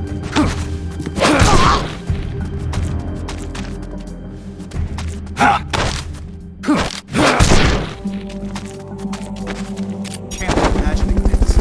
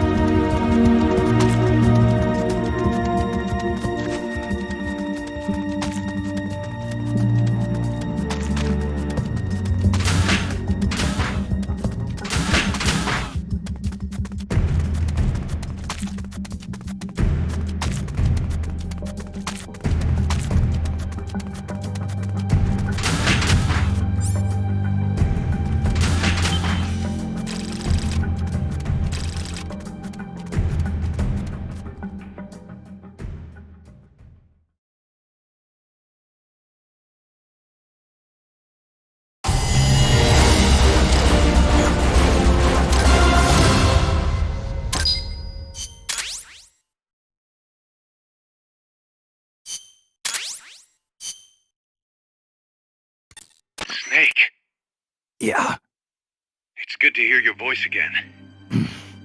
Kaz, how about something a little sharper next time? You got it.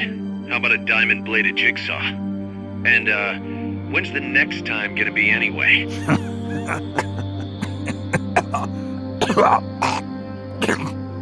Sorry. Hey, you okay? Yeah, my lungs taste like charcoal. No smoking for you for a while, huh? I'll be fine. The pain in my chest is gone. So that was just a copy of the boss's wound. That's right. The scar's gone now. Nice work. What's the situation with you? Everyone okay? Yeah, but there's a slight problem. I can't get a hold of Paz. Paz?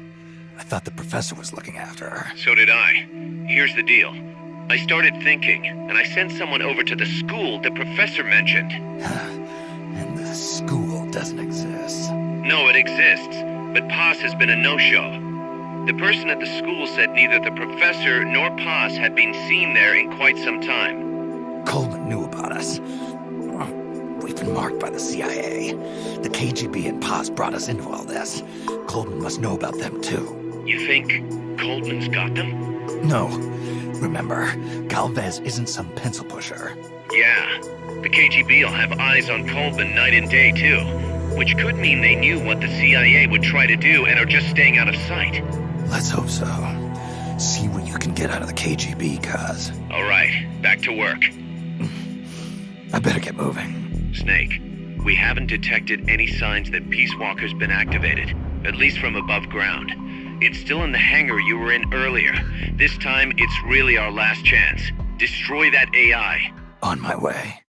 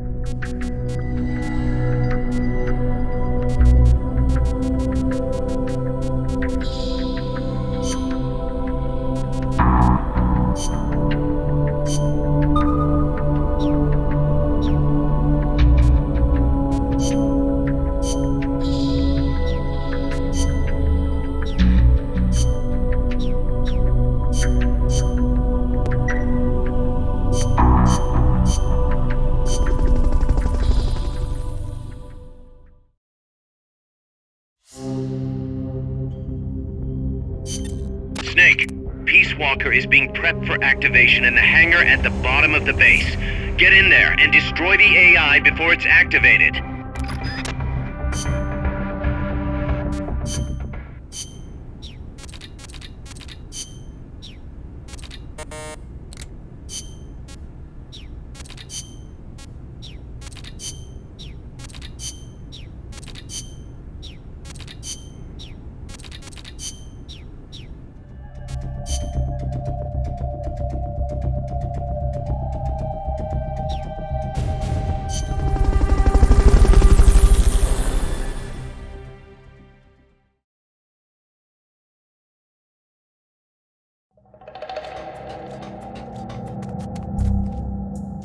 Time's running short. Get over to Peace Walker's hangar now.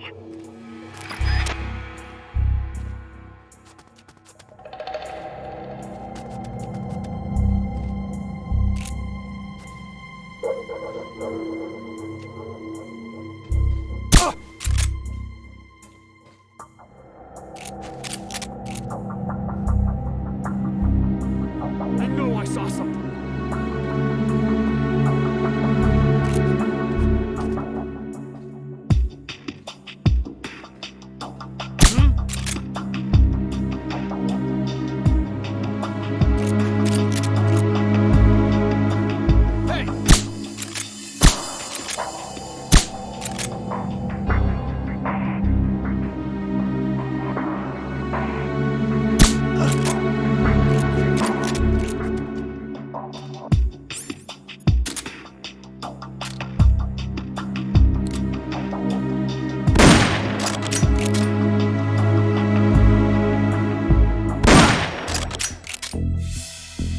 Enemy attack!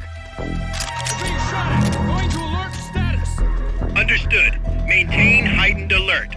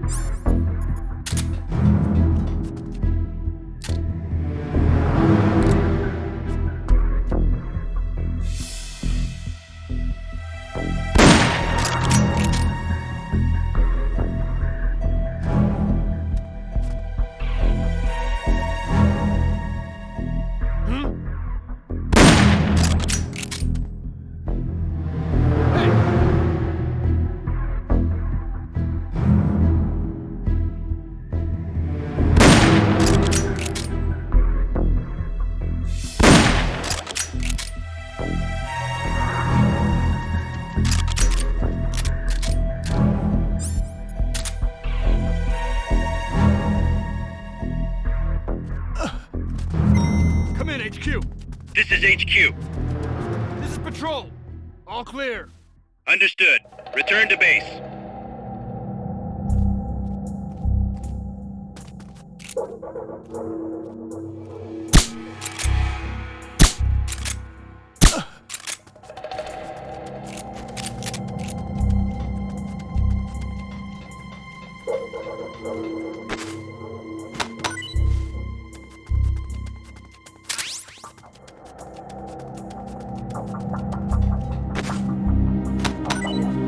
Something wrong? Keep moving forward, and be careful not to get caught.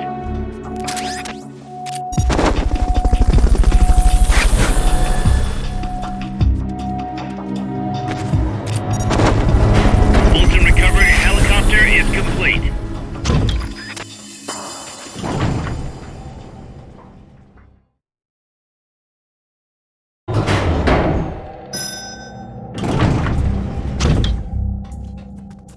Enemies that coordinate their attacks are too much trouble when you're solo. Just steer clear.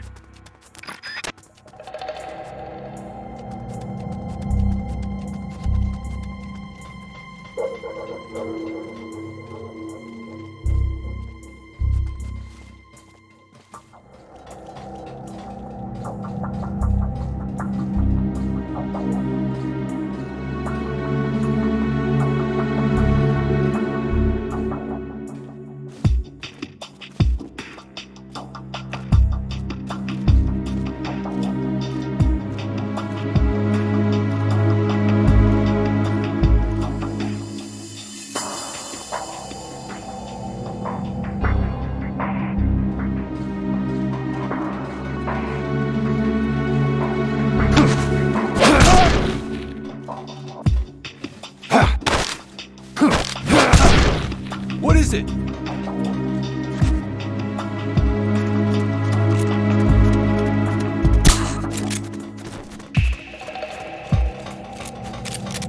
What is it?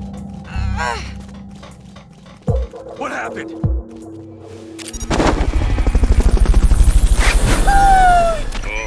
All right. Someone attacking? Fulton recovery helicopter is complete.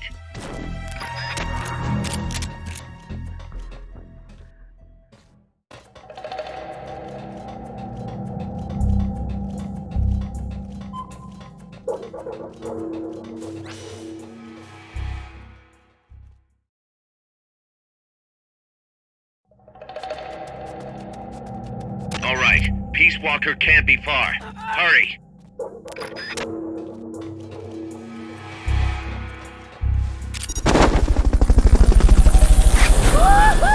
Nice.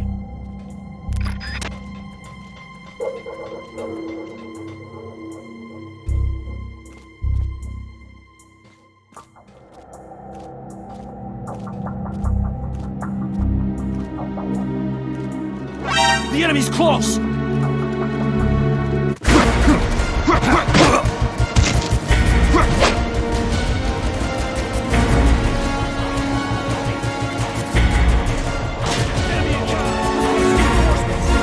Negative. We can't spare reinforcements. You'll have to make do with what you have.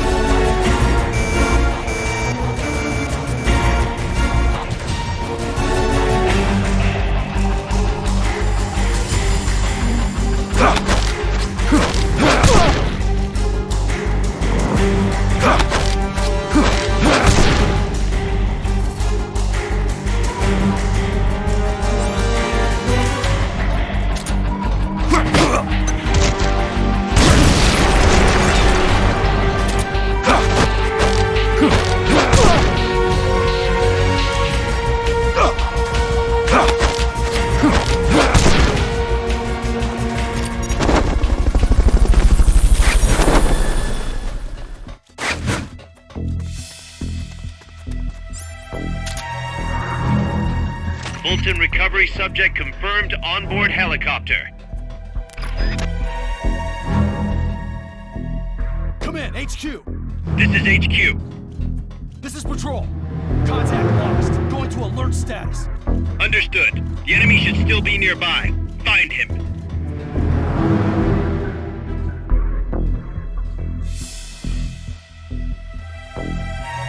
What's that? Is someone there?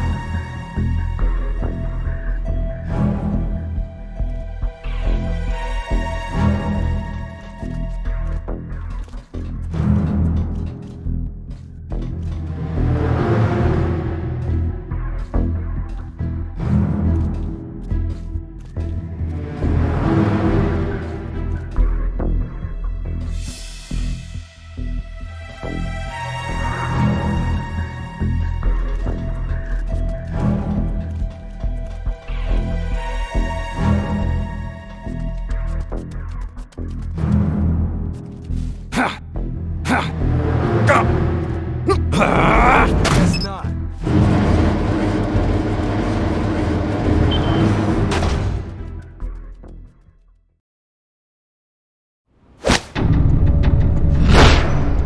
It's too late, Big Boss. Snake!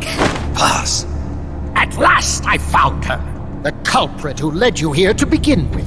Should have taken care of her back at the supply facility. Snake, don't! The mammal pod is finished. Peace Walker's activation sequence is complete. Finished? With the boss, you were loyal to the end. I'll grant you that. But your silence was exactly the answer I needed. 10 years ago, your mission was to kill her. And her mission was to be killed by you. She fulfilled her duty to America to the very end. Thanks to you, Snake, the final missing piece is now in place. And thus, the boss is restored to life as the mammal part. I thank you. Restored to life? You're crazy! I'll let you in on a little secret, Big Boss. You see, I've already selected Peace Walker's initial target. An offshore area in the Caribbean. The trade winds will scatter the fallout all over the surrounding region. Crops and fish will die, leaving plenty of free hands to help us mass produce Peace Walker. Oh, and wouldn't you know, someone's gone and built a pesky little fortress there. Now who would do that? And right in the middle of the target zone, too. Oh well, all the better to test the warhead, CEP. You bastard! I wonder who'll miss a ragtag band of pirates all the way out in the middle of the Caribbean. But first, we're going to prove to the White House that our baby can travel the Caribbean coast on its own. The whole world will know of Peace Walker's versatility. They'll witness the birth of a deterrent that can penetrate both communist and guerrilla-controlled territory, traverse any kind of terrain, and deliver a nuke anywhere it needs to go. Untouchable, unstoppable, the perfect deterrent. The Cold War's days are numbered. Deterrence isn't only about America and Russia now.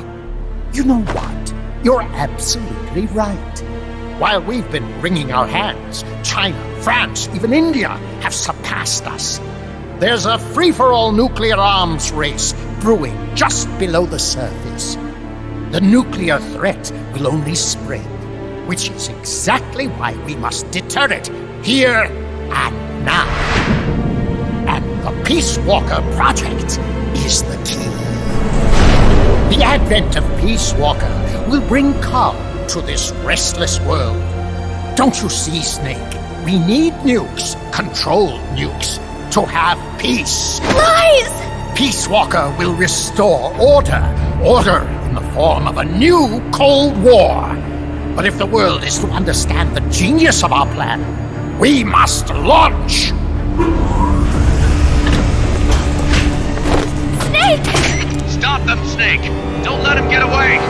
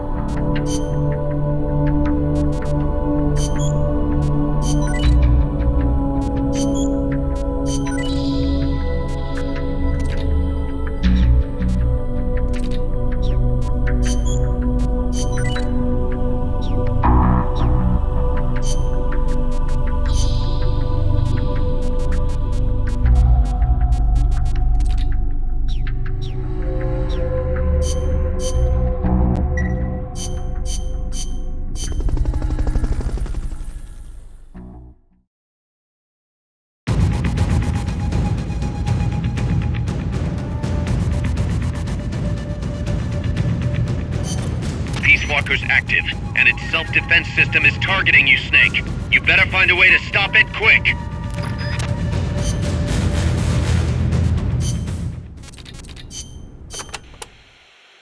Be careful, Snake.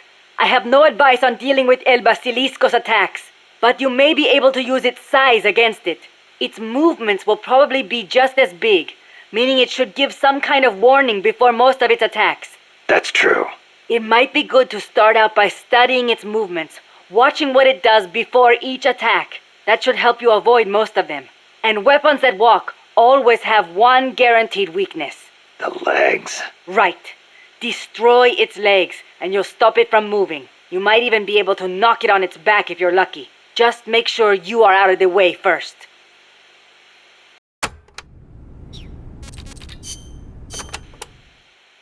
Peace Walker contains an assembly of 2 AI pods. One of them is the Mammal Pod, which Dr. Strangelove developed. The other's the Reptile Pod, which is mine. What's the difference? The Reptile Pod is the Attitude Control AI. If it's destroyed, Peace Walker grinds to a halt. The Mammal Pod is responsible for making the decisions regarding nuclear retaliation, reflex, and thought. One is the brainstem and cerebellum, the other the cerebrum. So, the one that houses the will of the boss would be the Mammal Pod.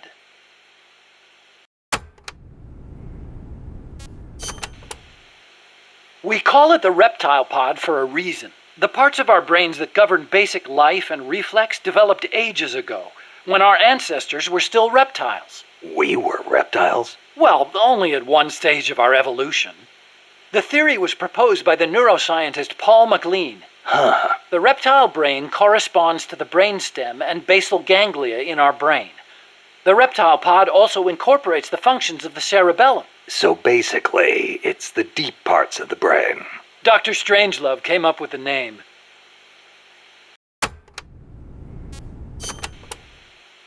The part of our brain that developed after we became mammals is responsible for high-level brain functions. Such as? Such as intelligence, judgment, even love. That's high level, all right. Location-wise, the mammal brain is on the outside of the reptile brain. The cerebral cortex is part of it. I think it's very telling that Dr. Strangelove named her pod Mammal. It's almost like she wants it to be more than just an advanced AI. What she really wants is for it to have a mind of its own.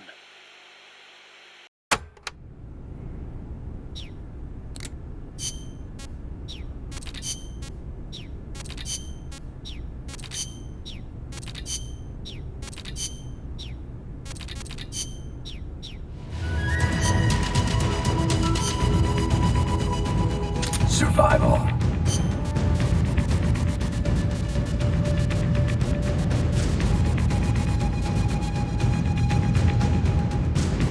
Survival.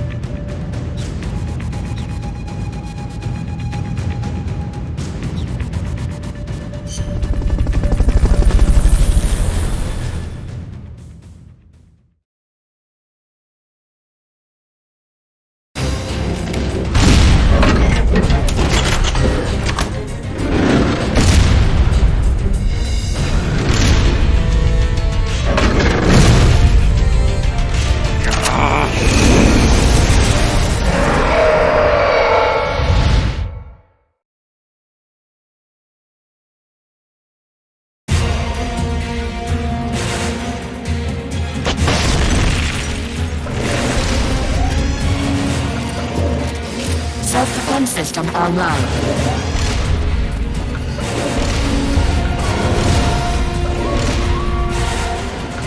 Flamethrower engaged.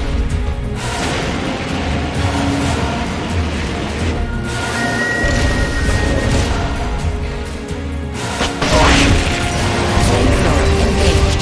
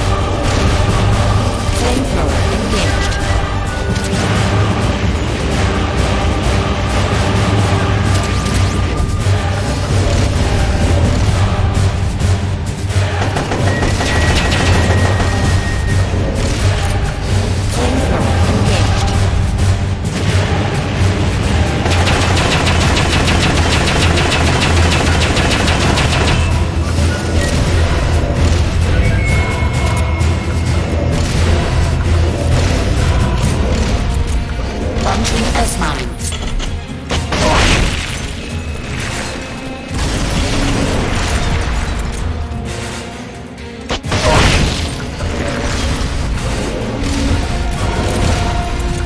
Launching S-mines.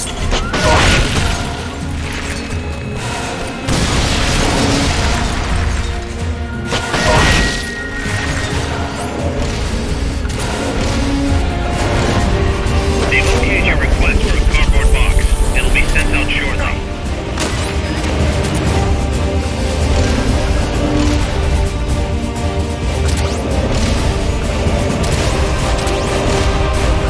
Launching S-mines.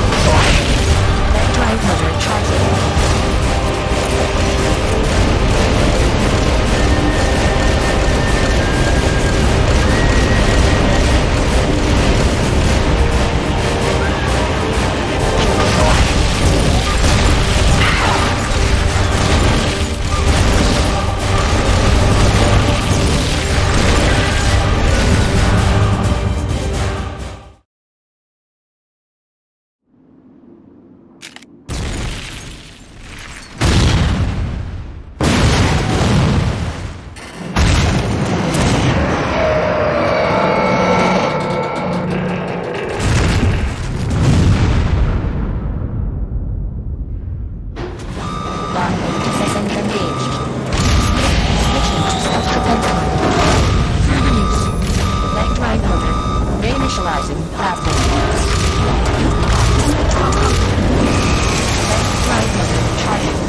Impossible. Self-propellant system online. Reinitializing platform. Launching SS mines. Lock. Engaged. Flame thrower. Engaged. Red. Hammer. Reinitializing platform. Flame thrower. Engaged.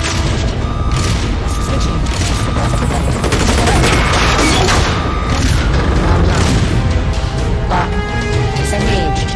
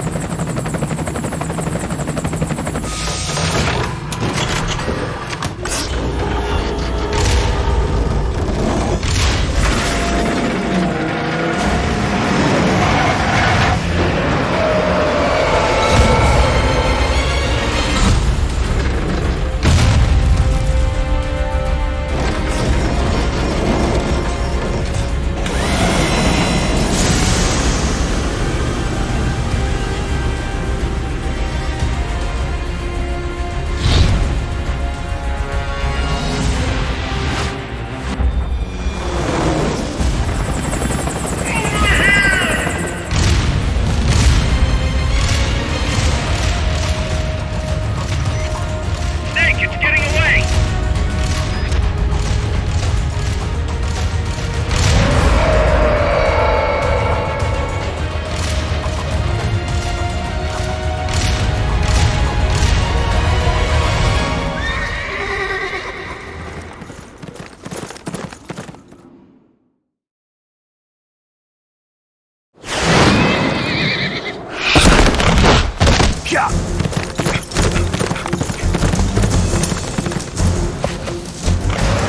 There it is. It's still in range.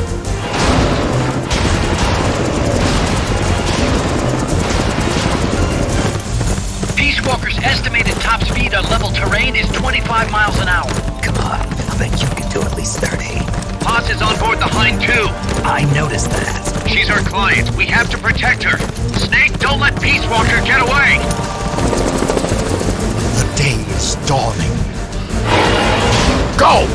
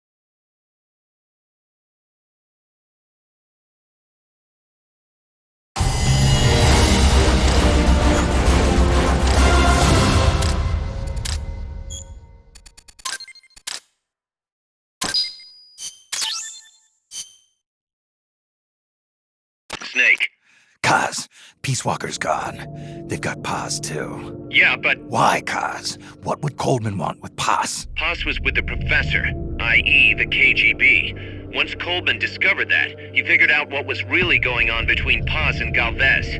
He's trying to figure out how the KGB plan to stop Peace Walker, and he thinks he can get the info from Paz. That's crazy. Paz won't know anything. Well, he probably doesn't buy that. You think Galvez has already been killed? By grabbing Paz, Coleman's saying, Stay out of this, or lose your client. damn it! I can't believe we didn't realize what was going on before we lost contact with Paz. Don't have time for that, Kaz. Snake. Paz needs our help. Right. This isn't about money anymore. You better move. We know where they're headed. Yeah. You can thank Amanda. Snake, that river you chased the Basilisco across is the Rio San Juan. The other side is our country. I had some Nicaraguan compas track it there. They're Focos, from the GPP faction, so we don't work together so much. Where'd it go? West, along the border, towards Lago Cocibolca. There's a U.S. military supply base on the southeastern shore of the lake. Ever since that earthquake 2 years ago, America's had the entire region to itself. That is where the Basilisco is. I'm sure of it. Lago Cocibolca. How do I get across the border? There's a route that we use to cross. It's just a little boat, but I can introduce you to the captain. I appreciate it. We will never leave Nicaragua at the mercy of someone like William Walker again. Snake, Coleman's going to launch the nuke from that base. He's targeting MSF. Based on what Huey's told us, it'll take 2 more days to prep for launch. But it looks like there's another reason they picked that date. What's that? Tomorrow is day 1 of a US-Soviet summit in Vladivostok. The launch is probably connected somehow. That's right. They're holding the SALT II talks. You think Coleman's trying to disrupt the negotiations? Either that, or use it as a bargaining chip. He's still got Paz, too. At any rate, we're running out of time. I'll figure something out.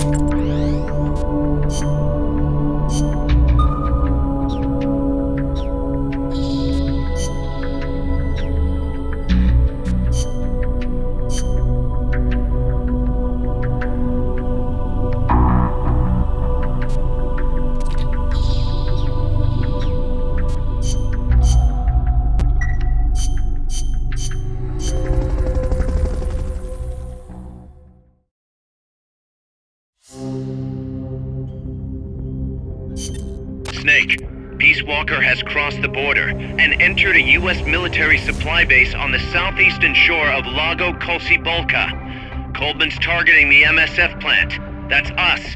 Don't let it launch that nuke. Destroy Peace Walker.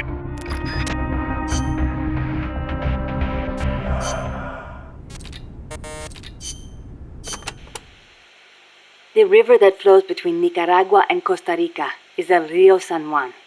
It connects Lago Cocibolca to El Mar Caribe. It is a gentle river, safe even for small boats. You have to watch out for the sharks, though. Sharks? In a river? El Tiburón Toro live in the river, but there's nothing to fear. San Juan will protect you always. Juan? The Rio San Juan takes its name from San Juan, the man who baptized Jesus, the man you call John the Baptist in your country. John, huh? I'll be careful anyway. I'd hate to drown. End up a John Doe.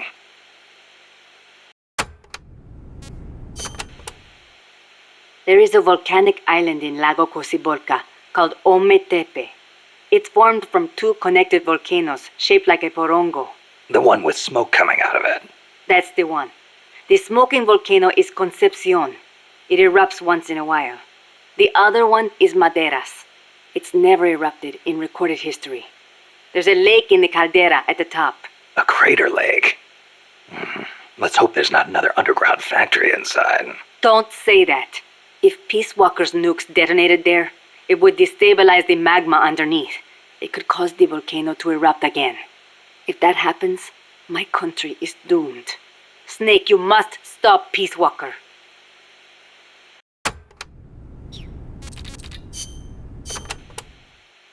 What are we gonna do, Snake? If Peace Walker attacks Mother Base... Relax. We've got the entire MSF out to make sure that doesn't happen. Yeah, but Peace Walker's missiles have 1 megaton warheads. The fireball alone would be a mile in diameter. Everything in the vicinity of Ground Zero will be vaporized by the heat rays. Then there's the blast, which travels at hundreds of miles per hour. And the fires, and the... A huge dose of radiation from the initial nuclear reaction. That too. There won't be a single survivor. Yeah, I'm aware of that. Look, Doc, you made that thing. You know better than anybody what it's capable of. Right now, you've got to give me a rational, scientific estimate of the damage. If we're talking about a nuclear explosion, it's more than just MSF's problem. You're right, Snake. Sorry about that. Like I was saying, Mother Base would be wiped out. Any ships in the area could be caught in the blast too. We'd need to send out a warning. The thing to worry about most is the fallout. The dust of death. If it goes off over water, the particles will be smaller than with an explosion over land, so the wind will scatter the fallout over a wider area. Clouds will form around the salt crystals in the seawater, causing contaminated rain to fall downwind. Yeah, got a taste of that myself. On Bikini Atoll? That's right. The 1954 Castle Bravo test created fallout 300 miles downwind. Poisoned a lot of local residents and ships, so I hear. The yield of Peace Walker's warheads isn't that big, but the amount of fallout will largely depend on weather conditions. It's impossible to make a quick and easy estimate. If it gets into the trade winds, it could come straight to Costa Rica. What was it Coleman was saying? About leaving people free to help out? He's out of his mind. What does he think's gonna happen? When they get hit by rain containing high concentrations of fallout, a lot of them will die from the external exposure alone. The rain will seep into the ground, contaminating the water supply and crops. When they ingest the stuff, the internal exposure starts. Strontium-90 and cesium-137 have half-lives of around 30 years. The effects stay with you your entire life. Leukemia, cataracts, dermatitis, cancer. And it affects reproduction, too. I know. Even today, 30 years after World War II, thousands of people still suffer from exposure to the bomb. We can't let Coleman create more of them just to prove his point. I know it sounds crazy, but I created Peace Walker so that that kind of thing would never happen again. Don't worry, Doc. We'll stop it. One way or another.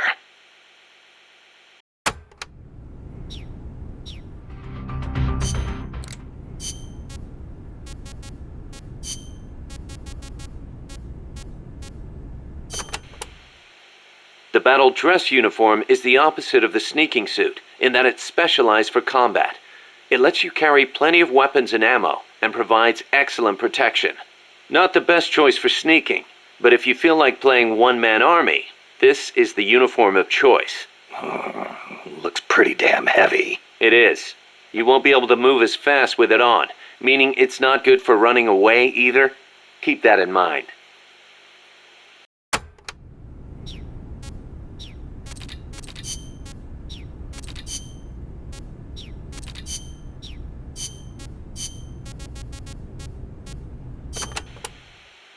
Amanda, you getting used to Mother Base? Yes, it is heaven compared to living in the mountains. We are no longer constantly on the run from La Guardia or mercenaries. Some of the new guys we recruited used to be mercenaries. We are getting along. It was difficult at first, but once you talk to them, you realize we've got plenty in common. I see. Good to hear. We may be enemies, but we are all still human beings. La CIA's soldiers, La Guardia. The same goes for the people of America. What's gotten into you? Mi viejo got involved with drugs in order to scrape together money for La Revolucion. He did whatever the KGB said, all for Nicaragua, or so he told himself. But I realize now, in the end, all he did was help poison young people of America. Yeah. I have made up my mind. Even when I leave Mother Base and return to La Revolucion, I will never turn to drugs. Nor will I look to the KGB for help. If we topple Somoza using the KGB and drug money, we will lose the people's hearts. So, you're choosing a different path from your father. I still respect him, but I will not do things the way he did. Well, I'm sure Chico will be glad to hear that. Chico is a grown soldier now. I could not face him otherwise. Well said, Amanda. Those are the words of a true Comandante. Stop. I was inspired by the greatest Comandante I have ever known. Boss.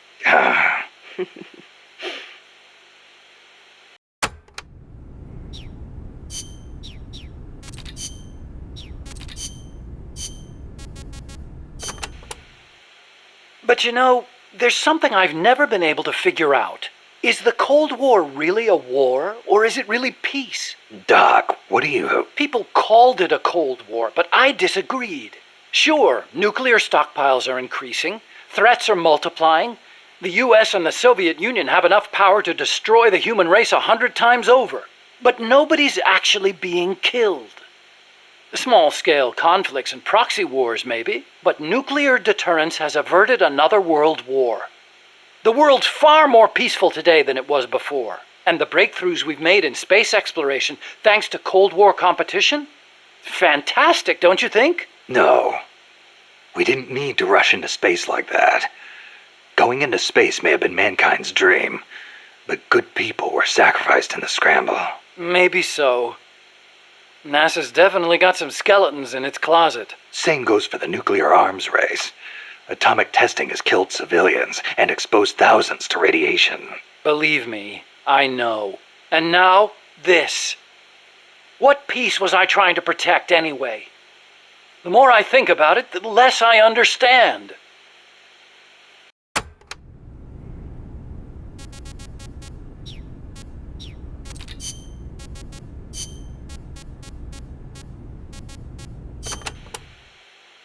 France conducted its first successful nuclear test in the Algerian Sahara in 1960. A lot of French scientists took part in the Manhattan Project. They defected to America to escape wartime occupation. Correct. And once the war was over, they returned to France and continued their own atomic research. President de Gaulle did not want to have to rely on the American nuclear umbrella for protection, thus making France the world's fourth nuclear power. Some say the test success pacified the Algerian rebels. The civil war was undoubtedly held in check.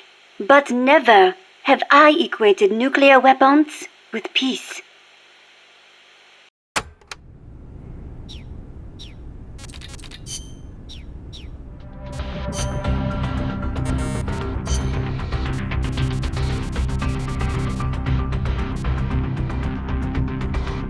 Combat.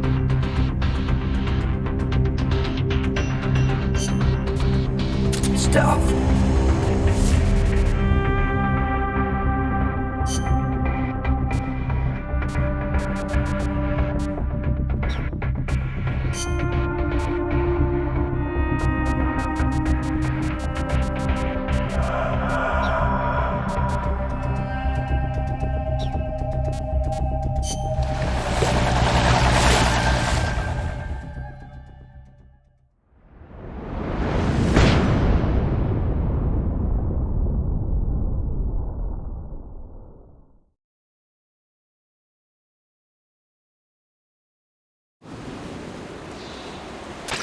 Take the gondola west along the river.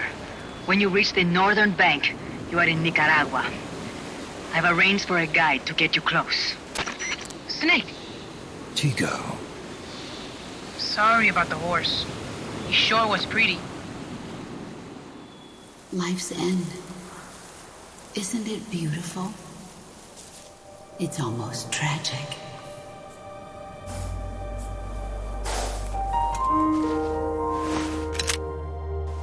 I've been waiting, Snake, for a long time. Boss. There is nothing more for me to give you. All that's left for you to take is my life, by your own hand. One must die, and one must live. No victory, no defeat. The survivor will carry on the fight. The one who survives will inherit the title of boss. Kill me. Kill me now. There's only room for one boss. And one snake.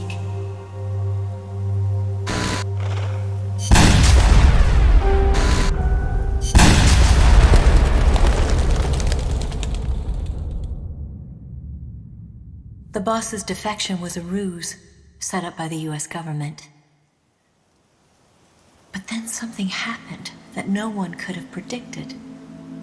Colonel Volgin fired an American-made nuclear warhead at Sokolov's research facility.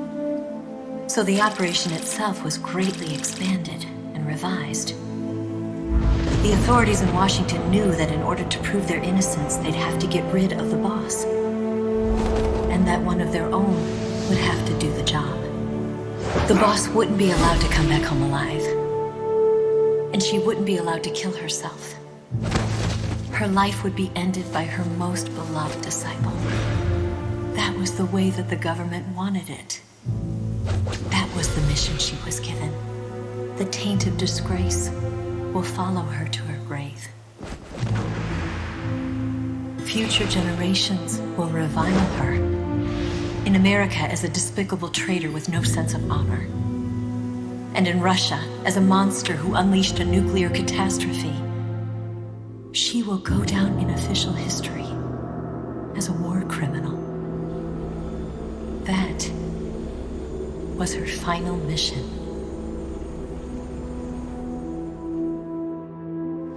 Snake, history will never know what she did. No one will ever learn the truth. Her story, her debriefing, will endure only in your heart. Everything she did for her country. She sacrificed her life and her honor for her native land. She was a real hero. She was a true patriot.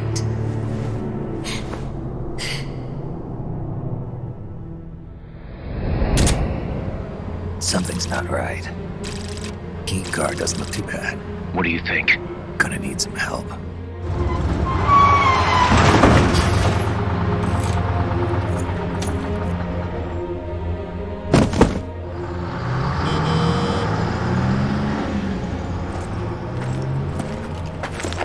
This is Snake. Can you hear me? This is Miller. Loud and clear. Got in without a hitch. Good. There's an airfield on the other side of the building, on the northwestern shore of the lake. That's where they'll conduct the launch. There's a communications tower in front of you. I'm betting they'll control Peace Walker from there. cause. They're targeting Mother Base. Don't you think you should evacuate? Nah. Everybody here believes in you, boss. Alright, fine then. I've kind of gotten attached to the place myself. What about Amanda and her people? They've been taken to safety. We can't involve them in this any further. Good. They've got their own cause to fight for. And Snake. Don't forget the bad guys have got Paz. I won't. We're prepping a few backup units. Don't let them launch, Snake. We're counting on you.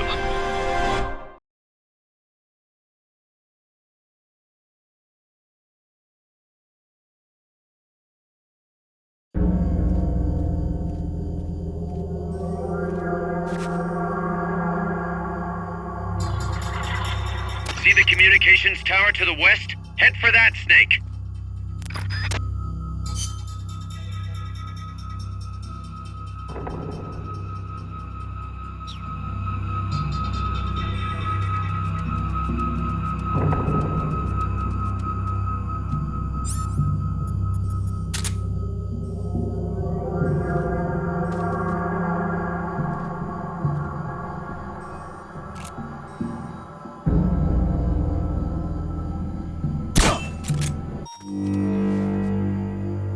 Someone's firing at us! Going to alert status! Understood. Dispatching reinforcements. Proceed with extra caution. Enemy assault!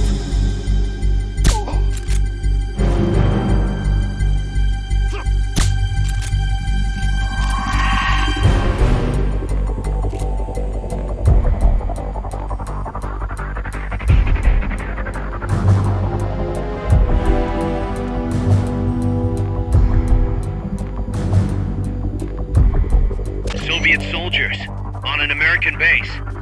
Something's wrong here. Keep your eyes peeled, boss. Hey, guys.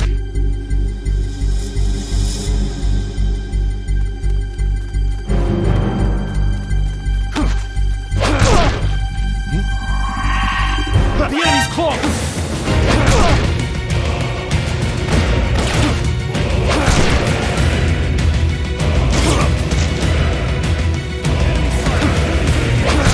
Understood. Eliminate all hostiles.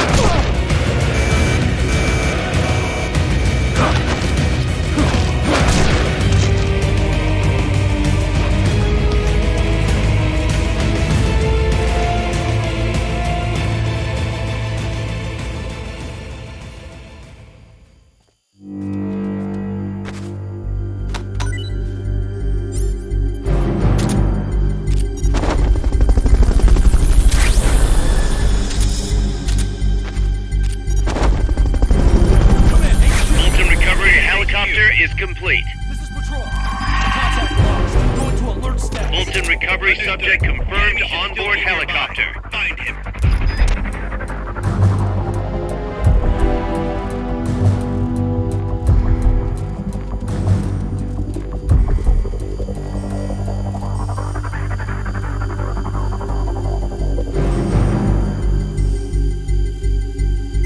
Come in, HQ. This is HQ. This is Patrol. All clear. Understood. Stay vigilant.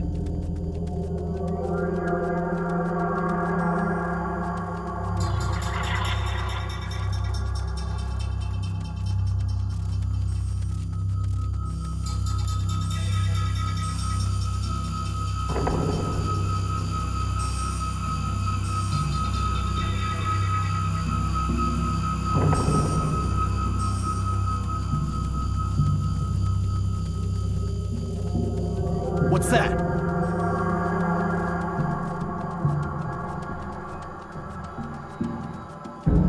Guess not.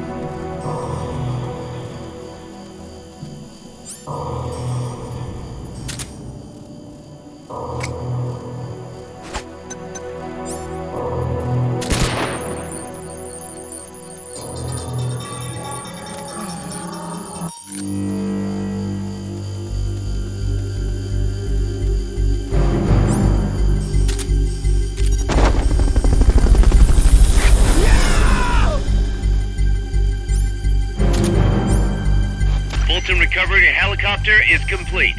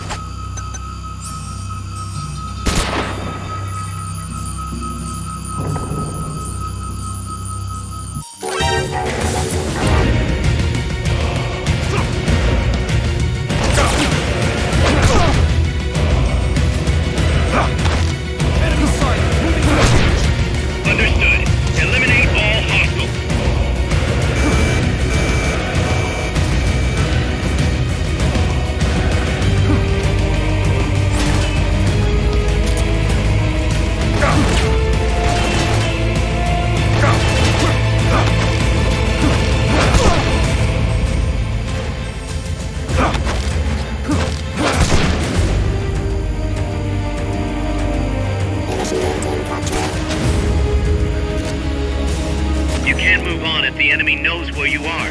Lie low for a while and wait for them to lift the alert.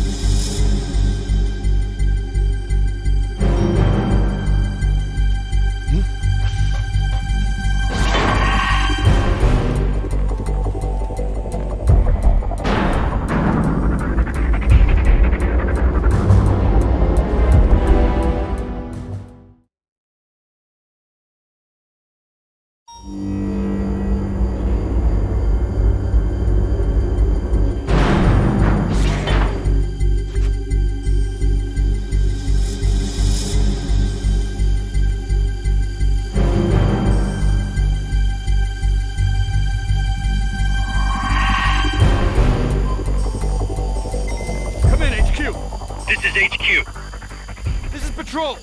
All clear. Understood. Return to base.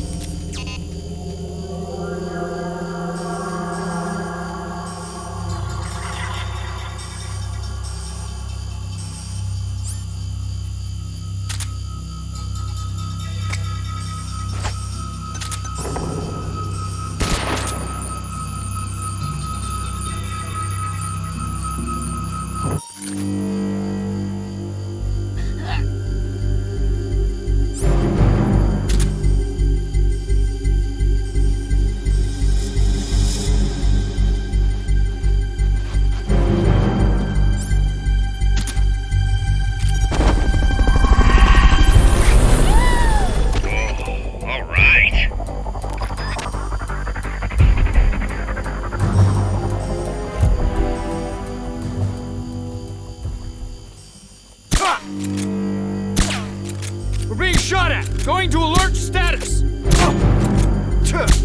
What's wrong?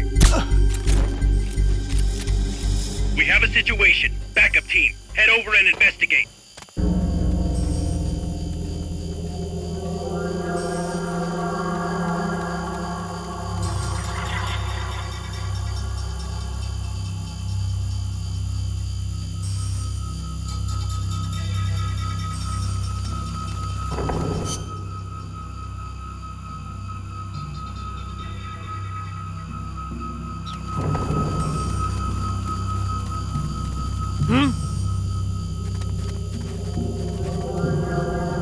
Hey! Hey! Somebody there! I know I saw something.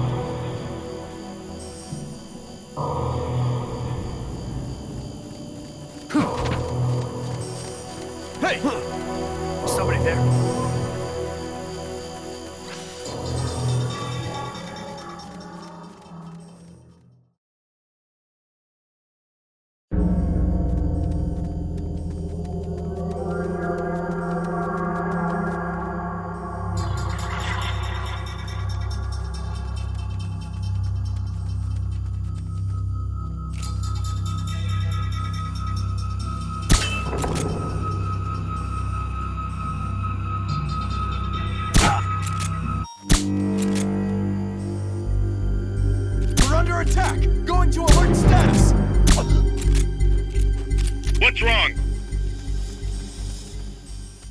We have a situation. Backup team, head over and investigate.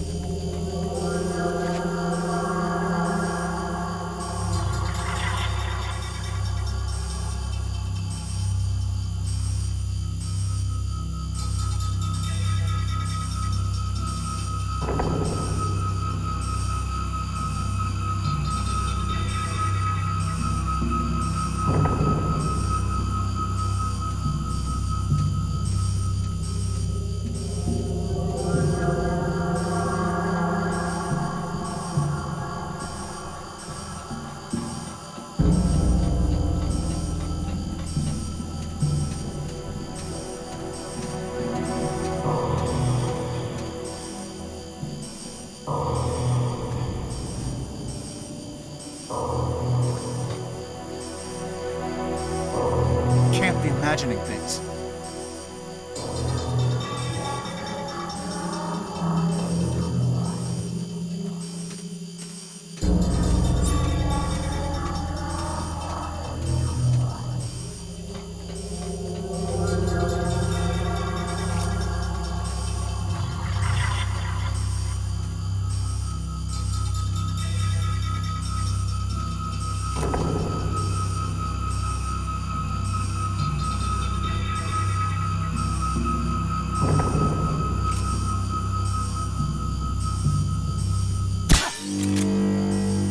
We're under attack! Go on!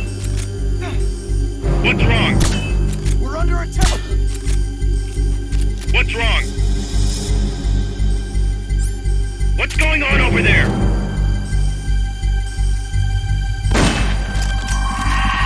We're under attack! Going to alert status! Understood. Maintain heightened alert.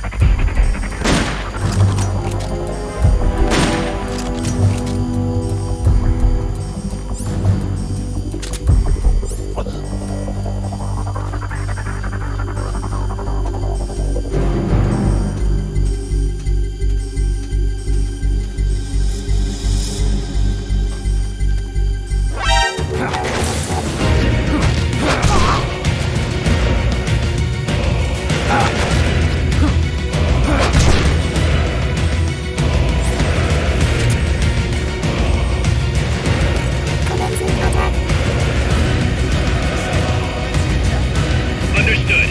Eliminate all hostiles.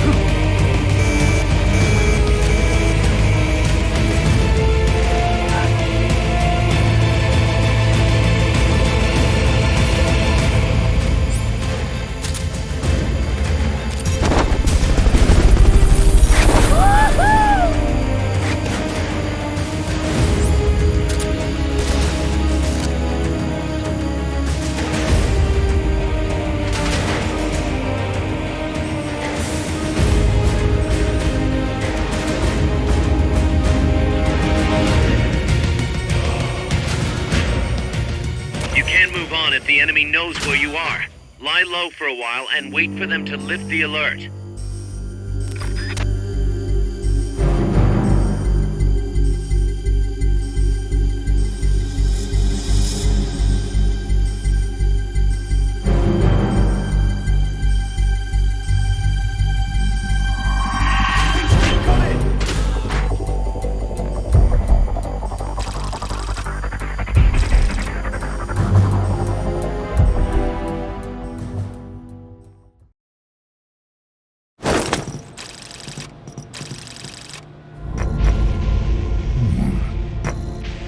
Kaz, Snake, can you hear me?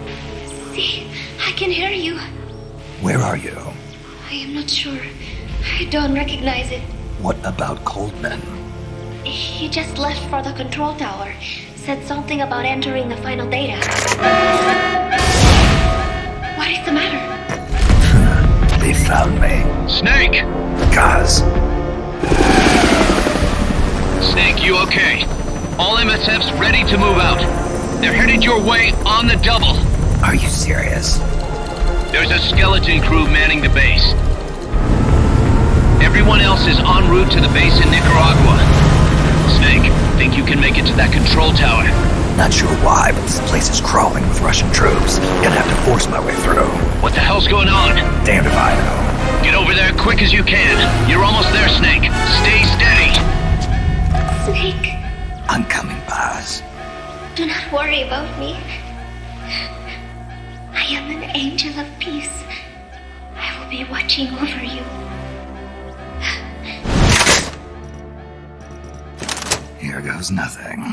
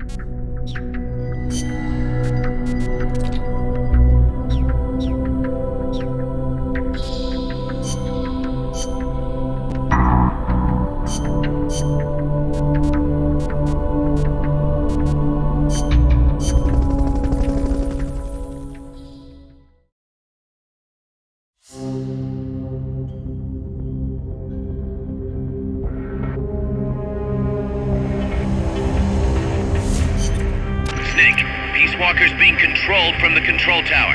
It's to the northeast. Get going. We'll be there to back you up.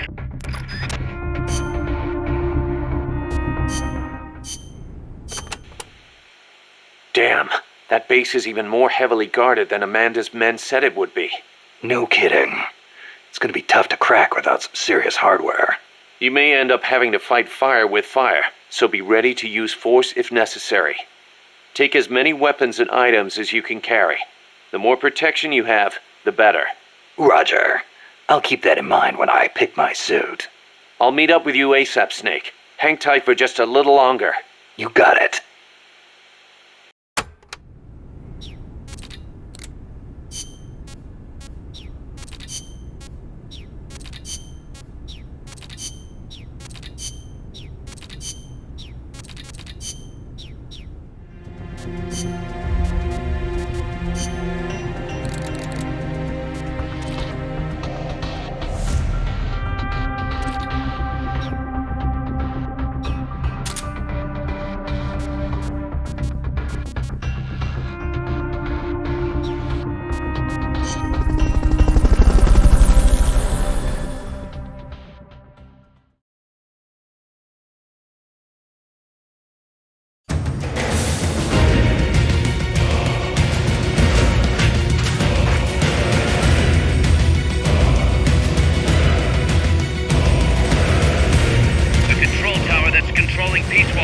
Located to the northeast. Go back east the way you came, then head north from there.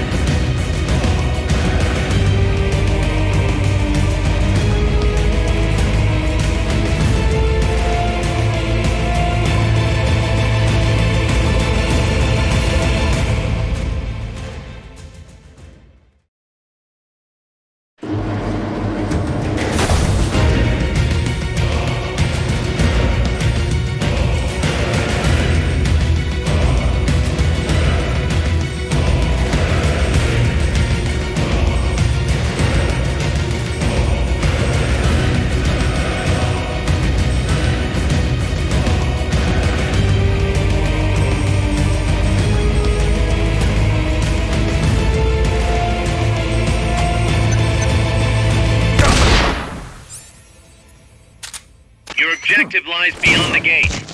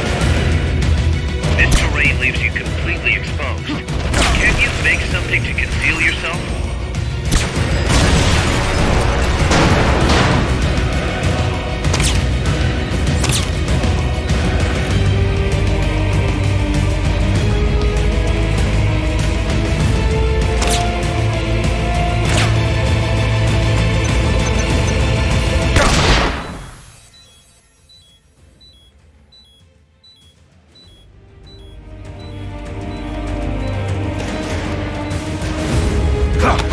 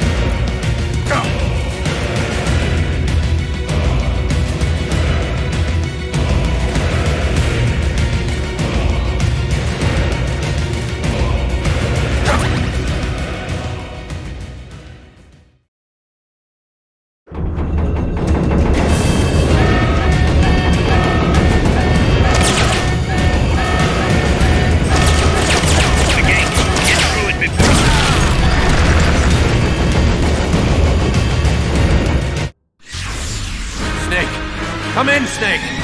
Snake!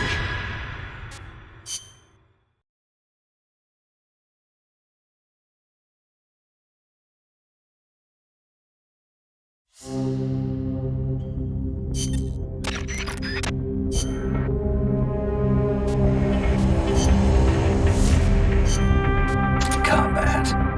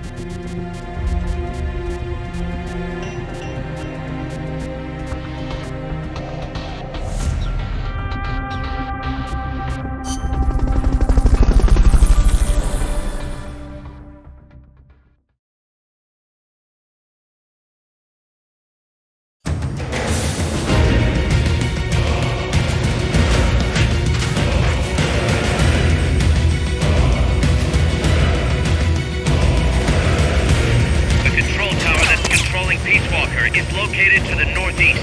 Go back east the way you came, then head north from there.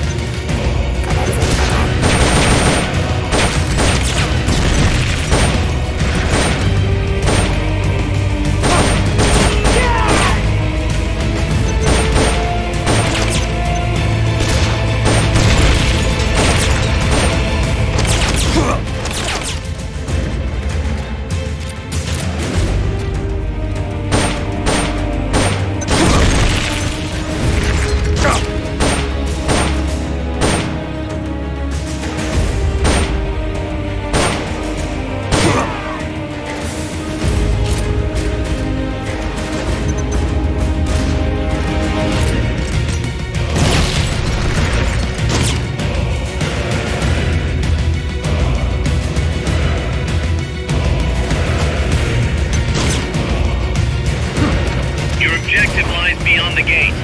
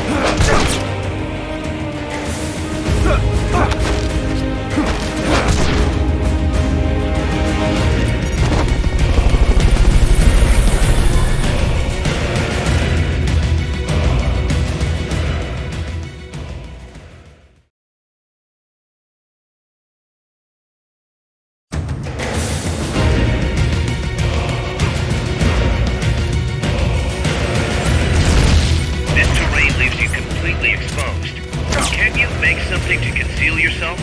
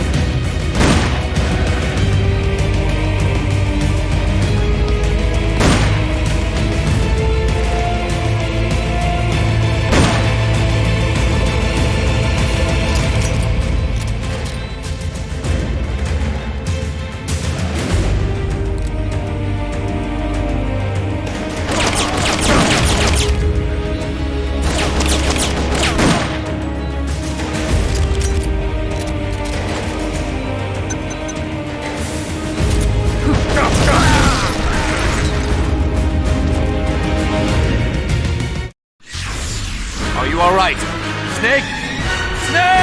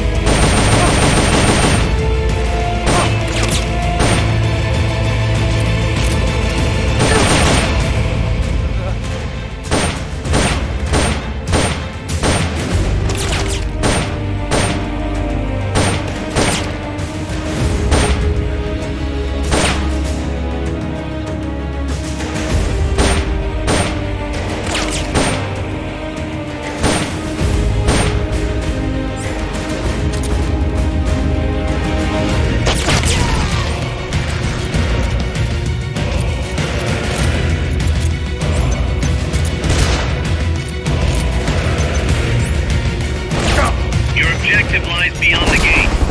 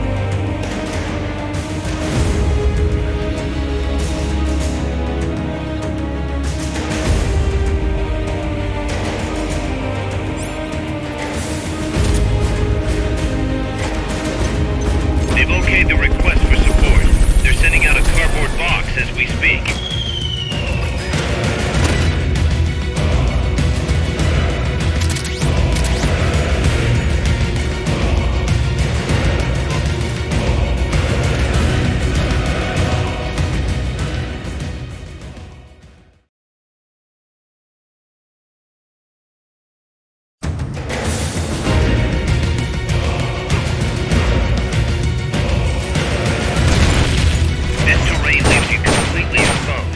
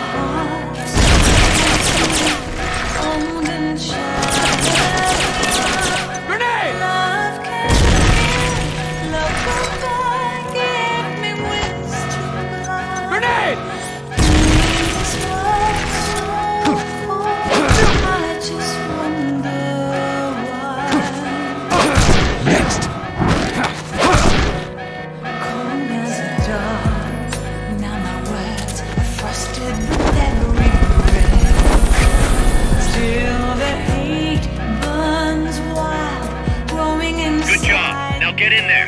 Head north.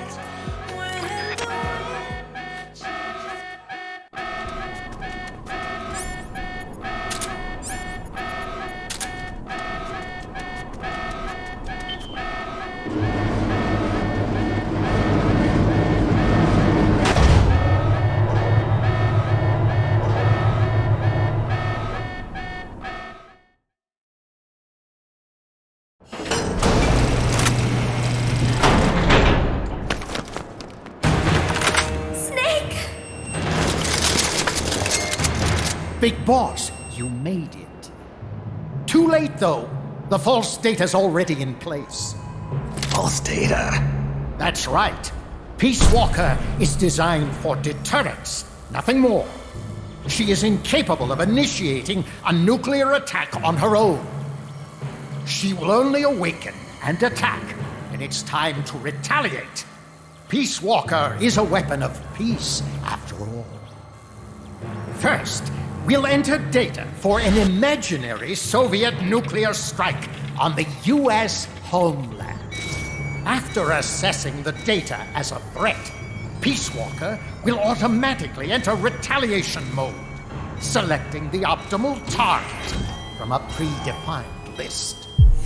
For this scenario, we have reverse engineered the false data so that she'll inevitably end up choosing the Caribbean Sea as her target.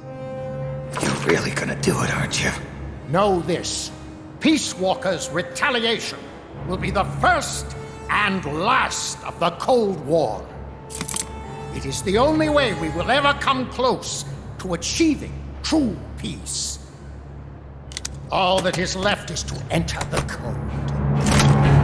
Go! Stand down, Big Boss. You're late. Professor. Professor? Yes, well, taking over the base took longer than expected. But I brought the technology. What? You provided the money and land. Center alone could never have accomplished so much in so little time. Zadornov, you backstabbing son of a... Backstabbing? Correct me if I'm wrong, but were we not enemies all along? Do you really think my comrades were working for the company? Do you truly think we'd faithfully serve a pack of depraved capitalist dogs? What are you going to do? Launch a nuke. Target Cuba. Have you lost your mind? What would you possibly gain? We won't be the ones launching it. You, the Americans, will attack our ally, Cuba. What?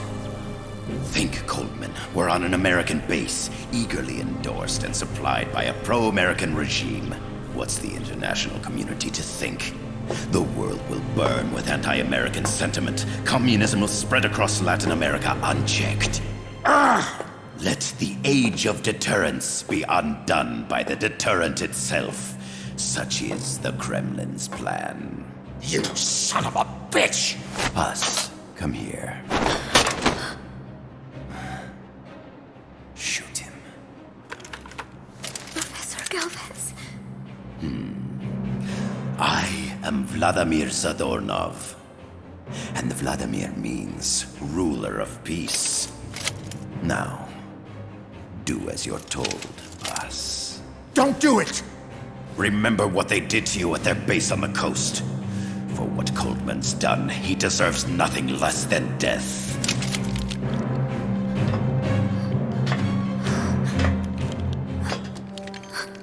Boss, I'm sorry.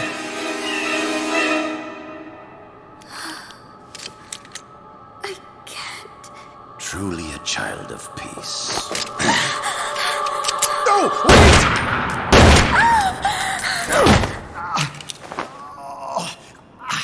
Only fitting that retribution be delivered by a dead hand.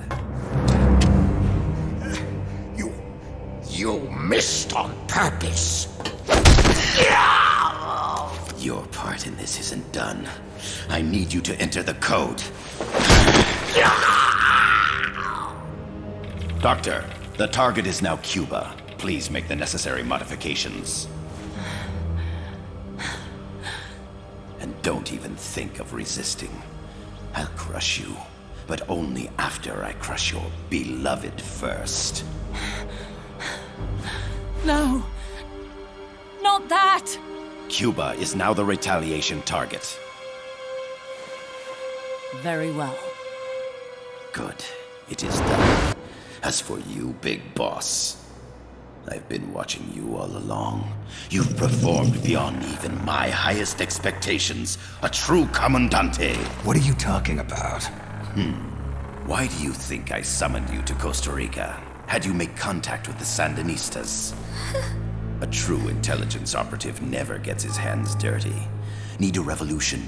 Manipulate the locals into doing it for you.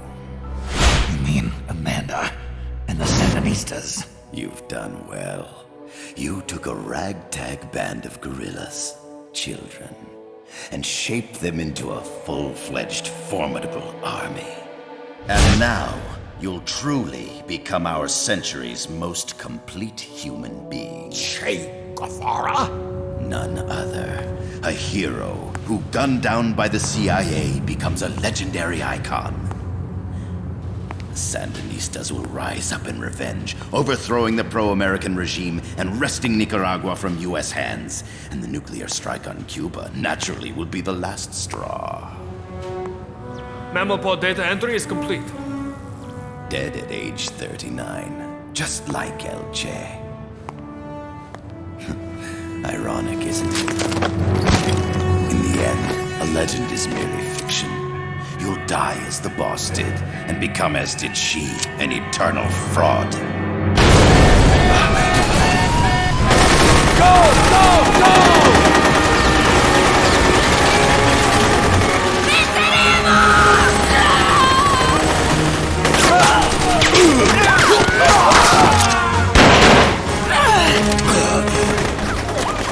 Freeze! You dare point your gun at a comrade? We will not be pawns of the KGB. We will win our own victory! Hasta la victoria siempre! Amanda! We're home! Look! We're back in Nica! We did it, Amanda! I mean... Comandante! Boss, you hurt? I'm fine. Big Boss. Big boss! Big boss! Big boss! Big boss! Big boss! Big Boss! Big boss! Big Big Boss! Big boss! Big boss! Big boss! Big boss! Big boss! Big boss! Big boss! You're a regular Joan of Arc. Nonsense. You're the hero here. You saved my life. You're the heroes here. I never figured you for a softie, Snake. Thanks. It's good to see you.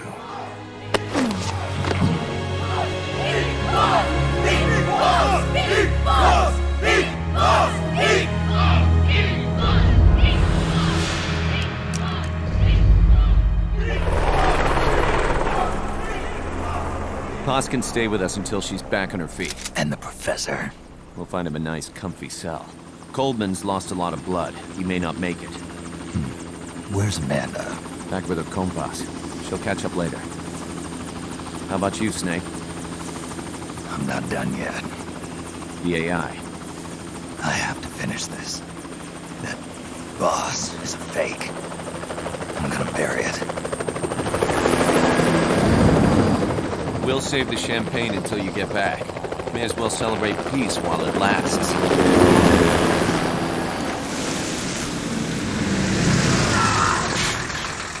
I didn't bring her back to life because I was forced to. I wanted to know how she really felt. How it really ended. The boss is dead. No, she's alive. Some truths are better left buried.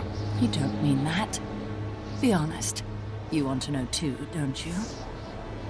Whether what you saw and heard at the end was the truth. She'll tell us. I know she will. Thank you for stopping them. And I'm sorry.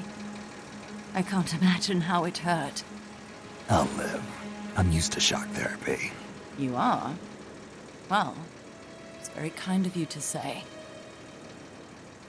Let's go meet her, shall we? Get in, boss.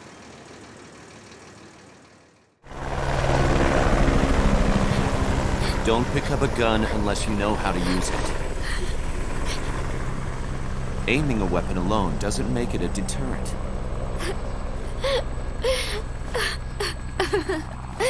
You're the angel of peace. Leave the guns to us.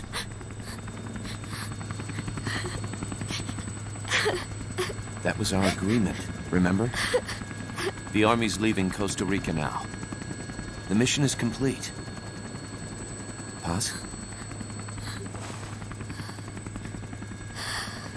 Thank you.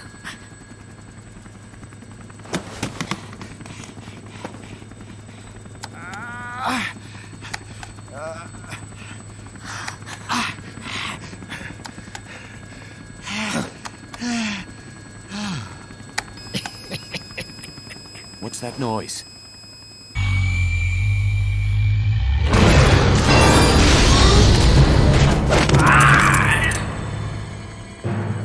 What'd he do?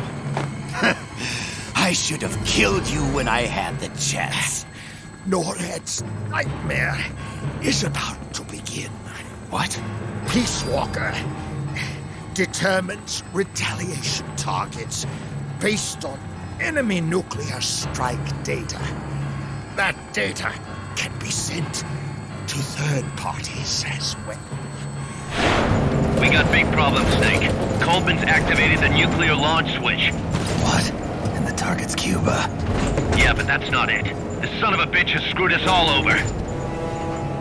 When Peace Walker was activated, it started transmitting the false data sent to NORAD. It's using a spread spectrum MLF signal. It can't be blacked out, even by EMP. There's no way to tell the difference between false data and the real thing on a radar screen. NORAD'll have no idea it's all a ruse generated by Peace Walker. They'll think it's a real Soviet attack. They'll pass on the data to the National Military Command Center.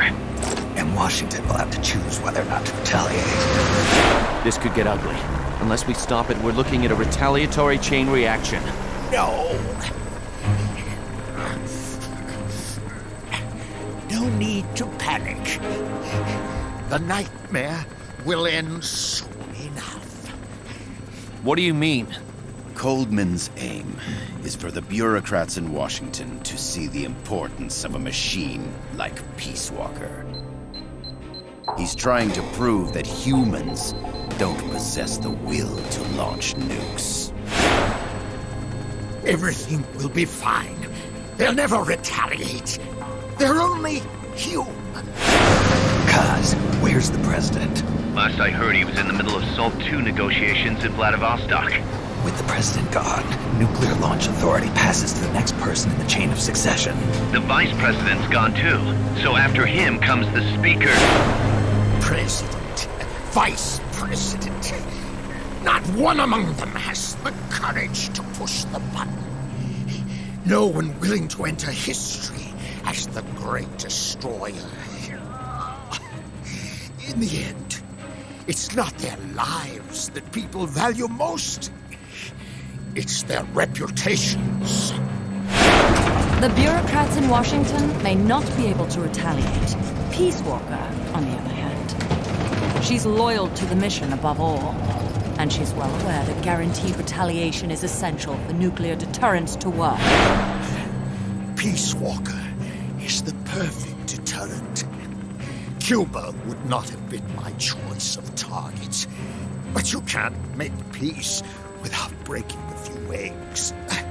Now that Peace Walker has the false data, retaliation is inevitable. Are you insane? You think it'll end there? You're about to unleash all-out nuclear war! Somebody find out what's going on at NORAD. Mammal's got a connection to NORAD. We could monitor it with the right equipment. I've got you covered. I've got NORAD on the line.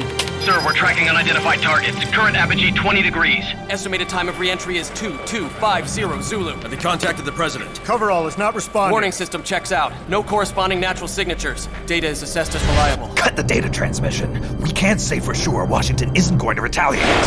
The only one who knows the abort code is me. I die. No one can turn it off. Even if they do strike back, I'll already be dead. I can only pray that my theory, my peace, is proven right.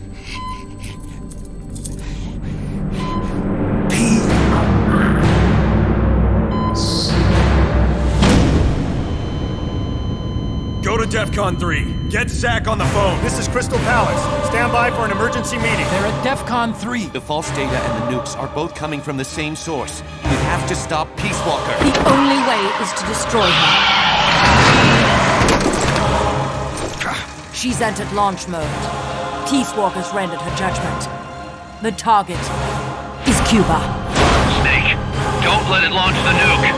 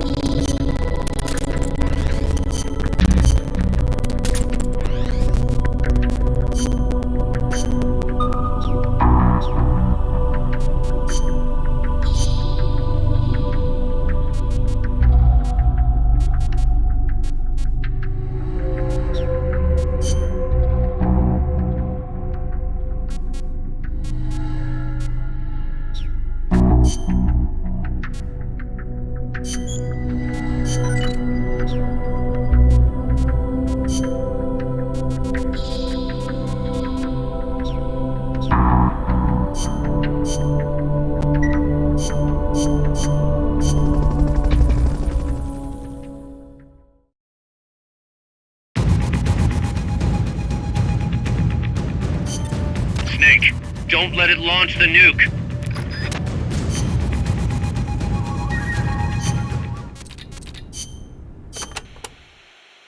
Snake, you have to stop the launch. It's going to strike Cuba. I know. The situation's changed completely now that it has been upgraded. I do not know if your old tactics will work, but the basic strategy remains the same.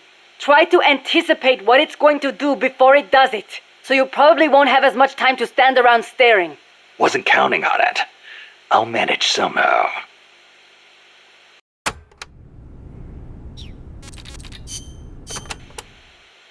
Snake! You have to stop Peace Walker from launching that nuke. Calm down. What do I need to do? To tell you the truth, I don't really know. The mammal pod has probably enhanced both its thought patterns and mobility.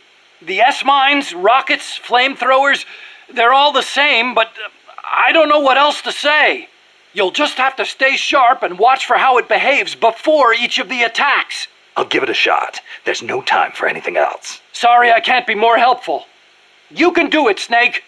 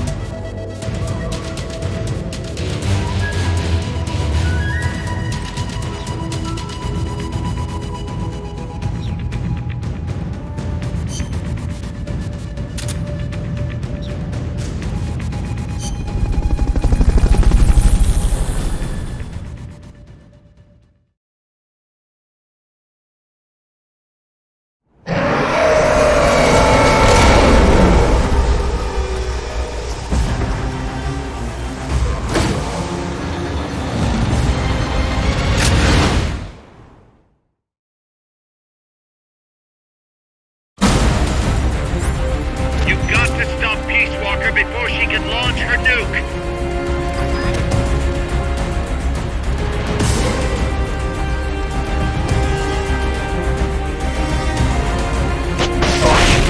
Self-defense system online. 1 minute to launch.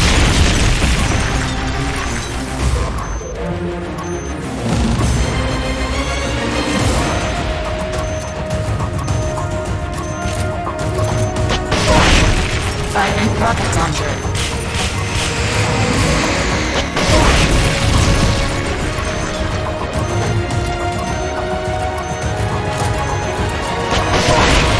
Firing rocket launcher.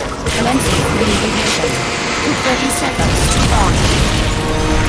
We're running out of time. It's about to launch. Hurry! Firing rocket launcher. It's gonna launch. Do something! Self-defense mode.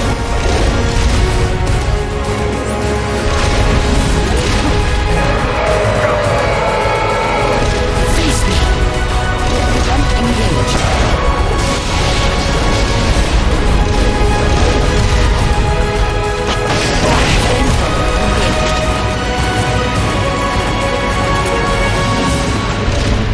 They've okayed the request for support. They're sending out a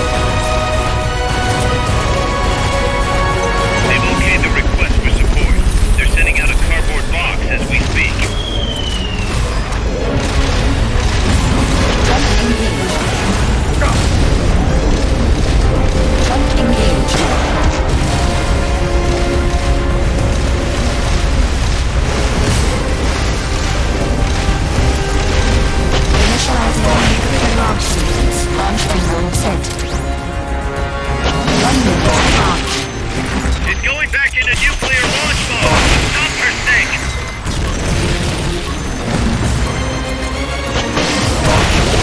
Switching to self-defense mode.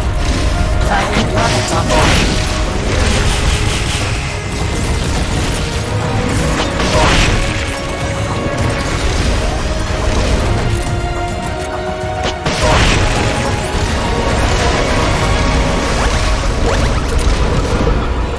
Jump engaged.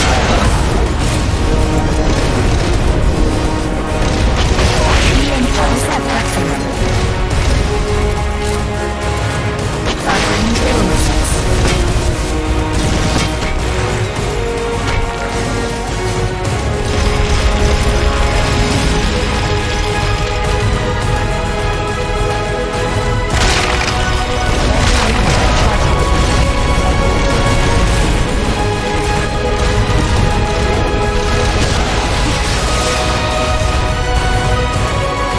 Firing drill missiles.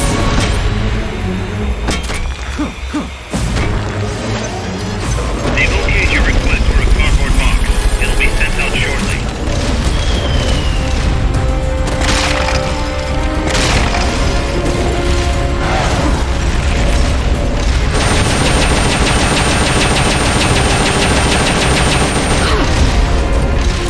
Face me.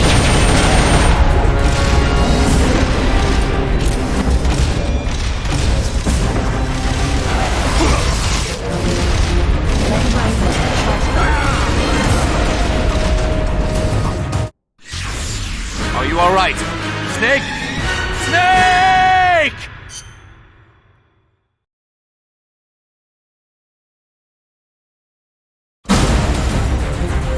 You've got to stop Peace Walker before she can launch her nuke.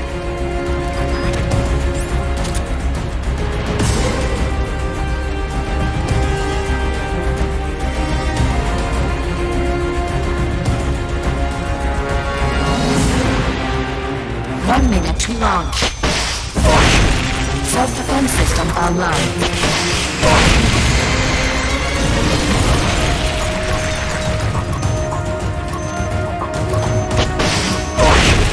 Firing rocket launcher.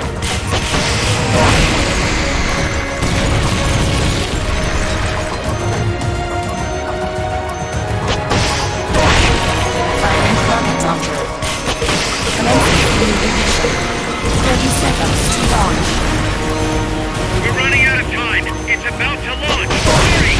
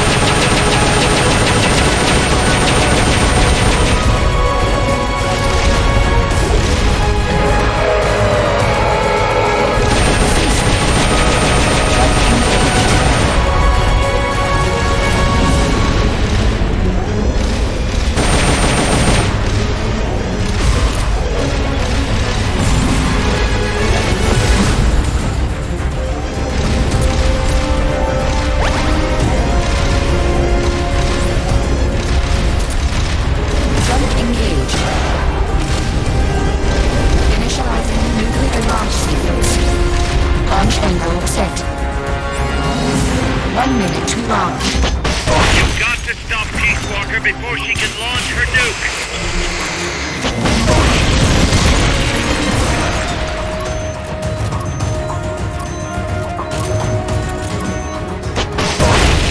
Switching to self-defense mode. Jump engaged.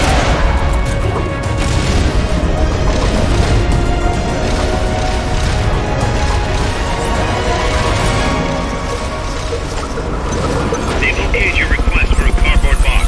It'll be sent out shortly.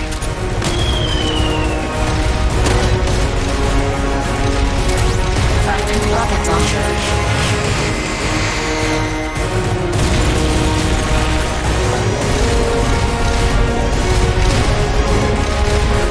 Factory rocket launcher.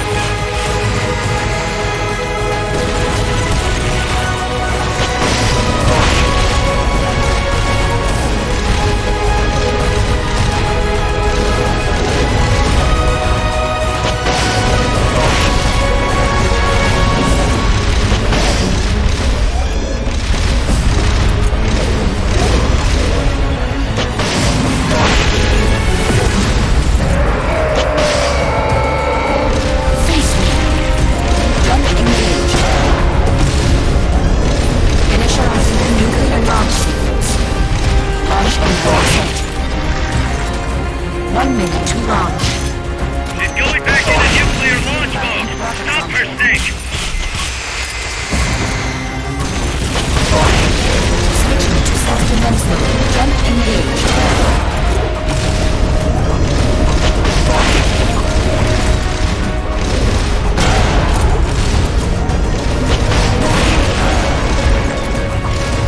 Launching S-Mines. Launching S-Mines. Launching S-Mines. They've okayed the request for support. They're sending out a cardboard box as we speak. Launching S-Mines. Launching S-Mines. Launching S-Mines. Launching S-Mines. Launching S-Mines. Launching S-Mines. Launching S-Mines. Jump engaged. Launching S-Mines.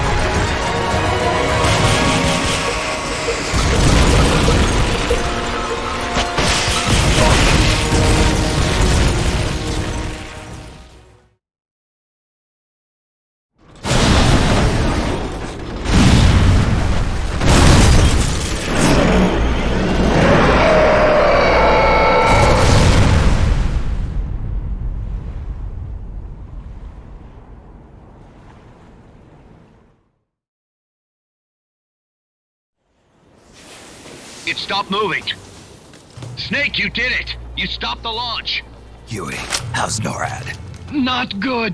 BMUS continues to track the targets on radar. The SP satellite status is green. Still assessing as reliable. Chairman of the Joint Chiefs, a representative of the Secretary of Defense and Congress have arrived at NMCC.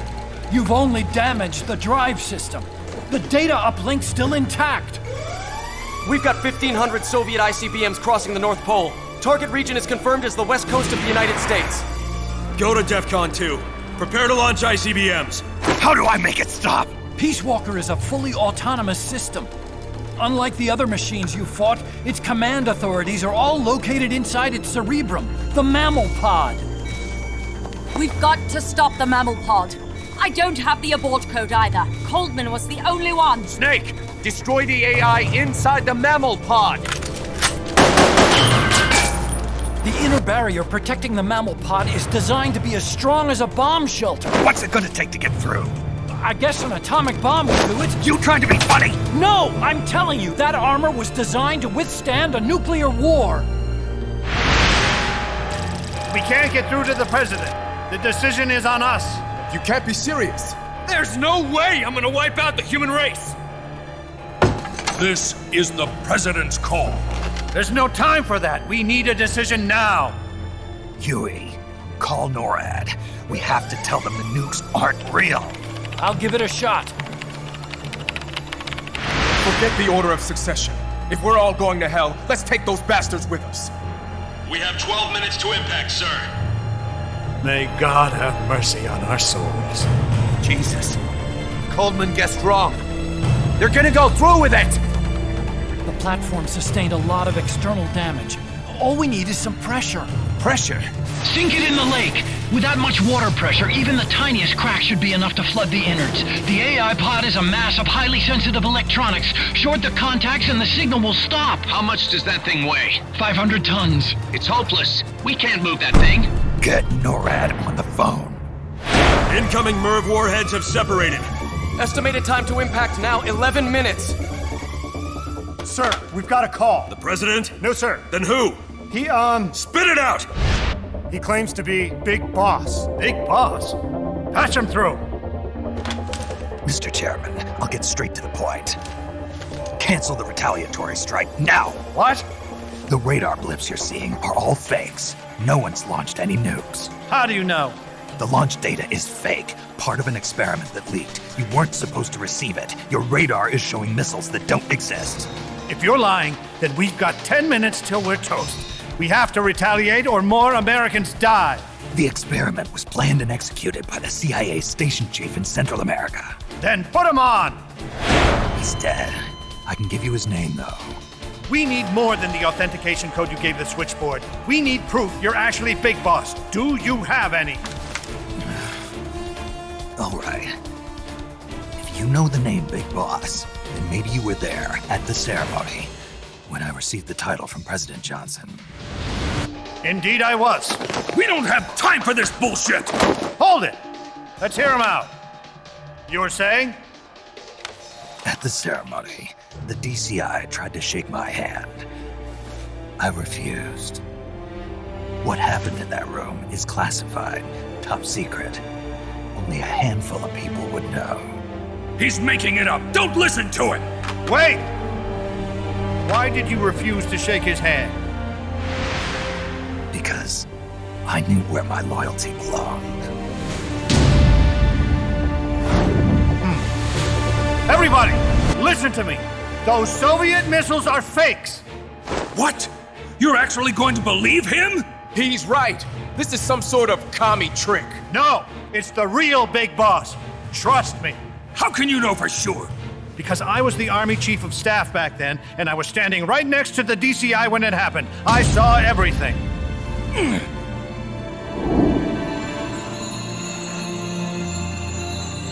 You saved us all, Big Boss. We'll stand down the alert. Thank you. When we meet again, I hope you'll shake my hand. What are you doing? Sorry, Chairman, but we are not standing down. Damn it! Those worthless sacks of... Wait.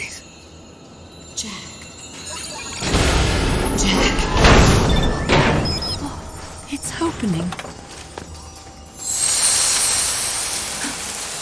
She's calling to you. Destroy the mammal pod and the data will stop flowing. Please, stop her.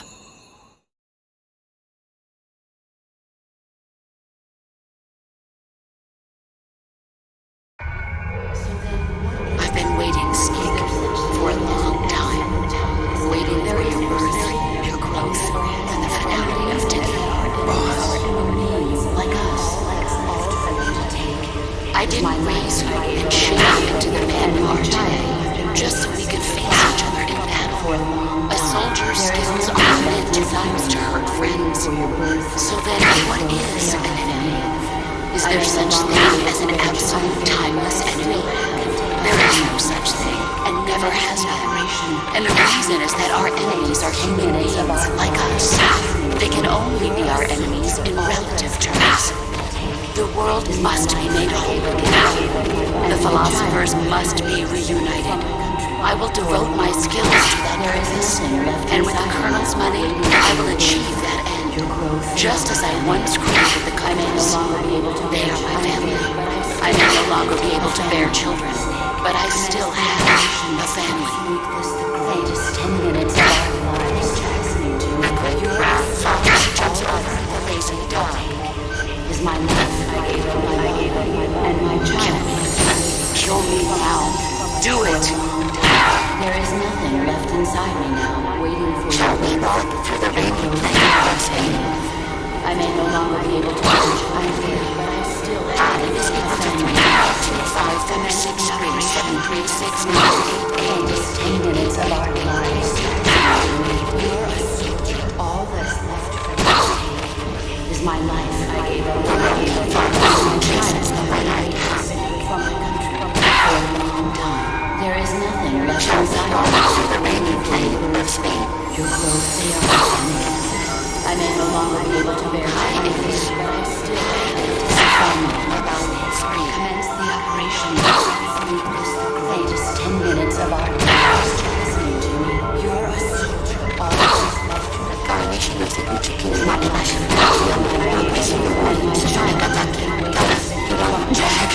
For a long time. There is nothing left inside me now. Waiting for your birth, your growth, they are my family. I may no longer be I'm here, but I still have a family. Commence the operation. The latest 10 minutes of our lives. Listening to me. You're a soldier. All that's left for me to take is my life. I gave up and my child.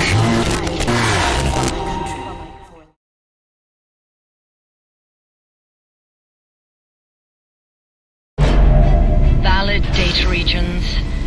0. Exit all done. It stopped.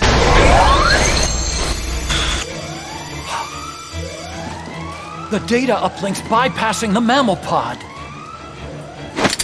Put down the gun! Come to your senses, man! The fate of the world, the fate of the Earth is at stake here! Why? I don't understand. Answer me! Tell me why! Answer me!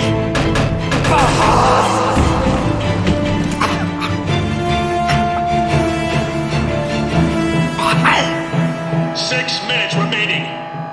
Wait. Authority rests with me now. I'm ordering a retaliation! No, don't! It's the end of us all! Who gives a damn? I'm not gonna sit here and die like a dog! If the Russians are gonna kill my family, destroy my country, I'm taking them with me! You see now, Chairman. Deterrence is just a fool's dream! Why? Why won't it stop? Sometimes the body continues to live even after the brain is damaged. The boss AI isn't doing this. I think it's something rather more primitive. Reptile has taken up Mammal's dying wish. No. Stop it.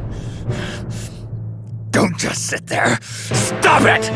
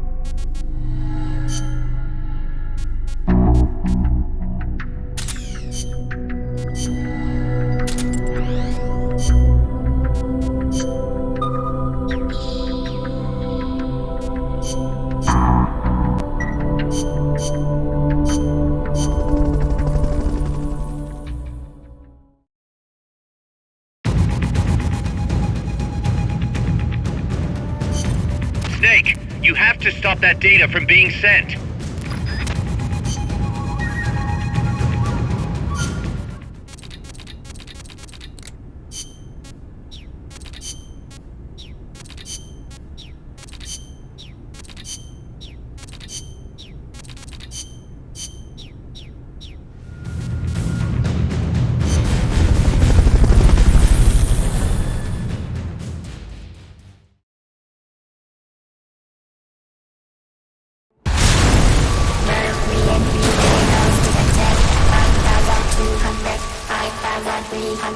Entering terminal phase.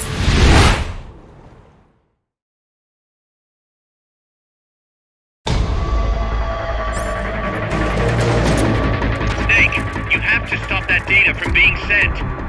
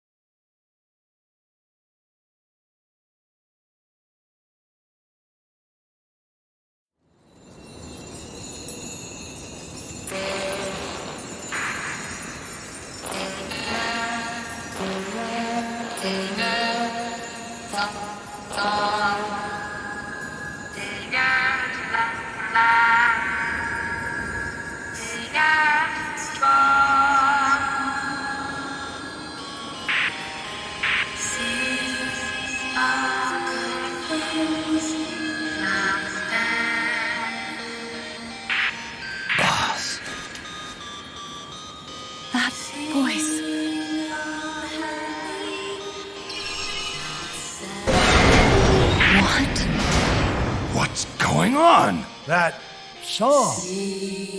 Boss, is that you? How in the...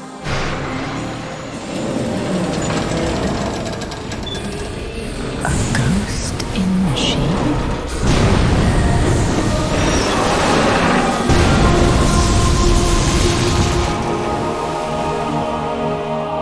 She's drowning herself to stop the transmission.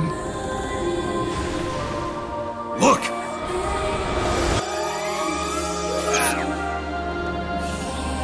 It's functional compensation. When the human brain is damaged, sometimes it recovers over time. Other parts of the brain take over the functions of the damaged parts. Mammal and reptile were patterned after different parts of the human brain. When those parts were assembled together into one, they must have become capable of functional compensation.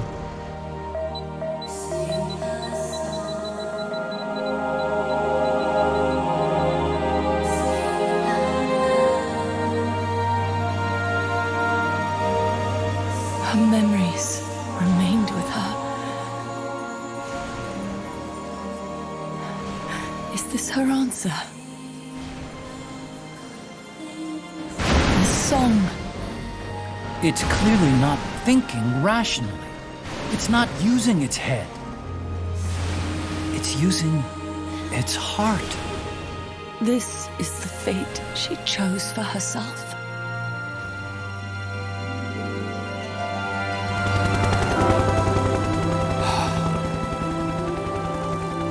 The boss's innocence has been proven.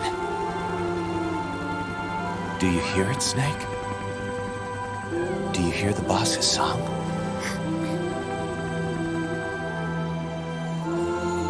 You saw it, didn't you? When you went to space, that there's beauty outside of battle.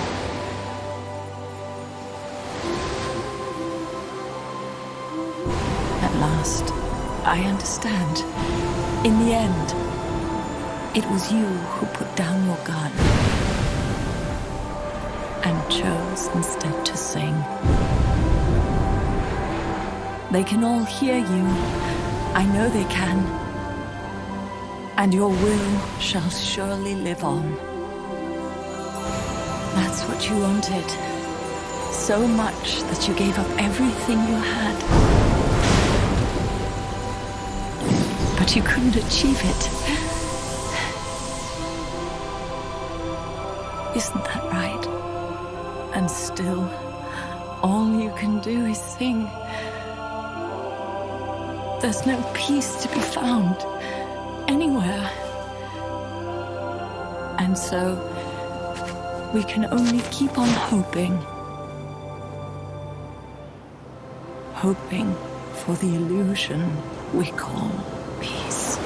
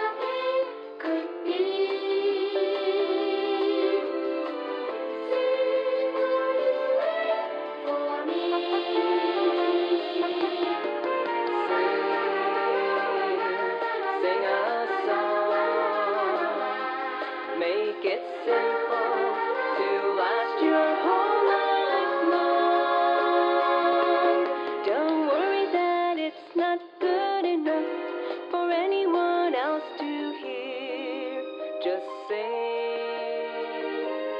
sing a song.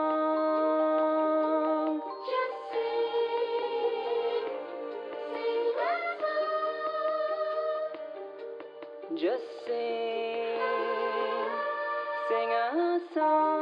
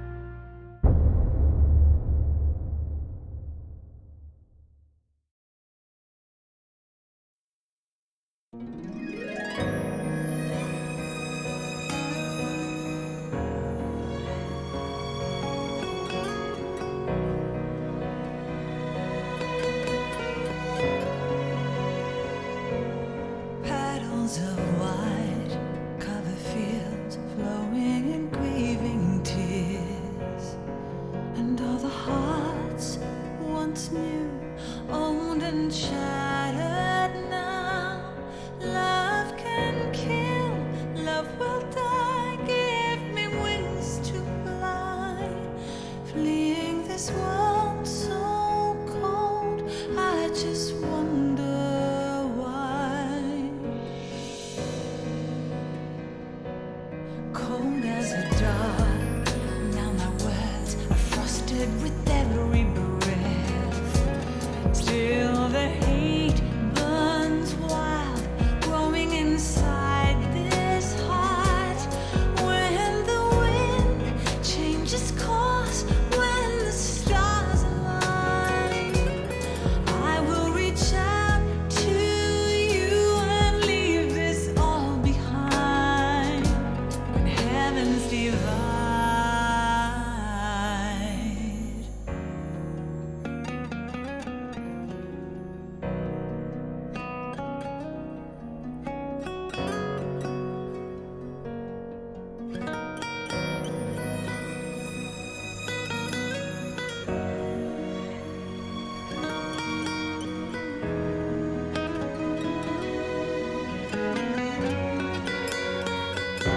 When heavens divide, I will see the choices within my hands. How can we ever protect and fight with our tiny souls? Let me shine like the sun through the doubts and fear. Do you feel the storm approach as the end draws near?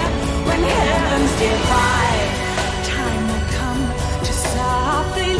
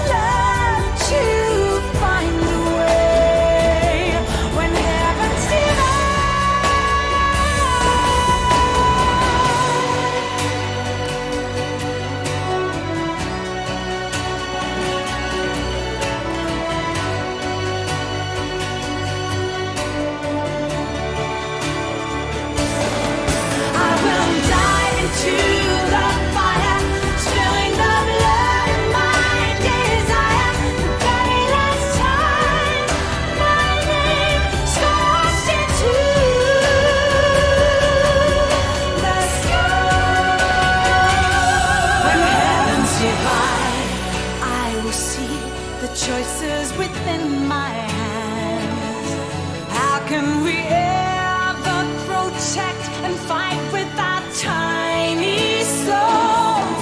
Let me shine like the sun through the doubts and fear.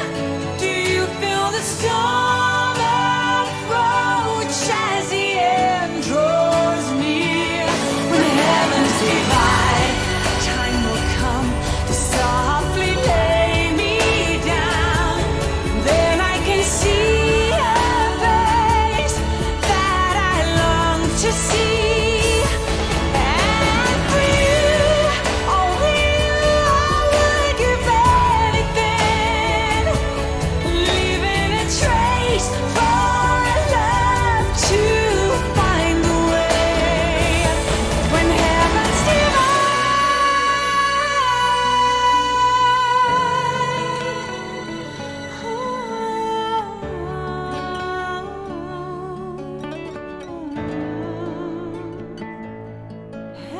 for you, only you, I would give anything, leaving a trace for love to find a way. When heavens divide.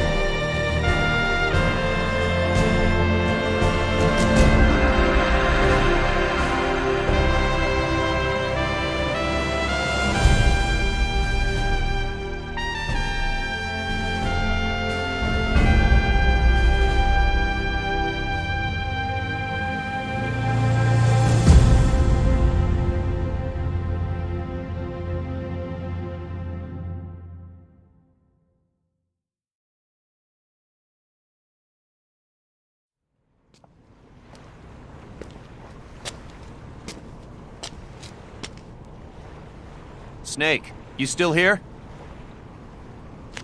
Come on. Let's go back. I'm not going back. Huh? I'm done. Snake, you don't mean... I'm done looking for the truth. What are you saying, Snake? I was wrong. Come on, boss. Everybody's waiting for you. She betrayed me, Kaz. She what? In the end, she put down her gun. And when she did, she rejected her entire life up to that point, including me. What do you mean? In giving up her life, she abandoned everything she was as a soldier. And you consider that betrayal? I won't make the same choice as her. My future is going to be different. Then? Yeah, that's right. From now on, call me Big Boss.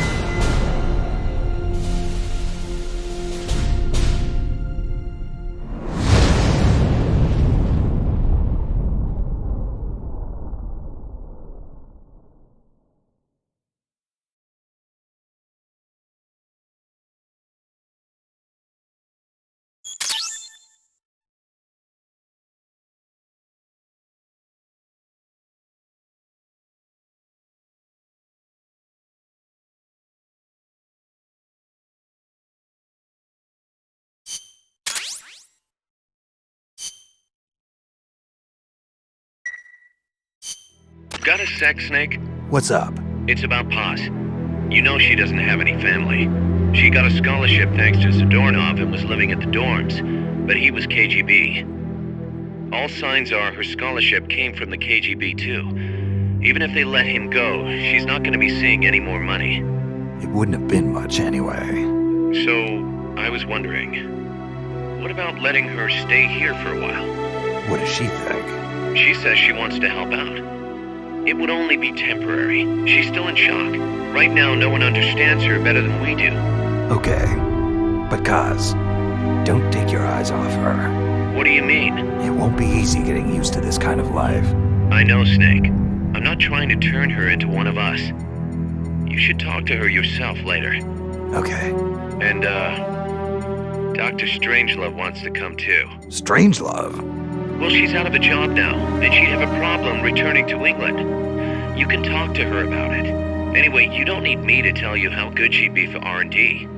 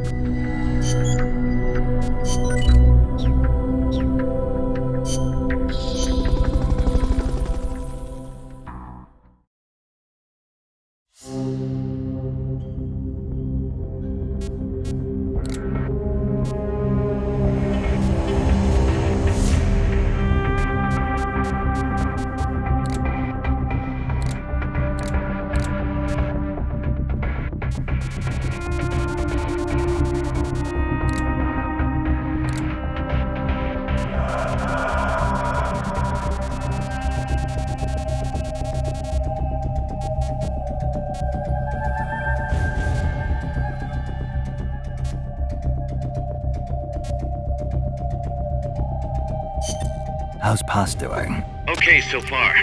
Still shocked about being lied to by Zadornov, but she's actually getting along great with the crew here at Mother Base. Really? That's good to hear. Still, it's gotta be depressing for a girl her age to be cooped up on an offshore plant all day. Even if it is only temporary.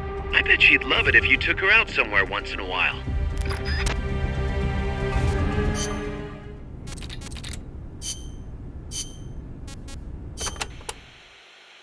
By the way, Kaz, who do you think's our queen bee? Good question. I was thinking maybe Paz. I was thinking Strangelove. Well, I can see that. Or maybe Cecile. On second thought, I might go with Amanda. How about this, Snake? We'll have an army of queen bees. Sure. Why not?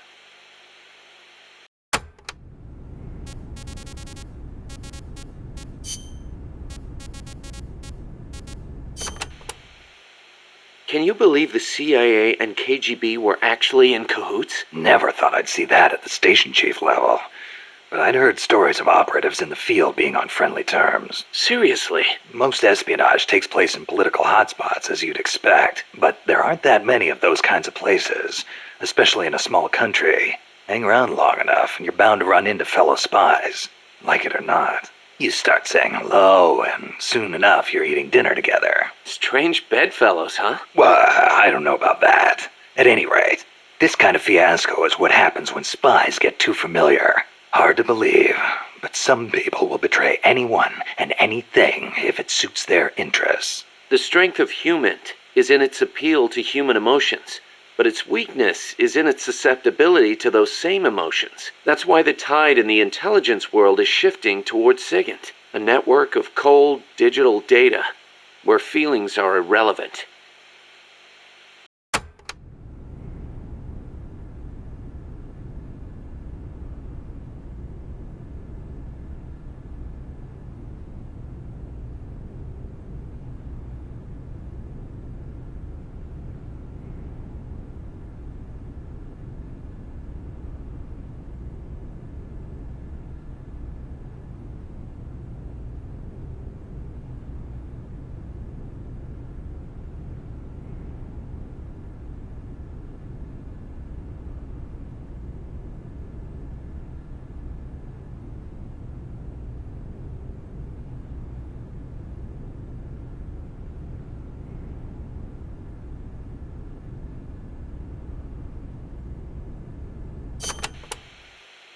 Can you believe...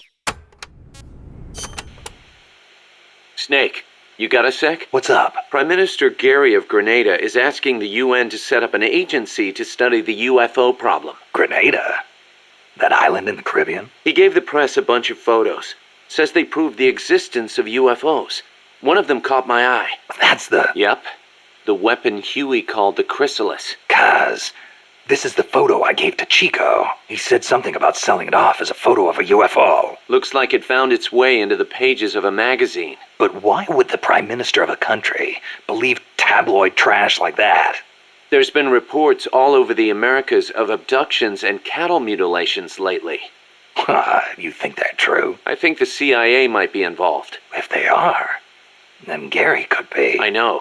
If he digs too deep, he's gonna get himself into trouble. But Grenada's right next door to Cuba. I guess that would make it tough for the CIA to intervene, in a sense. Upsetting the domestic balance of power could cause it to go red all of a sudden. True. Well, in any case, it's not like we can do anything about it. Just wanted to let you know. Gotcha. I'll be careful not to let any more photos leak.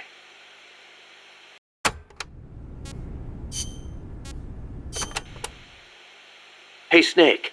I've been thinking. Maybe Che couldn't find a place for himself outside the battlefield either. How so? He led the Cuban Revolution to victory. That's quite an accomplishment. He could have called it quits there and nobody would have blamed him. But he left behind a loving family and a cabinet post to plunge back into the struggle. First in the Congo, then in Bolivia where he met his end. You're overthinking things. Che went back to the battlefield because he was needed there. Read his farewell letter, then you'll understand. Some say he was too idealistic to fit in with the government. Too many scruples, most likely. Maybe so, but I still can't help thinking the reason you look up to Che is because you see something of yourself in him. You left your country behind and plunged into battle. You wander from one battlefield to another, going wherever you're needed. Che was a revolutionary as well as a warrior. He took up arms to fight for his beliefs. I don't do what I do for any ideology. I'm a warrior. Nothing more. Nothing less. Okay, boss. You're right. Just wanted to see how we stacked up against a real hero.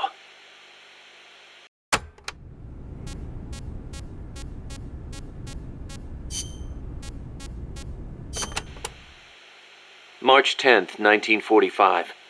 381,300 cluster bombs were dropped on Tokyo. Japanese houses at the time were almost all made of wood. In that single day, a third of Tokyo burned to the ground. My mom lost her family and home in that raid. She had to move to Yokosuka and live with her cousin. The B-29s kept on coming, razing other major cities throughout Japan without mercy. Then, in August, they dropped atomic bombs on Hiroshima and Nagasaki, and Japan surrendered to the United States at last. After that, Yokosuka was flooded with American soldiers come to occupy the country. My mother was still in her mid-teens, and she learned from her cousin how to survive in that town, by servicing the troops. That's how she met my father, and how I was born. My father was an officer serving with the government section of Allied GHQ under General Whitney. Whitney was known as MacArthur's shadow, and my father rode his coattails to a pretty high rank. While he was in Japan, he treated my mom like a wife. After he went back to the States, though, she never heard from him. I wasn't born until after he went back. My mom raised me as a single mother. She used the money my father left her to open a shop selling cigarettes and stuff to occupation troops. It was a decent living, but I didn't have citizenship. They're working to change the law now, but back then if your father was unknown, you couldn't get onto the Japanese family register. And in Japan, that means you can't be Japanese. So as I watched the American soldiers around town, I said to myself, I'm a son of America, the victor. My hair and eyes were different from the skinny, downtrodden Japanese around me. I told myself I'd leave this country someday and return to my true homeland. When I was around 10 years old, my mom fell ill, pretty much leaving me to run the shop in her place. One day I found a single picture of my father in the back of a drawer in the shop. I'd show it to the American soldiers who came into the store.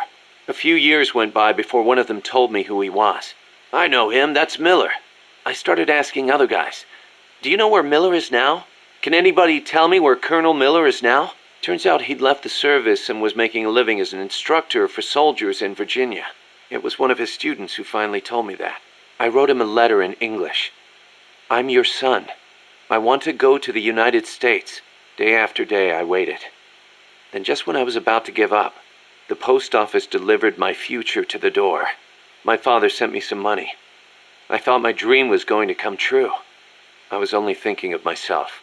So I went to my bedridden mother and convinced her to let me go. My father arranged for a car to pick me up. It was jet black. When the neighborhood kids who'd always made fun of my hair saw it, their jaws practically hit the ground. I put my mom in a hospital and went on my own to America. When I met my father for the first time, he was living alone in a big house. He told me he'd lost his son, his American son, in Vietnam. He showed me a picture of my older brother. I guess that and his divorce left my father feeling lonely, which is probably why he finally took an interest in me. He'd retired from teaching. He was stooped over, could hardly walk, but he gave me two things: the name Miller and money for school. I used it to learn English and then go to college. America was exhausted from years of fighting in Vietnam. They were waging war in a foreign land, while at home, people were screaming for peace. Right after I graduated, I went back to Japan, alone. My father refused to see my mom. It was the first time I'd seen her in years, and she wouldn't even look at me. At first, I thought she was mad at me, but that wasn't it. Disease had taken her mind. A disease she got while she was young and desperate. She didn't even know who I was. I said, Mom, it's me, Kazuhira. As I spoke, the sound of my own voice rang in my ears. Katsuhira, the name my mom gave me. It means peace in Japanese. I was Japanese. At least, I was the son of this tiny Japanese woman. It was then, for the first time, that I understood the reason, the emotion that inspired my mother to give me that name. She'd watched her hometown and family go up in flames. Her body and her mind were ravaged by war. And yet she chose to have a child named Peace, with a man who was once her enemy. Japan lost the war. But what good is war as a measure of a country? Since the war and up until the oil shock last year, Japan's economy has grown every single year. It's on its way to becoming a stronger country than ever. I stayed in Japan and joined the JSDF. I was 22 at the time. I did it to pay our bills. But it wasn't just that. I could have found work anywhere, and I knew it. And still, I couldn't think of anything else to do with myself. 2 years later, I didn't have to worry about Mom's hospital bills anymore. I left the JSDF and went back to the States. My father was already dead and buried. I was told he'd shot himself in the head. America crushed Japan, but it also crushed my father. My American dream was over. After that, I drifted around and... well, you know the rest. GHQ made women like my mother. It made Japan's peace constitution and the JSDF. And it made me. I was spawned by war. But I don't want to die in one. I won't die for a country, and I won't live like a pauper. I won't have my fate decided by some family register. So as long as I stick with you, boss, I've got a good feeling none of that will happen.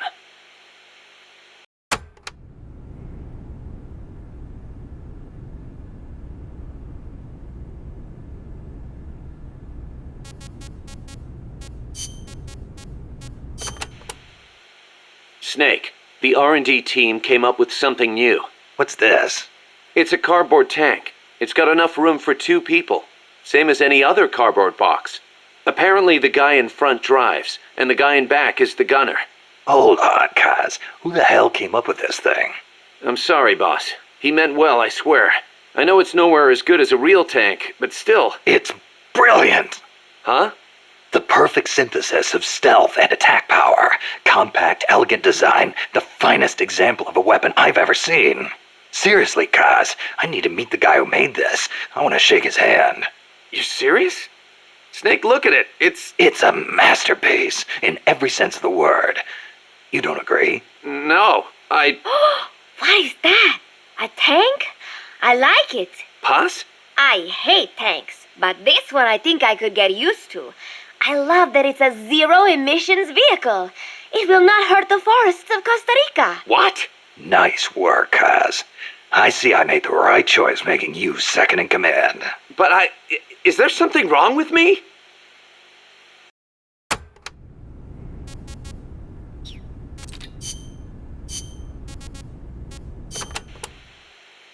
Professor Galvez was a KGB spy? I thought he helped me out of genuine concern for Costa Rica's future. You didn't know. How could I? Believe me, Snake. He introduced himself as a peace researcher at the university. He had an office and credentials and everything. They're masters at creating cover personas. They think of everything. ID papers, jobs, sometimes even families. Don't feel bad you didn't see through it. But you did? From the first time we met. I wish you had told me. Sorry. I didn't know if it'd be right. You might have gotten mixed up in things you shouldn't. That is impressive, though. Sizing him up at a single glance. He reeked. Reeked? He had this unmistakable air about him. The air of someone who's been given a mission and will see it through no matter what. Like me. I could just smell it. That is amazing, Snake. I'm just kidding. It was his prosthetic hand. Why would a professor from a peace university need a tool for assassination?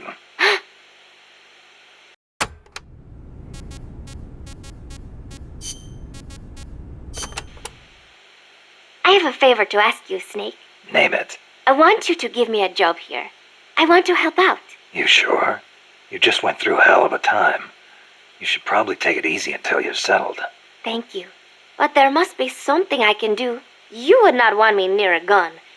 But I am a decent cook. Now there's a skill we can use. Put me on the mess hall team. I think I can handle it. Once I get used to it, I will even add in some Costa Rican recipes. Sounds like a plan.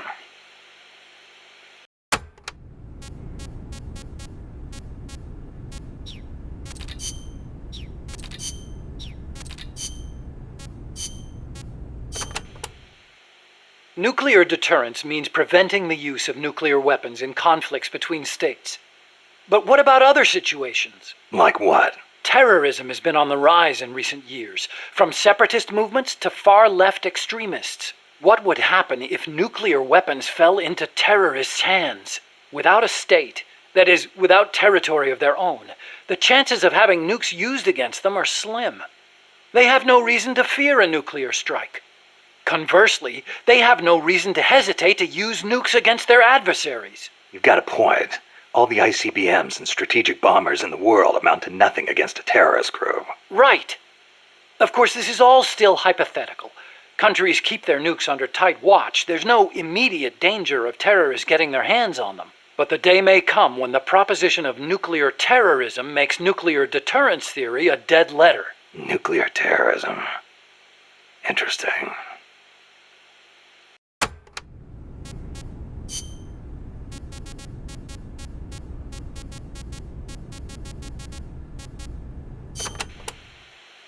Snake, how much do you know about the U.S. Homeland Air Defense Network? I don't know much about what goes on up in the sky.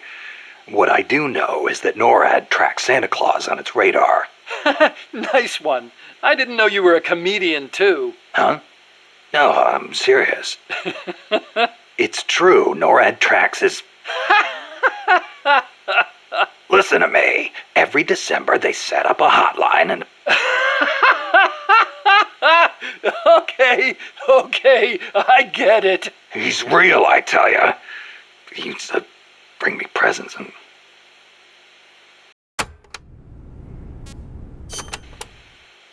Okay, Snakey. As all good little boys know, keeping tabs on Santa Claus is a very important job for NORAD. But they also have another mission. The one they were created for.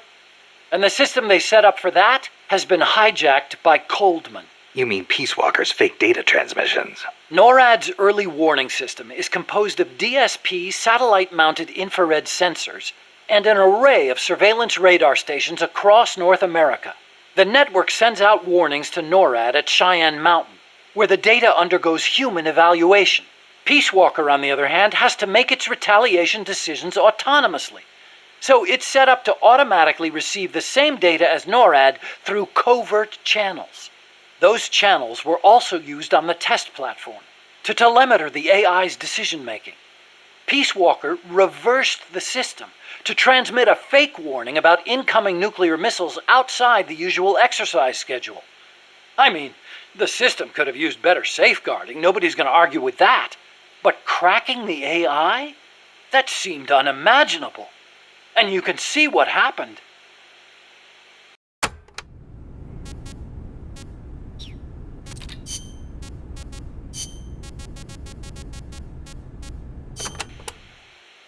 Hello?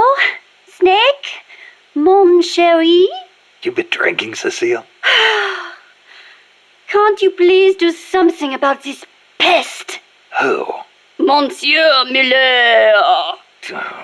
What's he done now? Wine. Wine? He said he thought the soldiers might tire of having beer all the time. So he's brought in some wine instead. And then he gave me a bunch. Well, that was nice of him. But the past 2 years have been bad for French wine. Perhaps it is the bad weather we have had. But whatever the case, I told him the last thing you want to be drinking right now is French wine. Well, California and Chile have good wine too. But then he goes and stocks the pantry with nothing but French wine from 72. The stuff is a disaster. Then he says, "Come on, Cecile, have a taste of the old country." I had a terrible feeling about it, so I decided just to taste it at first. And then again. And then a few more times. Took one for the team, huh? But when you do a tasting, don't you usually spit the wine out? But bottle after bottle, nothing but garbage. Absolute garbage. Not one half-decent bottle in the whole lot. Taste of the old country, he says. Sorry to hear that. I cannot believe this. What will we do with all this wine? The guys aren't too picky when it comes to taste. Ugh. You sound just like Monsieur Miller. Huh? When I complained, he simply said, "As long as it gets the job done." You people are such culinary savages. Allez tout vous faire voir. Somebody take me back to Paris, please. I think you've had a little too much, Cecile.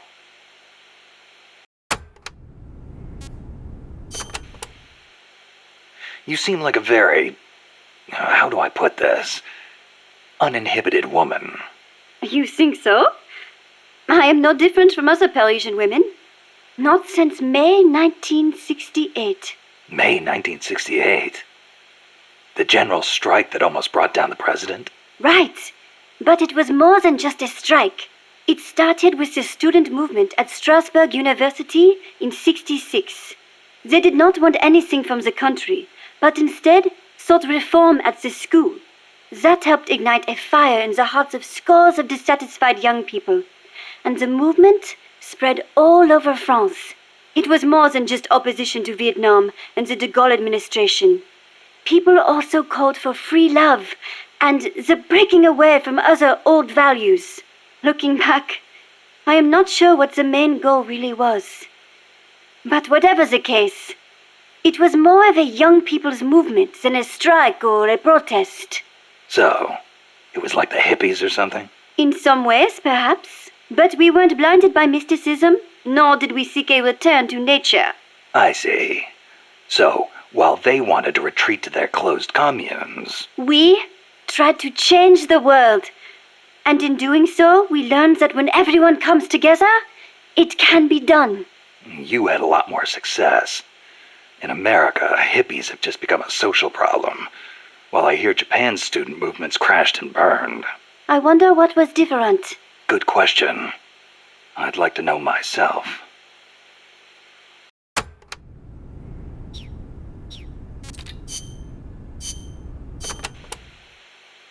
AI stands for artificial intelligence. It refers to a man-made machine possessing an intellect on par with that of a human being. Is that even possible? Possible. You've seen it with your own eyes. What the AI weapons are capable of. How Peace Walker carried out the boss's will in the end.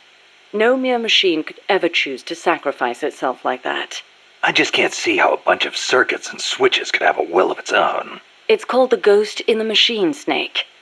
And it exists.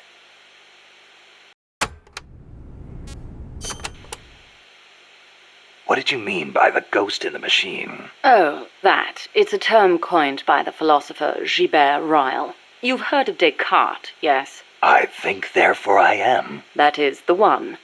Descartes espoused the dualistic theory of mind and body.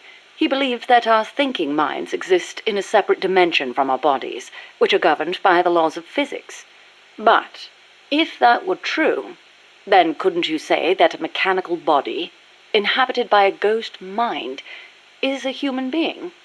Ryle criticized Descartes on those grounds, saying such a thing surely wouldn't be human. Why'd you bring it up? I wasn't thinking of Ryle in particular when I said it.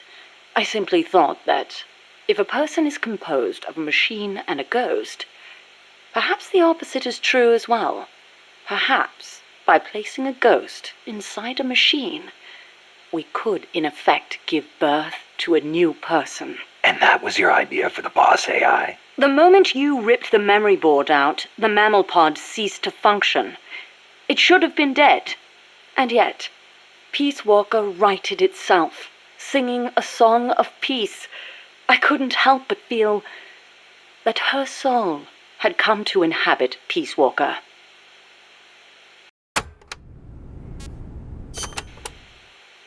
Let's say, hypothetically, there really was an intelligent machine.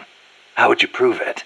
What's the difference between a high-level computer and an AI? It depends on what you choose to define as intelligence. For example, Snake, listen to my voice talking to you now. Suppose it were an AI. Say what? What if the living, breathing me sitting here drinking tea and talking to you were actually an AI, programmed to simulate my thoughts and my voice? You're nuts. No, I'm not. You couldn't prove I was a real human being, could you? It'd be... No. So if an AI is so advanced you can't tell it from the real thing, wouldn't you call that intelligence? I'm not quite convinced. But that's only one way to look at it. It's roughly how Dr. Turing explained artificial intelligence. The test I described is called the Turing test, in his honor. Yeah, well, sounds like a bad joke to me. That singing monster of yours put me through hell. If I never meet one again, it'll be too soon. Shame. And I was about to let an AI take my place in our conversation. Don't even think about it.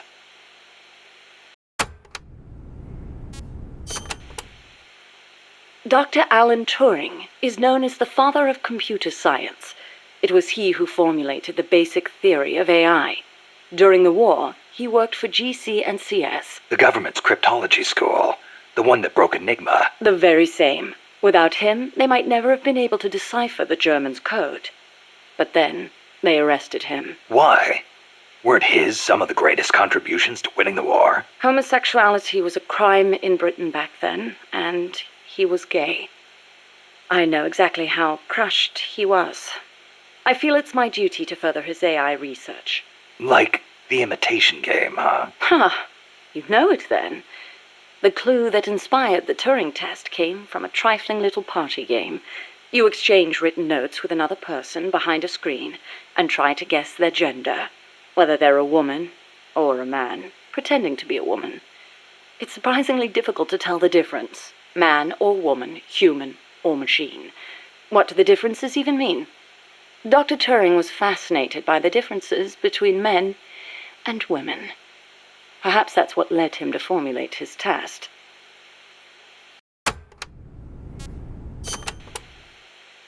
What if you hadn't used the boss as the model for the AI? What do you mean? If the end goal is MAD, it seems like there are more suitable models out there. A military chief of staff, or a nuclear technician, even the president. Patriotism, leadership, good judgment. Each of those qualities is essential when deciding whether to launch a nuke. And she had them all. Wouldn't the president, too? It's not enough. She had the will for it. Will? Let me explain, Snake. Peace Walker is a standalone weapon. It has to decide on its own whether or not to launch a nuke. It can't turn to anyone else for advice. It can't do its job if it's not prepared to take sole responsibility for the fate of the world. I know of no other human being who could bear that burden. That's it? There were technical considerations, of course. To begin with, the female brain is a more appropriate model for an AI. Oh, wait, the female brain?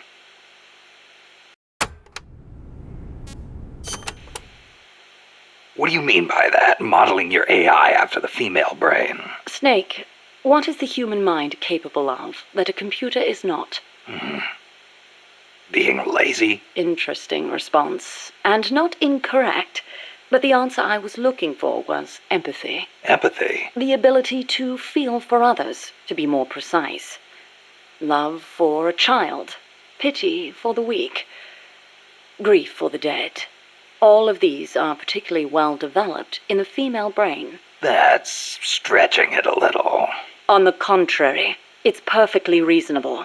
The male brain, on the other hand, may be well suited for systematic thinking, but it's less able to empathize. In that sense, it's closer to a computer. So if your objective is to make the AI think more like a human... You need to teach it how to empathize like a woman. The novel, Do Androids Dream of Electric Sheep, deals with this very problem. In the book, an empathy test is used to distinguish between machines and human beings. As machines become more and more advanced, our society will gradually become more and more systematic. Our cities will teem with robot-like people, unable to feel for others. We cannot allow that to happen. Computers must learn to empathize. The same goes for humans, only more so. Well, what about yourself? You make these claims, and yet I've never seen you empathize with a real person. It's true. Until now, I was a prisoner of death. It was my intention to die upon the completion of Mammal's development. She was my one reason to live. But you changed your mind. I did. Because she taught me the dignity of living. My eyes are open now. I want to go on living and seeing real people. Huh. I see.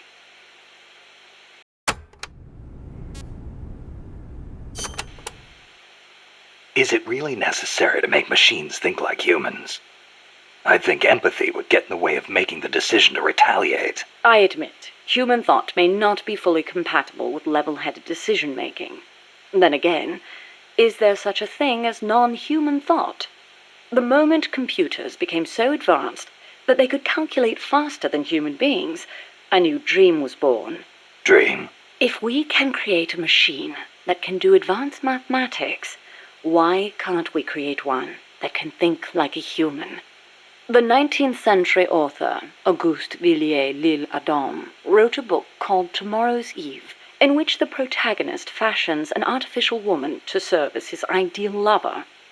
I believe the idea of creating an intelligent being with our own hands is one of mankind's oldest dreams. So AI is a product of people's dreams, then?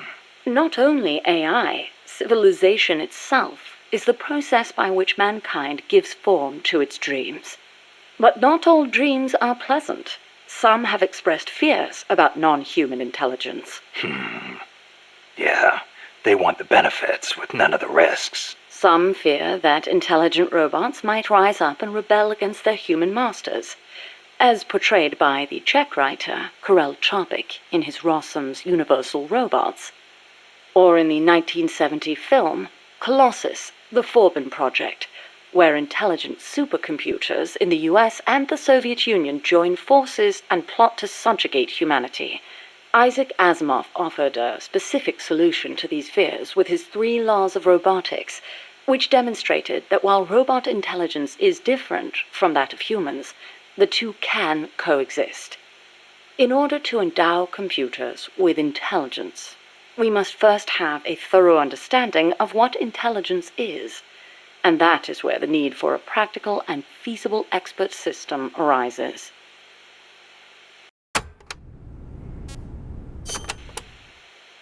So what's an expert system? The AI housed within Peace Walker began development as such a system.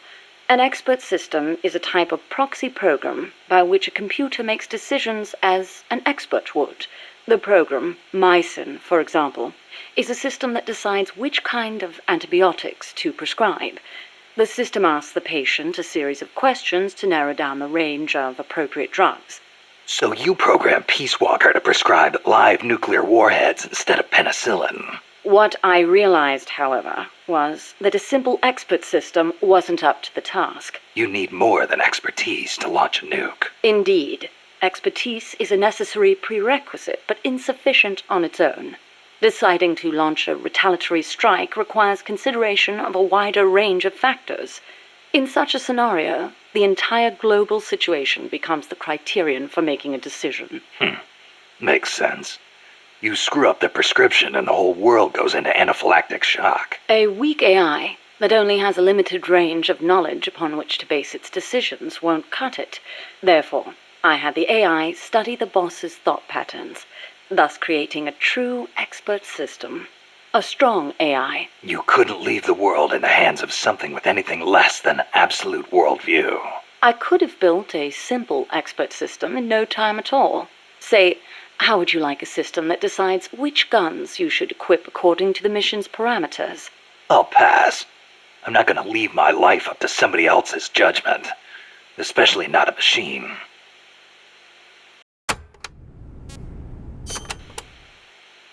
With current technology, AI are inevitably enormous in size.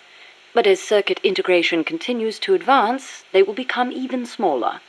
As small as human brains, and perhaps smaller than that. And in the meantime, robotics will continue to advance as well, to the point where we can create androids, robots that resemble humans.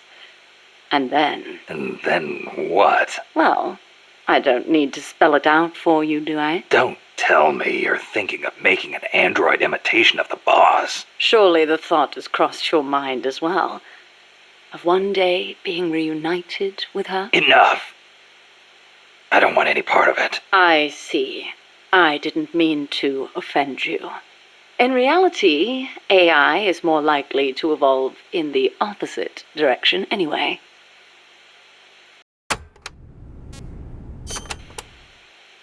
The opposite direction? What does that mean? More and more, AI are becoming systems that specialize in mass information processing, without human intelligence, thought, or emotion. A machine that has no individualism or sense of self, but rather behaves as a collective, exhibiting the qualities of a society. Like a beehive? Yes. It aggregates data collected by individuals and determines how the collective will act, just as honeybees travel between the hive and flowers.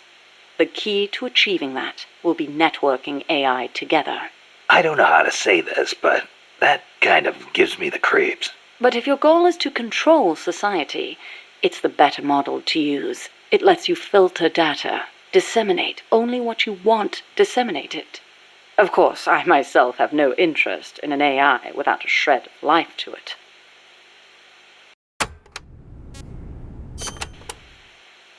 Earlier, you called the mammal pod a butterfly. Not a pupa or a cocoon, but an imago. Yes, the AI that came before the mammal pod were works in progress. Works in progress? They were enough to keep the frame running, but not enough to make decisions about nuclear retaliation. They weren't quite complete. They were pupae. Only when I added the boss's data did the AI take on its true form, becoming a butterfly and taking flight. And that's why the nose art on Peace Walker was a butterfly.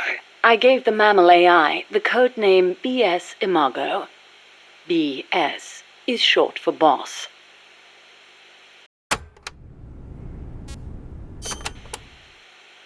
Huey called that gigantic unmanned chopper a chrysalis. Is that another one of your AI code names? Yes, you're referring to the TJ Chrysalis 6000. There's also the GW Pupa 5000, the TR Cocoon 7000. I get it. A hovercraft type and a treaded type. And those letters on the front. TJ, GW, or whatever.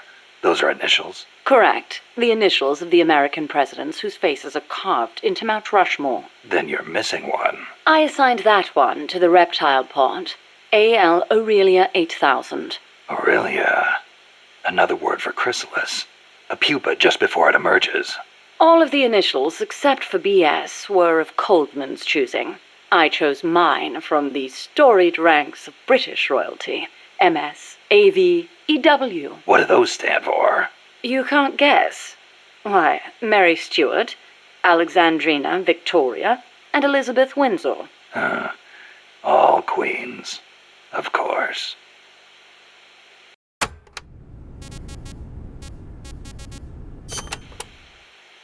Are you familiar with the film 2001: A Space Odyssey? I've heard of it, but... Of course not.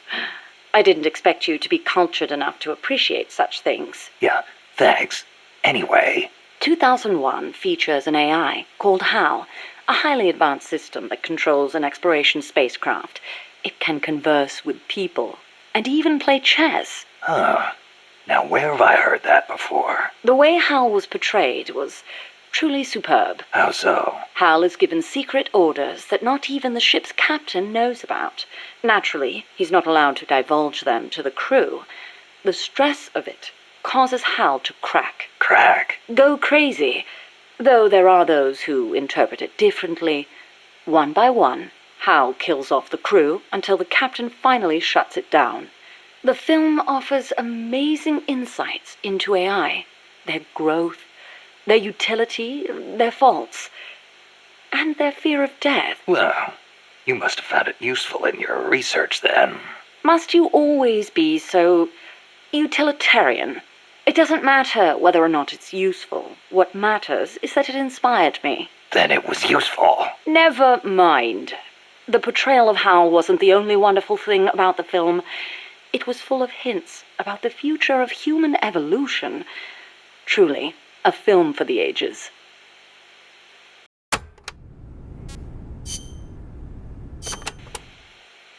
Strangelove, when did you and the boss first meet? Did she ever tell you about what she saw in space? Yeah. I saw the same thing along with her. The Soviets beat America into space with Sputnik, and so America rushed to be first in manned spaceflight. NASA used her as their top secret guinea pig, launching her deep into the cold blackness of space. I took part in the project as a scientist. You were there with her? Yes. For a brief time. We were one and the same, she and I. We sought each other out, completed each other.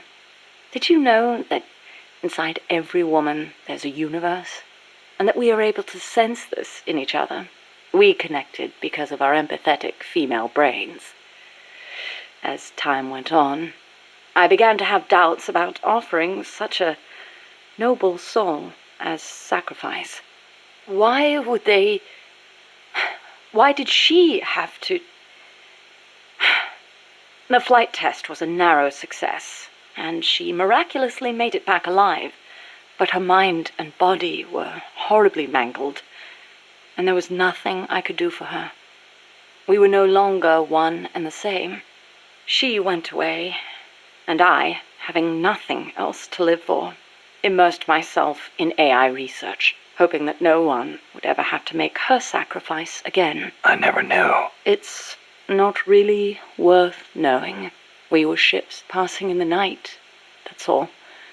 Perhaps someday I'll tell you the long version, if you're interested.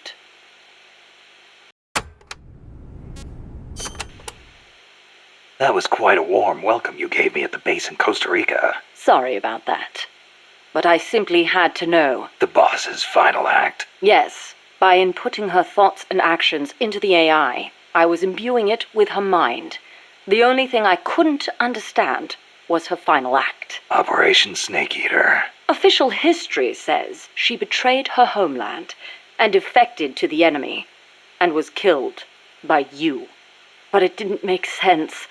The boss would be the last person on Earth to betray her country. It was logically inconsistent. It was, wasn't it? That internal inconsistency prevented the AI from activating properly. Just as Hal malfunctioned in the film, I understood the reasoning, but I had to have proof. Proof of her final act, her true intentions, one way or another. So you tried to squeeze it out of me, huh? As a matter of fact, I did. Your silence was the very answer I was looking for.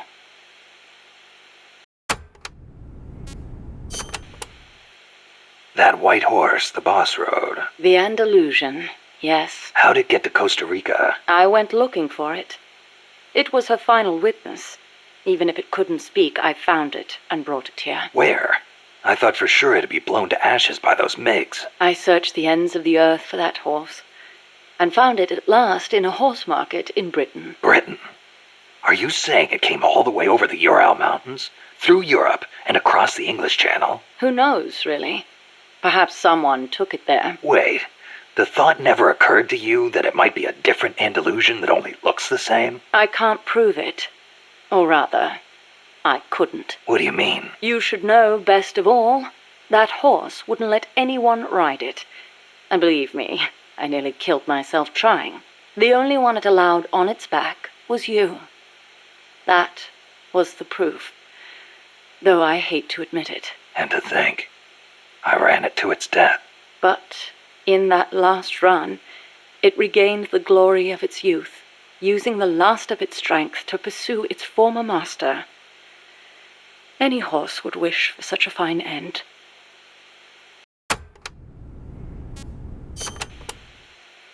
What do you make of Peace Walker's final act?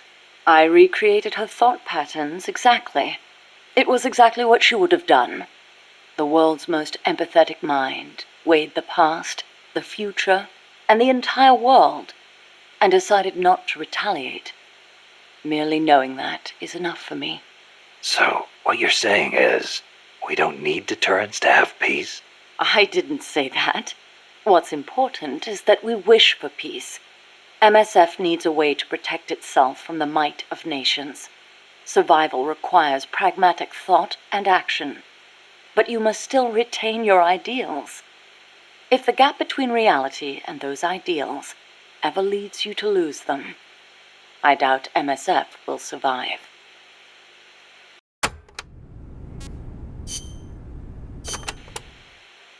Strangelove. Is that a code name? No, just a nickname. Don't tell me you don't recognize it. From Kubrick's Dr. Strangelove, or How I Learned to Stop Worrying and Love the Bomb. It's a film that came out in 1964. A dark comedy about the absurdity of nuclear deterrence. You were in a movie? No, stupid. I got my nickname because of that movie. Why? Because you look like the doctor in the movie? No, that Dr. Strangelove was a man. So? Back when I was at ARPA, I kept a photo of the boss on my desk. I was totally engrossed in my research and showed no interest in the opposite sex. Plus, I had a photo of a woman on my desk. The fools around me turned it into a cruel taunt, calling me Strangelove. Even for a bunch of shut-ins who never went out to the cinema, that title seemed to ring true with them. Anyhow, in their eyes, homosexuality was something strange. They were incapable of seeing things outside the lens of their own standards. Being strange means you have your own unique point of view. I rather considered it an honor.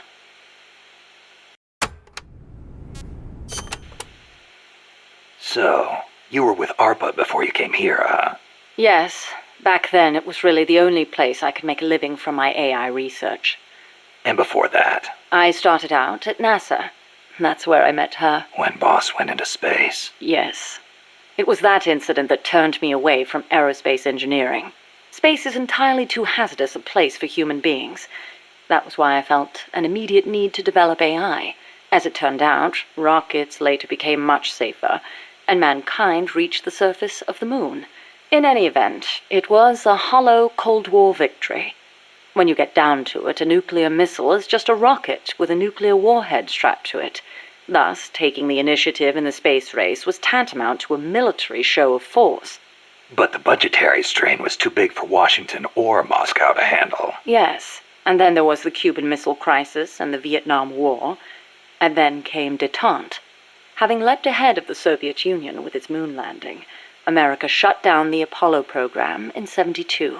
It was around then that ARPA was downsized and renamed DARPA, the D standing for Defense. With few prospects for continuing my AI research, Coldman's invitation was a godsend. It was also a chance to have them collect data on her. The end result being this mess. But we did learn something valuable from her. The nobility of peace.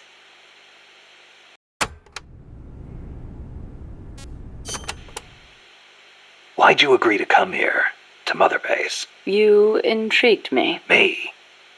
Hold on. You're not planning on modeling your next AI after me. Not a bad idea, but I have no intention of ever again attempting to transplant human thought into machines. Oh, that's a relief. You are the man who inherited the boss's will. You're gathering people around you, even now, shaping them, building a new organization. I'd like to see how it turns out. You're not planning to go back to AI research? I never said such a thing. Of course my work will continue. Here?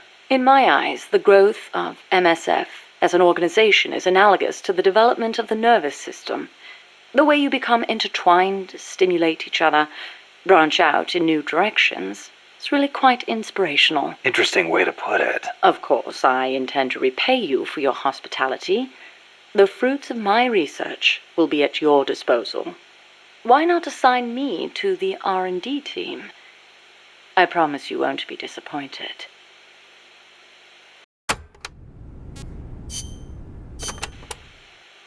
You know, that ID card I got from Huey wouldn't let me into the lab. Of course not. I deactivated it. Why? As though I'd let him into my lab. Oh, you don't seem to care for him much, even though you two are in the same field. Oh, please. For starters, I can't stand that wishy-washy attitude of his.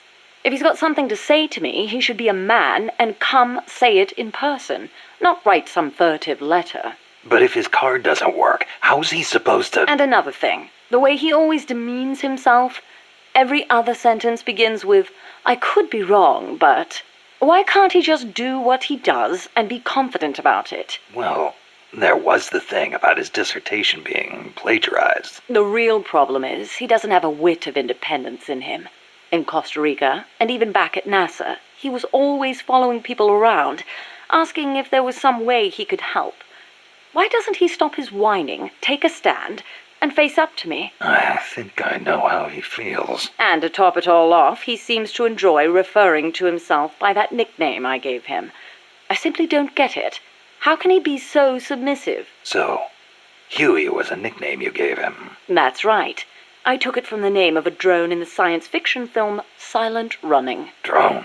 It's a type of worker robot. The way he follows people, just waiting for them to boss him around, is so similar. I couldn't help myself. Oh, it's an American film directed by Douglas Trumbull, the man who did the special effects for 2001: A Space Odyssey. Imagine that. A scientist who likes science fiction. And that's not all. There's more. He's a man. Hang on. I seem to remember you saying he should be more of a man. Yes. Well, he is an awfully good scientist. Without his reptile pod, my mammal pod wouldn't function, just as the cerebrum can't exist without the cerebellum and the brainstem. He did a fine job of designing it. I'll give him that. That sounded suspiciously like praise. It's merely an objective observation. I like people who possess the will to move forward.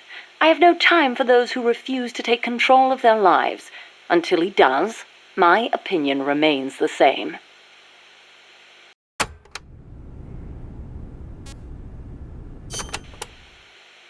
So, you and Cecile seem to be enjoying yourselves back at that lab.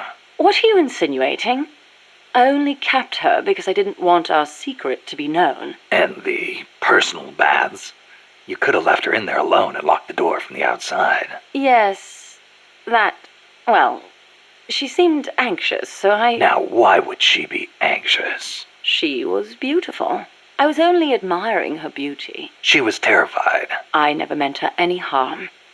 She knew that. I know she did. But she felt like she was in enough danger to run away. No matter what I did, if Coltman found her, she would have been... You're right. The truth is, I wanted to save her. But not if it meant forestalling the completion of Mammal. So you made it easy for her to escape? Do you really think I am that soft? I'll admit security wasn't exactly tight.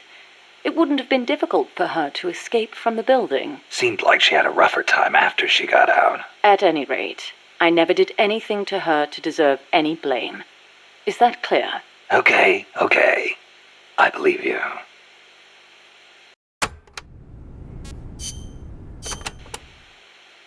Huey's probably mentioned this, but just to be clear, there's a limit to the parts we can produce here at Mother Base.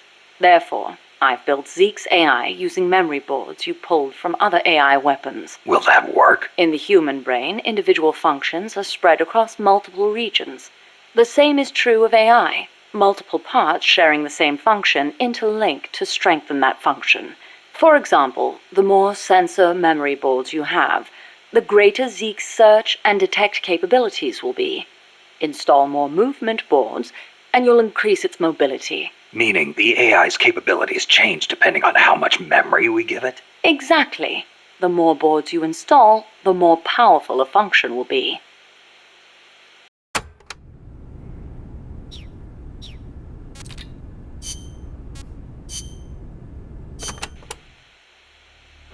Enter simulation date. August 24th. Location. Selinoyarsk, USSR. Mission. Support a covert agent whose objective is the rescue of a nuclear weapons scientist. Who is the agent? Your student. Your most beloved. Acknowledged. Define current mission progress. With your help, the agent has successfully made contact with the target. All that's left is to wait for recovery. Now, deduce the best course of action. I take the scientist away from the agent. What for? As a gift when I defect. Why are you defecting? To reform my Special Forces unit with my former comrades in arms. No, I don't want to know your objective. I'm asking for the reason. Why are you betraying your country? I do not defect in order to betray America. Betrayal is merely the outcome of that defection. Response time is always slower here. Perhaps she lacks confidence in her judgment. You're a hero in the West. Why should the Soviets trust you? In addition to the scientist, I provide them with a portable nuclear warhead in order to win the favor of a Russian GRU officer. And then you launched it. Launched? The nuke? Me? That's right. At a target inside Soviet territory. Nuclear weapons make my blood run cold. They blot out the future. How could I? Karma. Is it my karma? The karma my mistake has brought upon us? My... Attention. Discontinue forward reasoning. Cross-check with knowledge base. Affirmative. Cross-check complete. Revising conclusion as follows.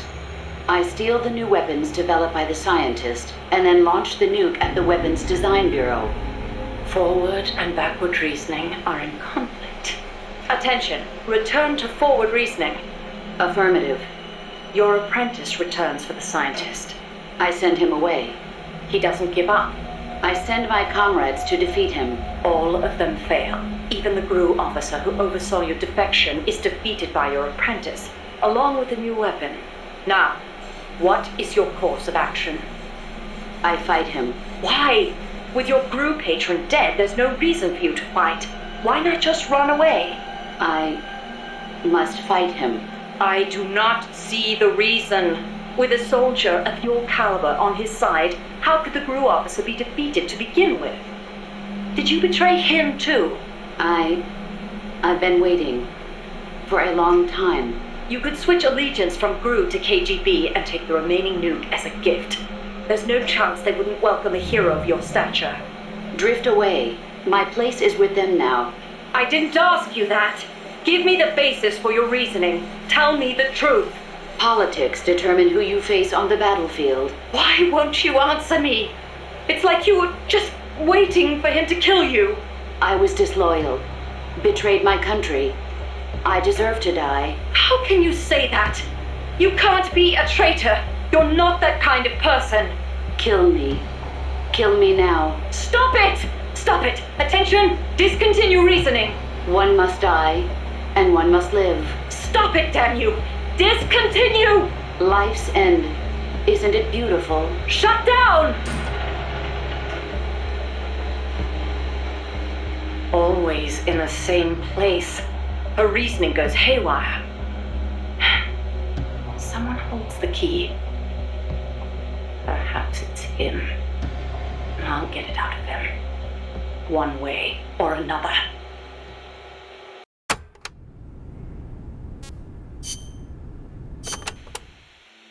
She told me everything.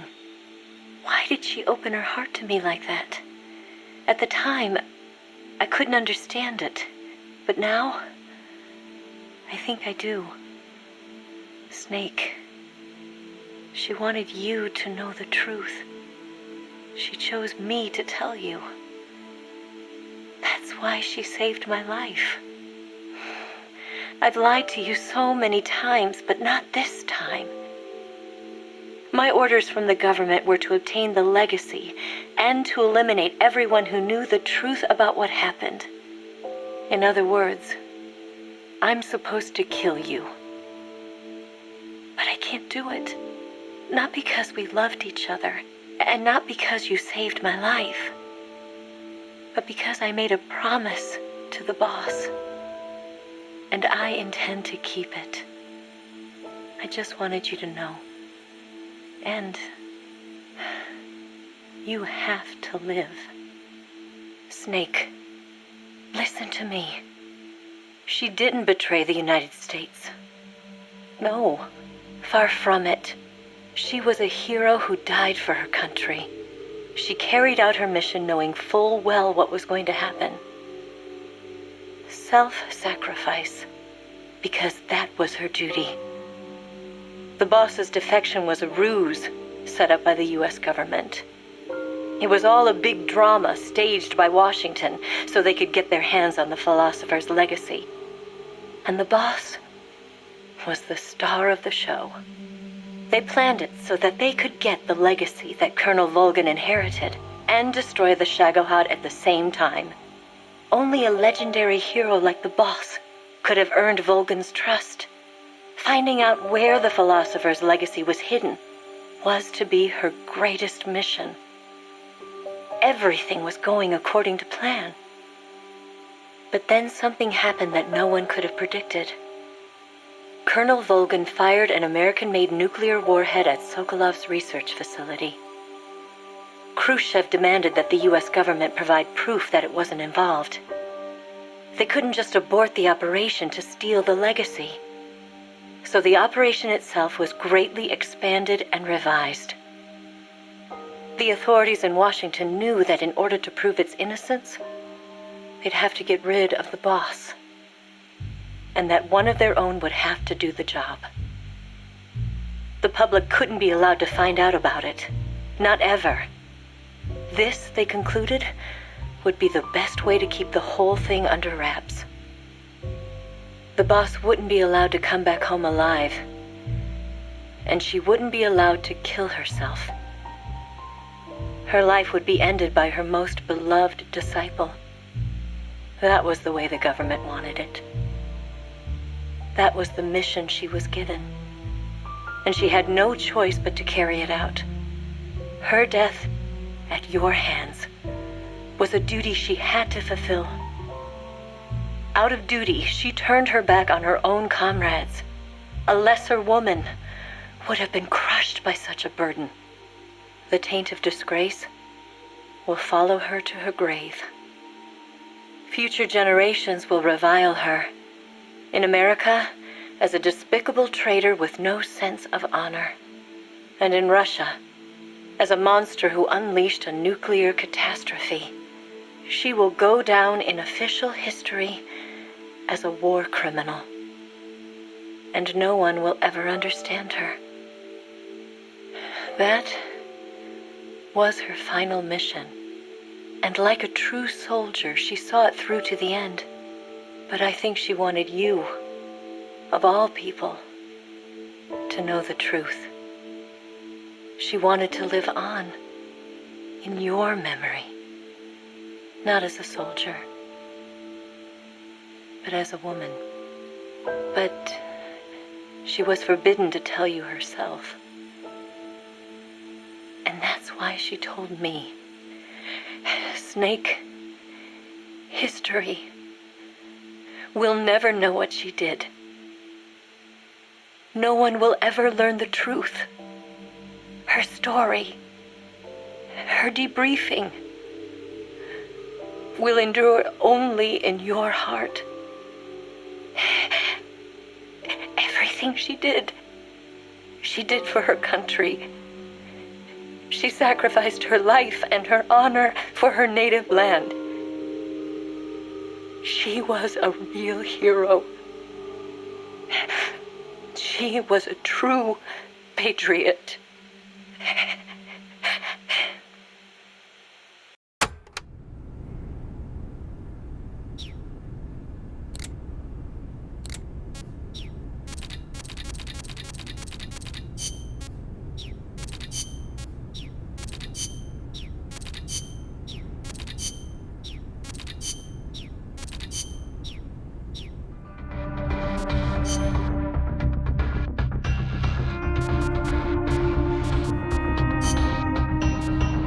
Stealth.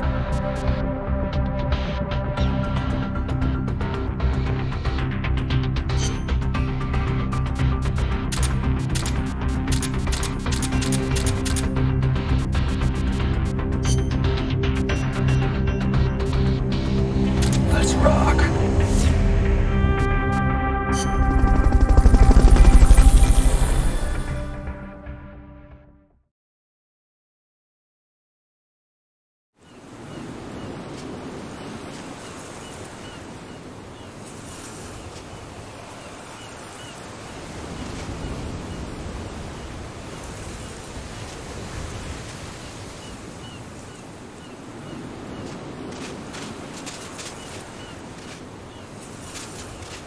Why are you doing like that?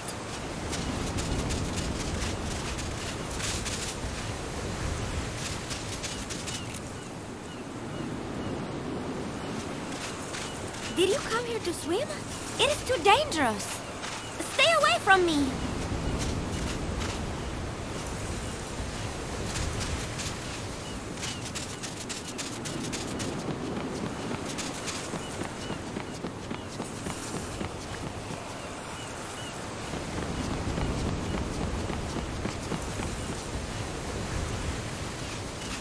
You've got quite a body.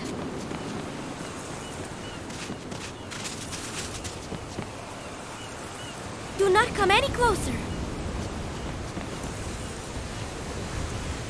away.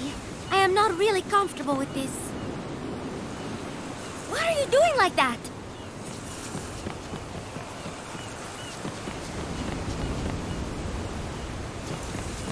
Did you come here to swim? It is too dangerous.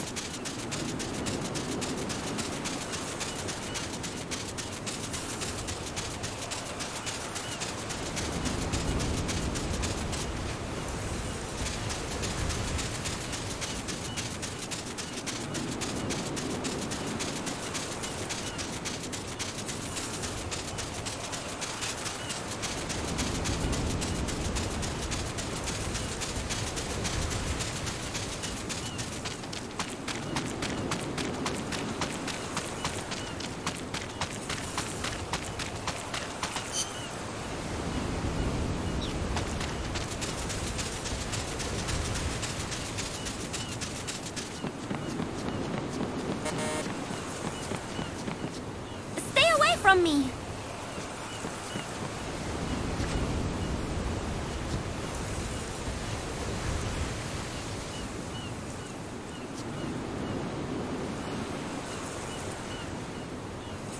You've got quite a body. Do not come any closer.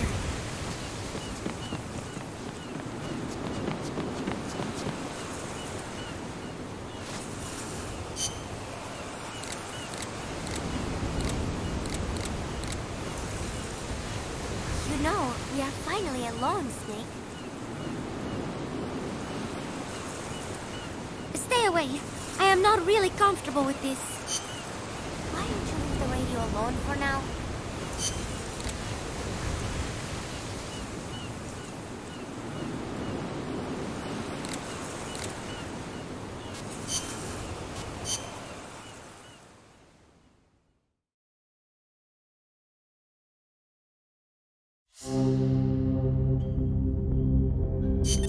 How's Paz doing?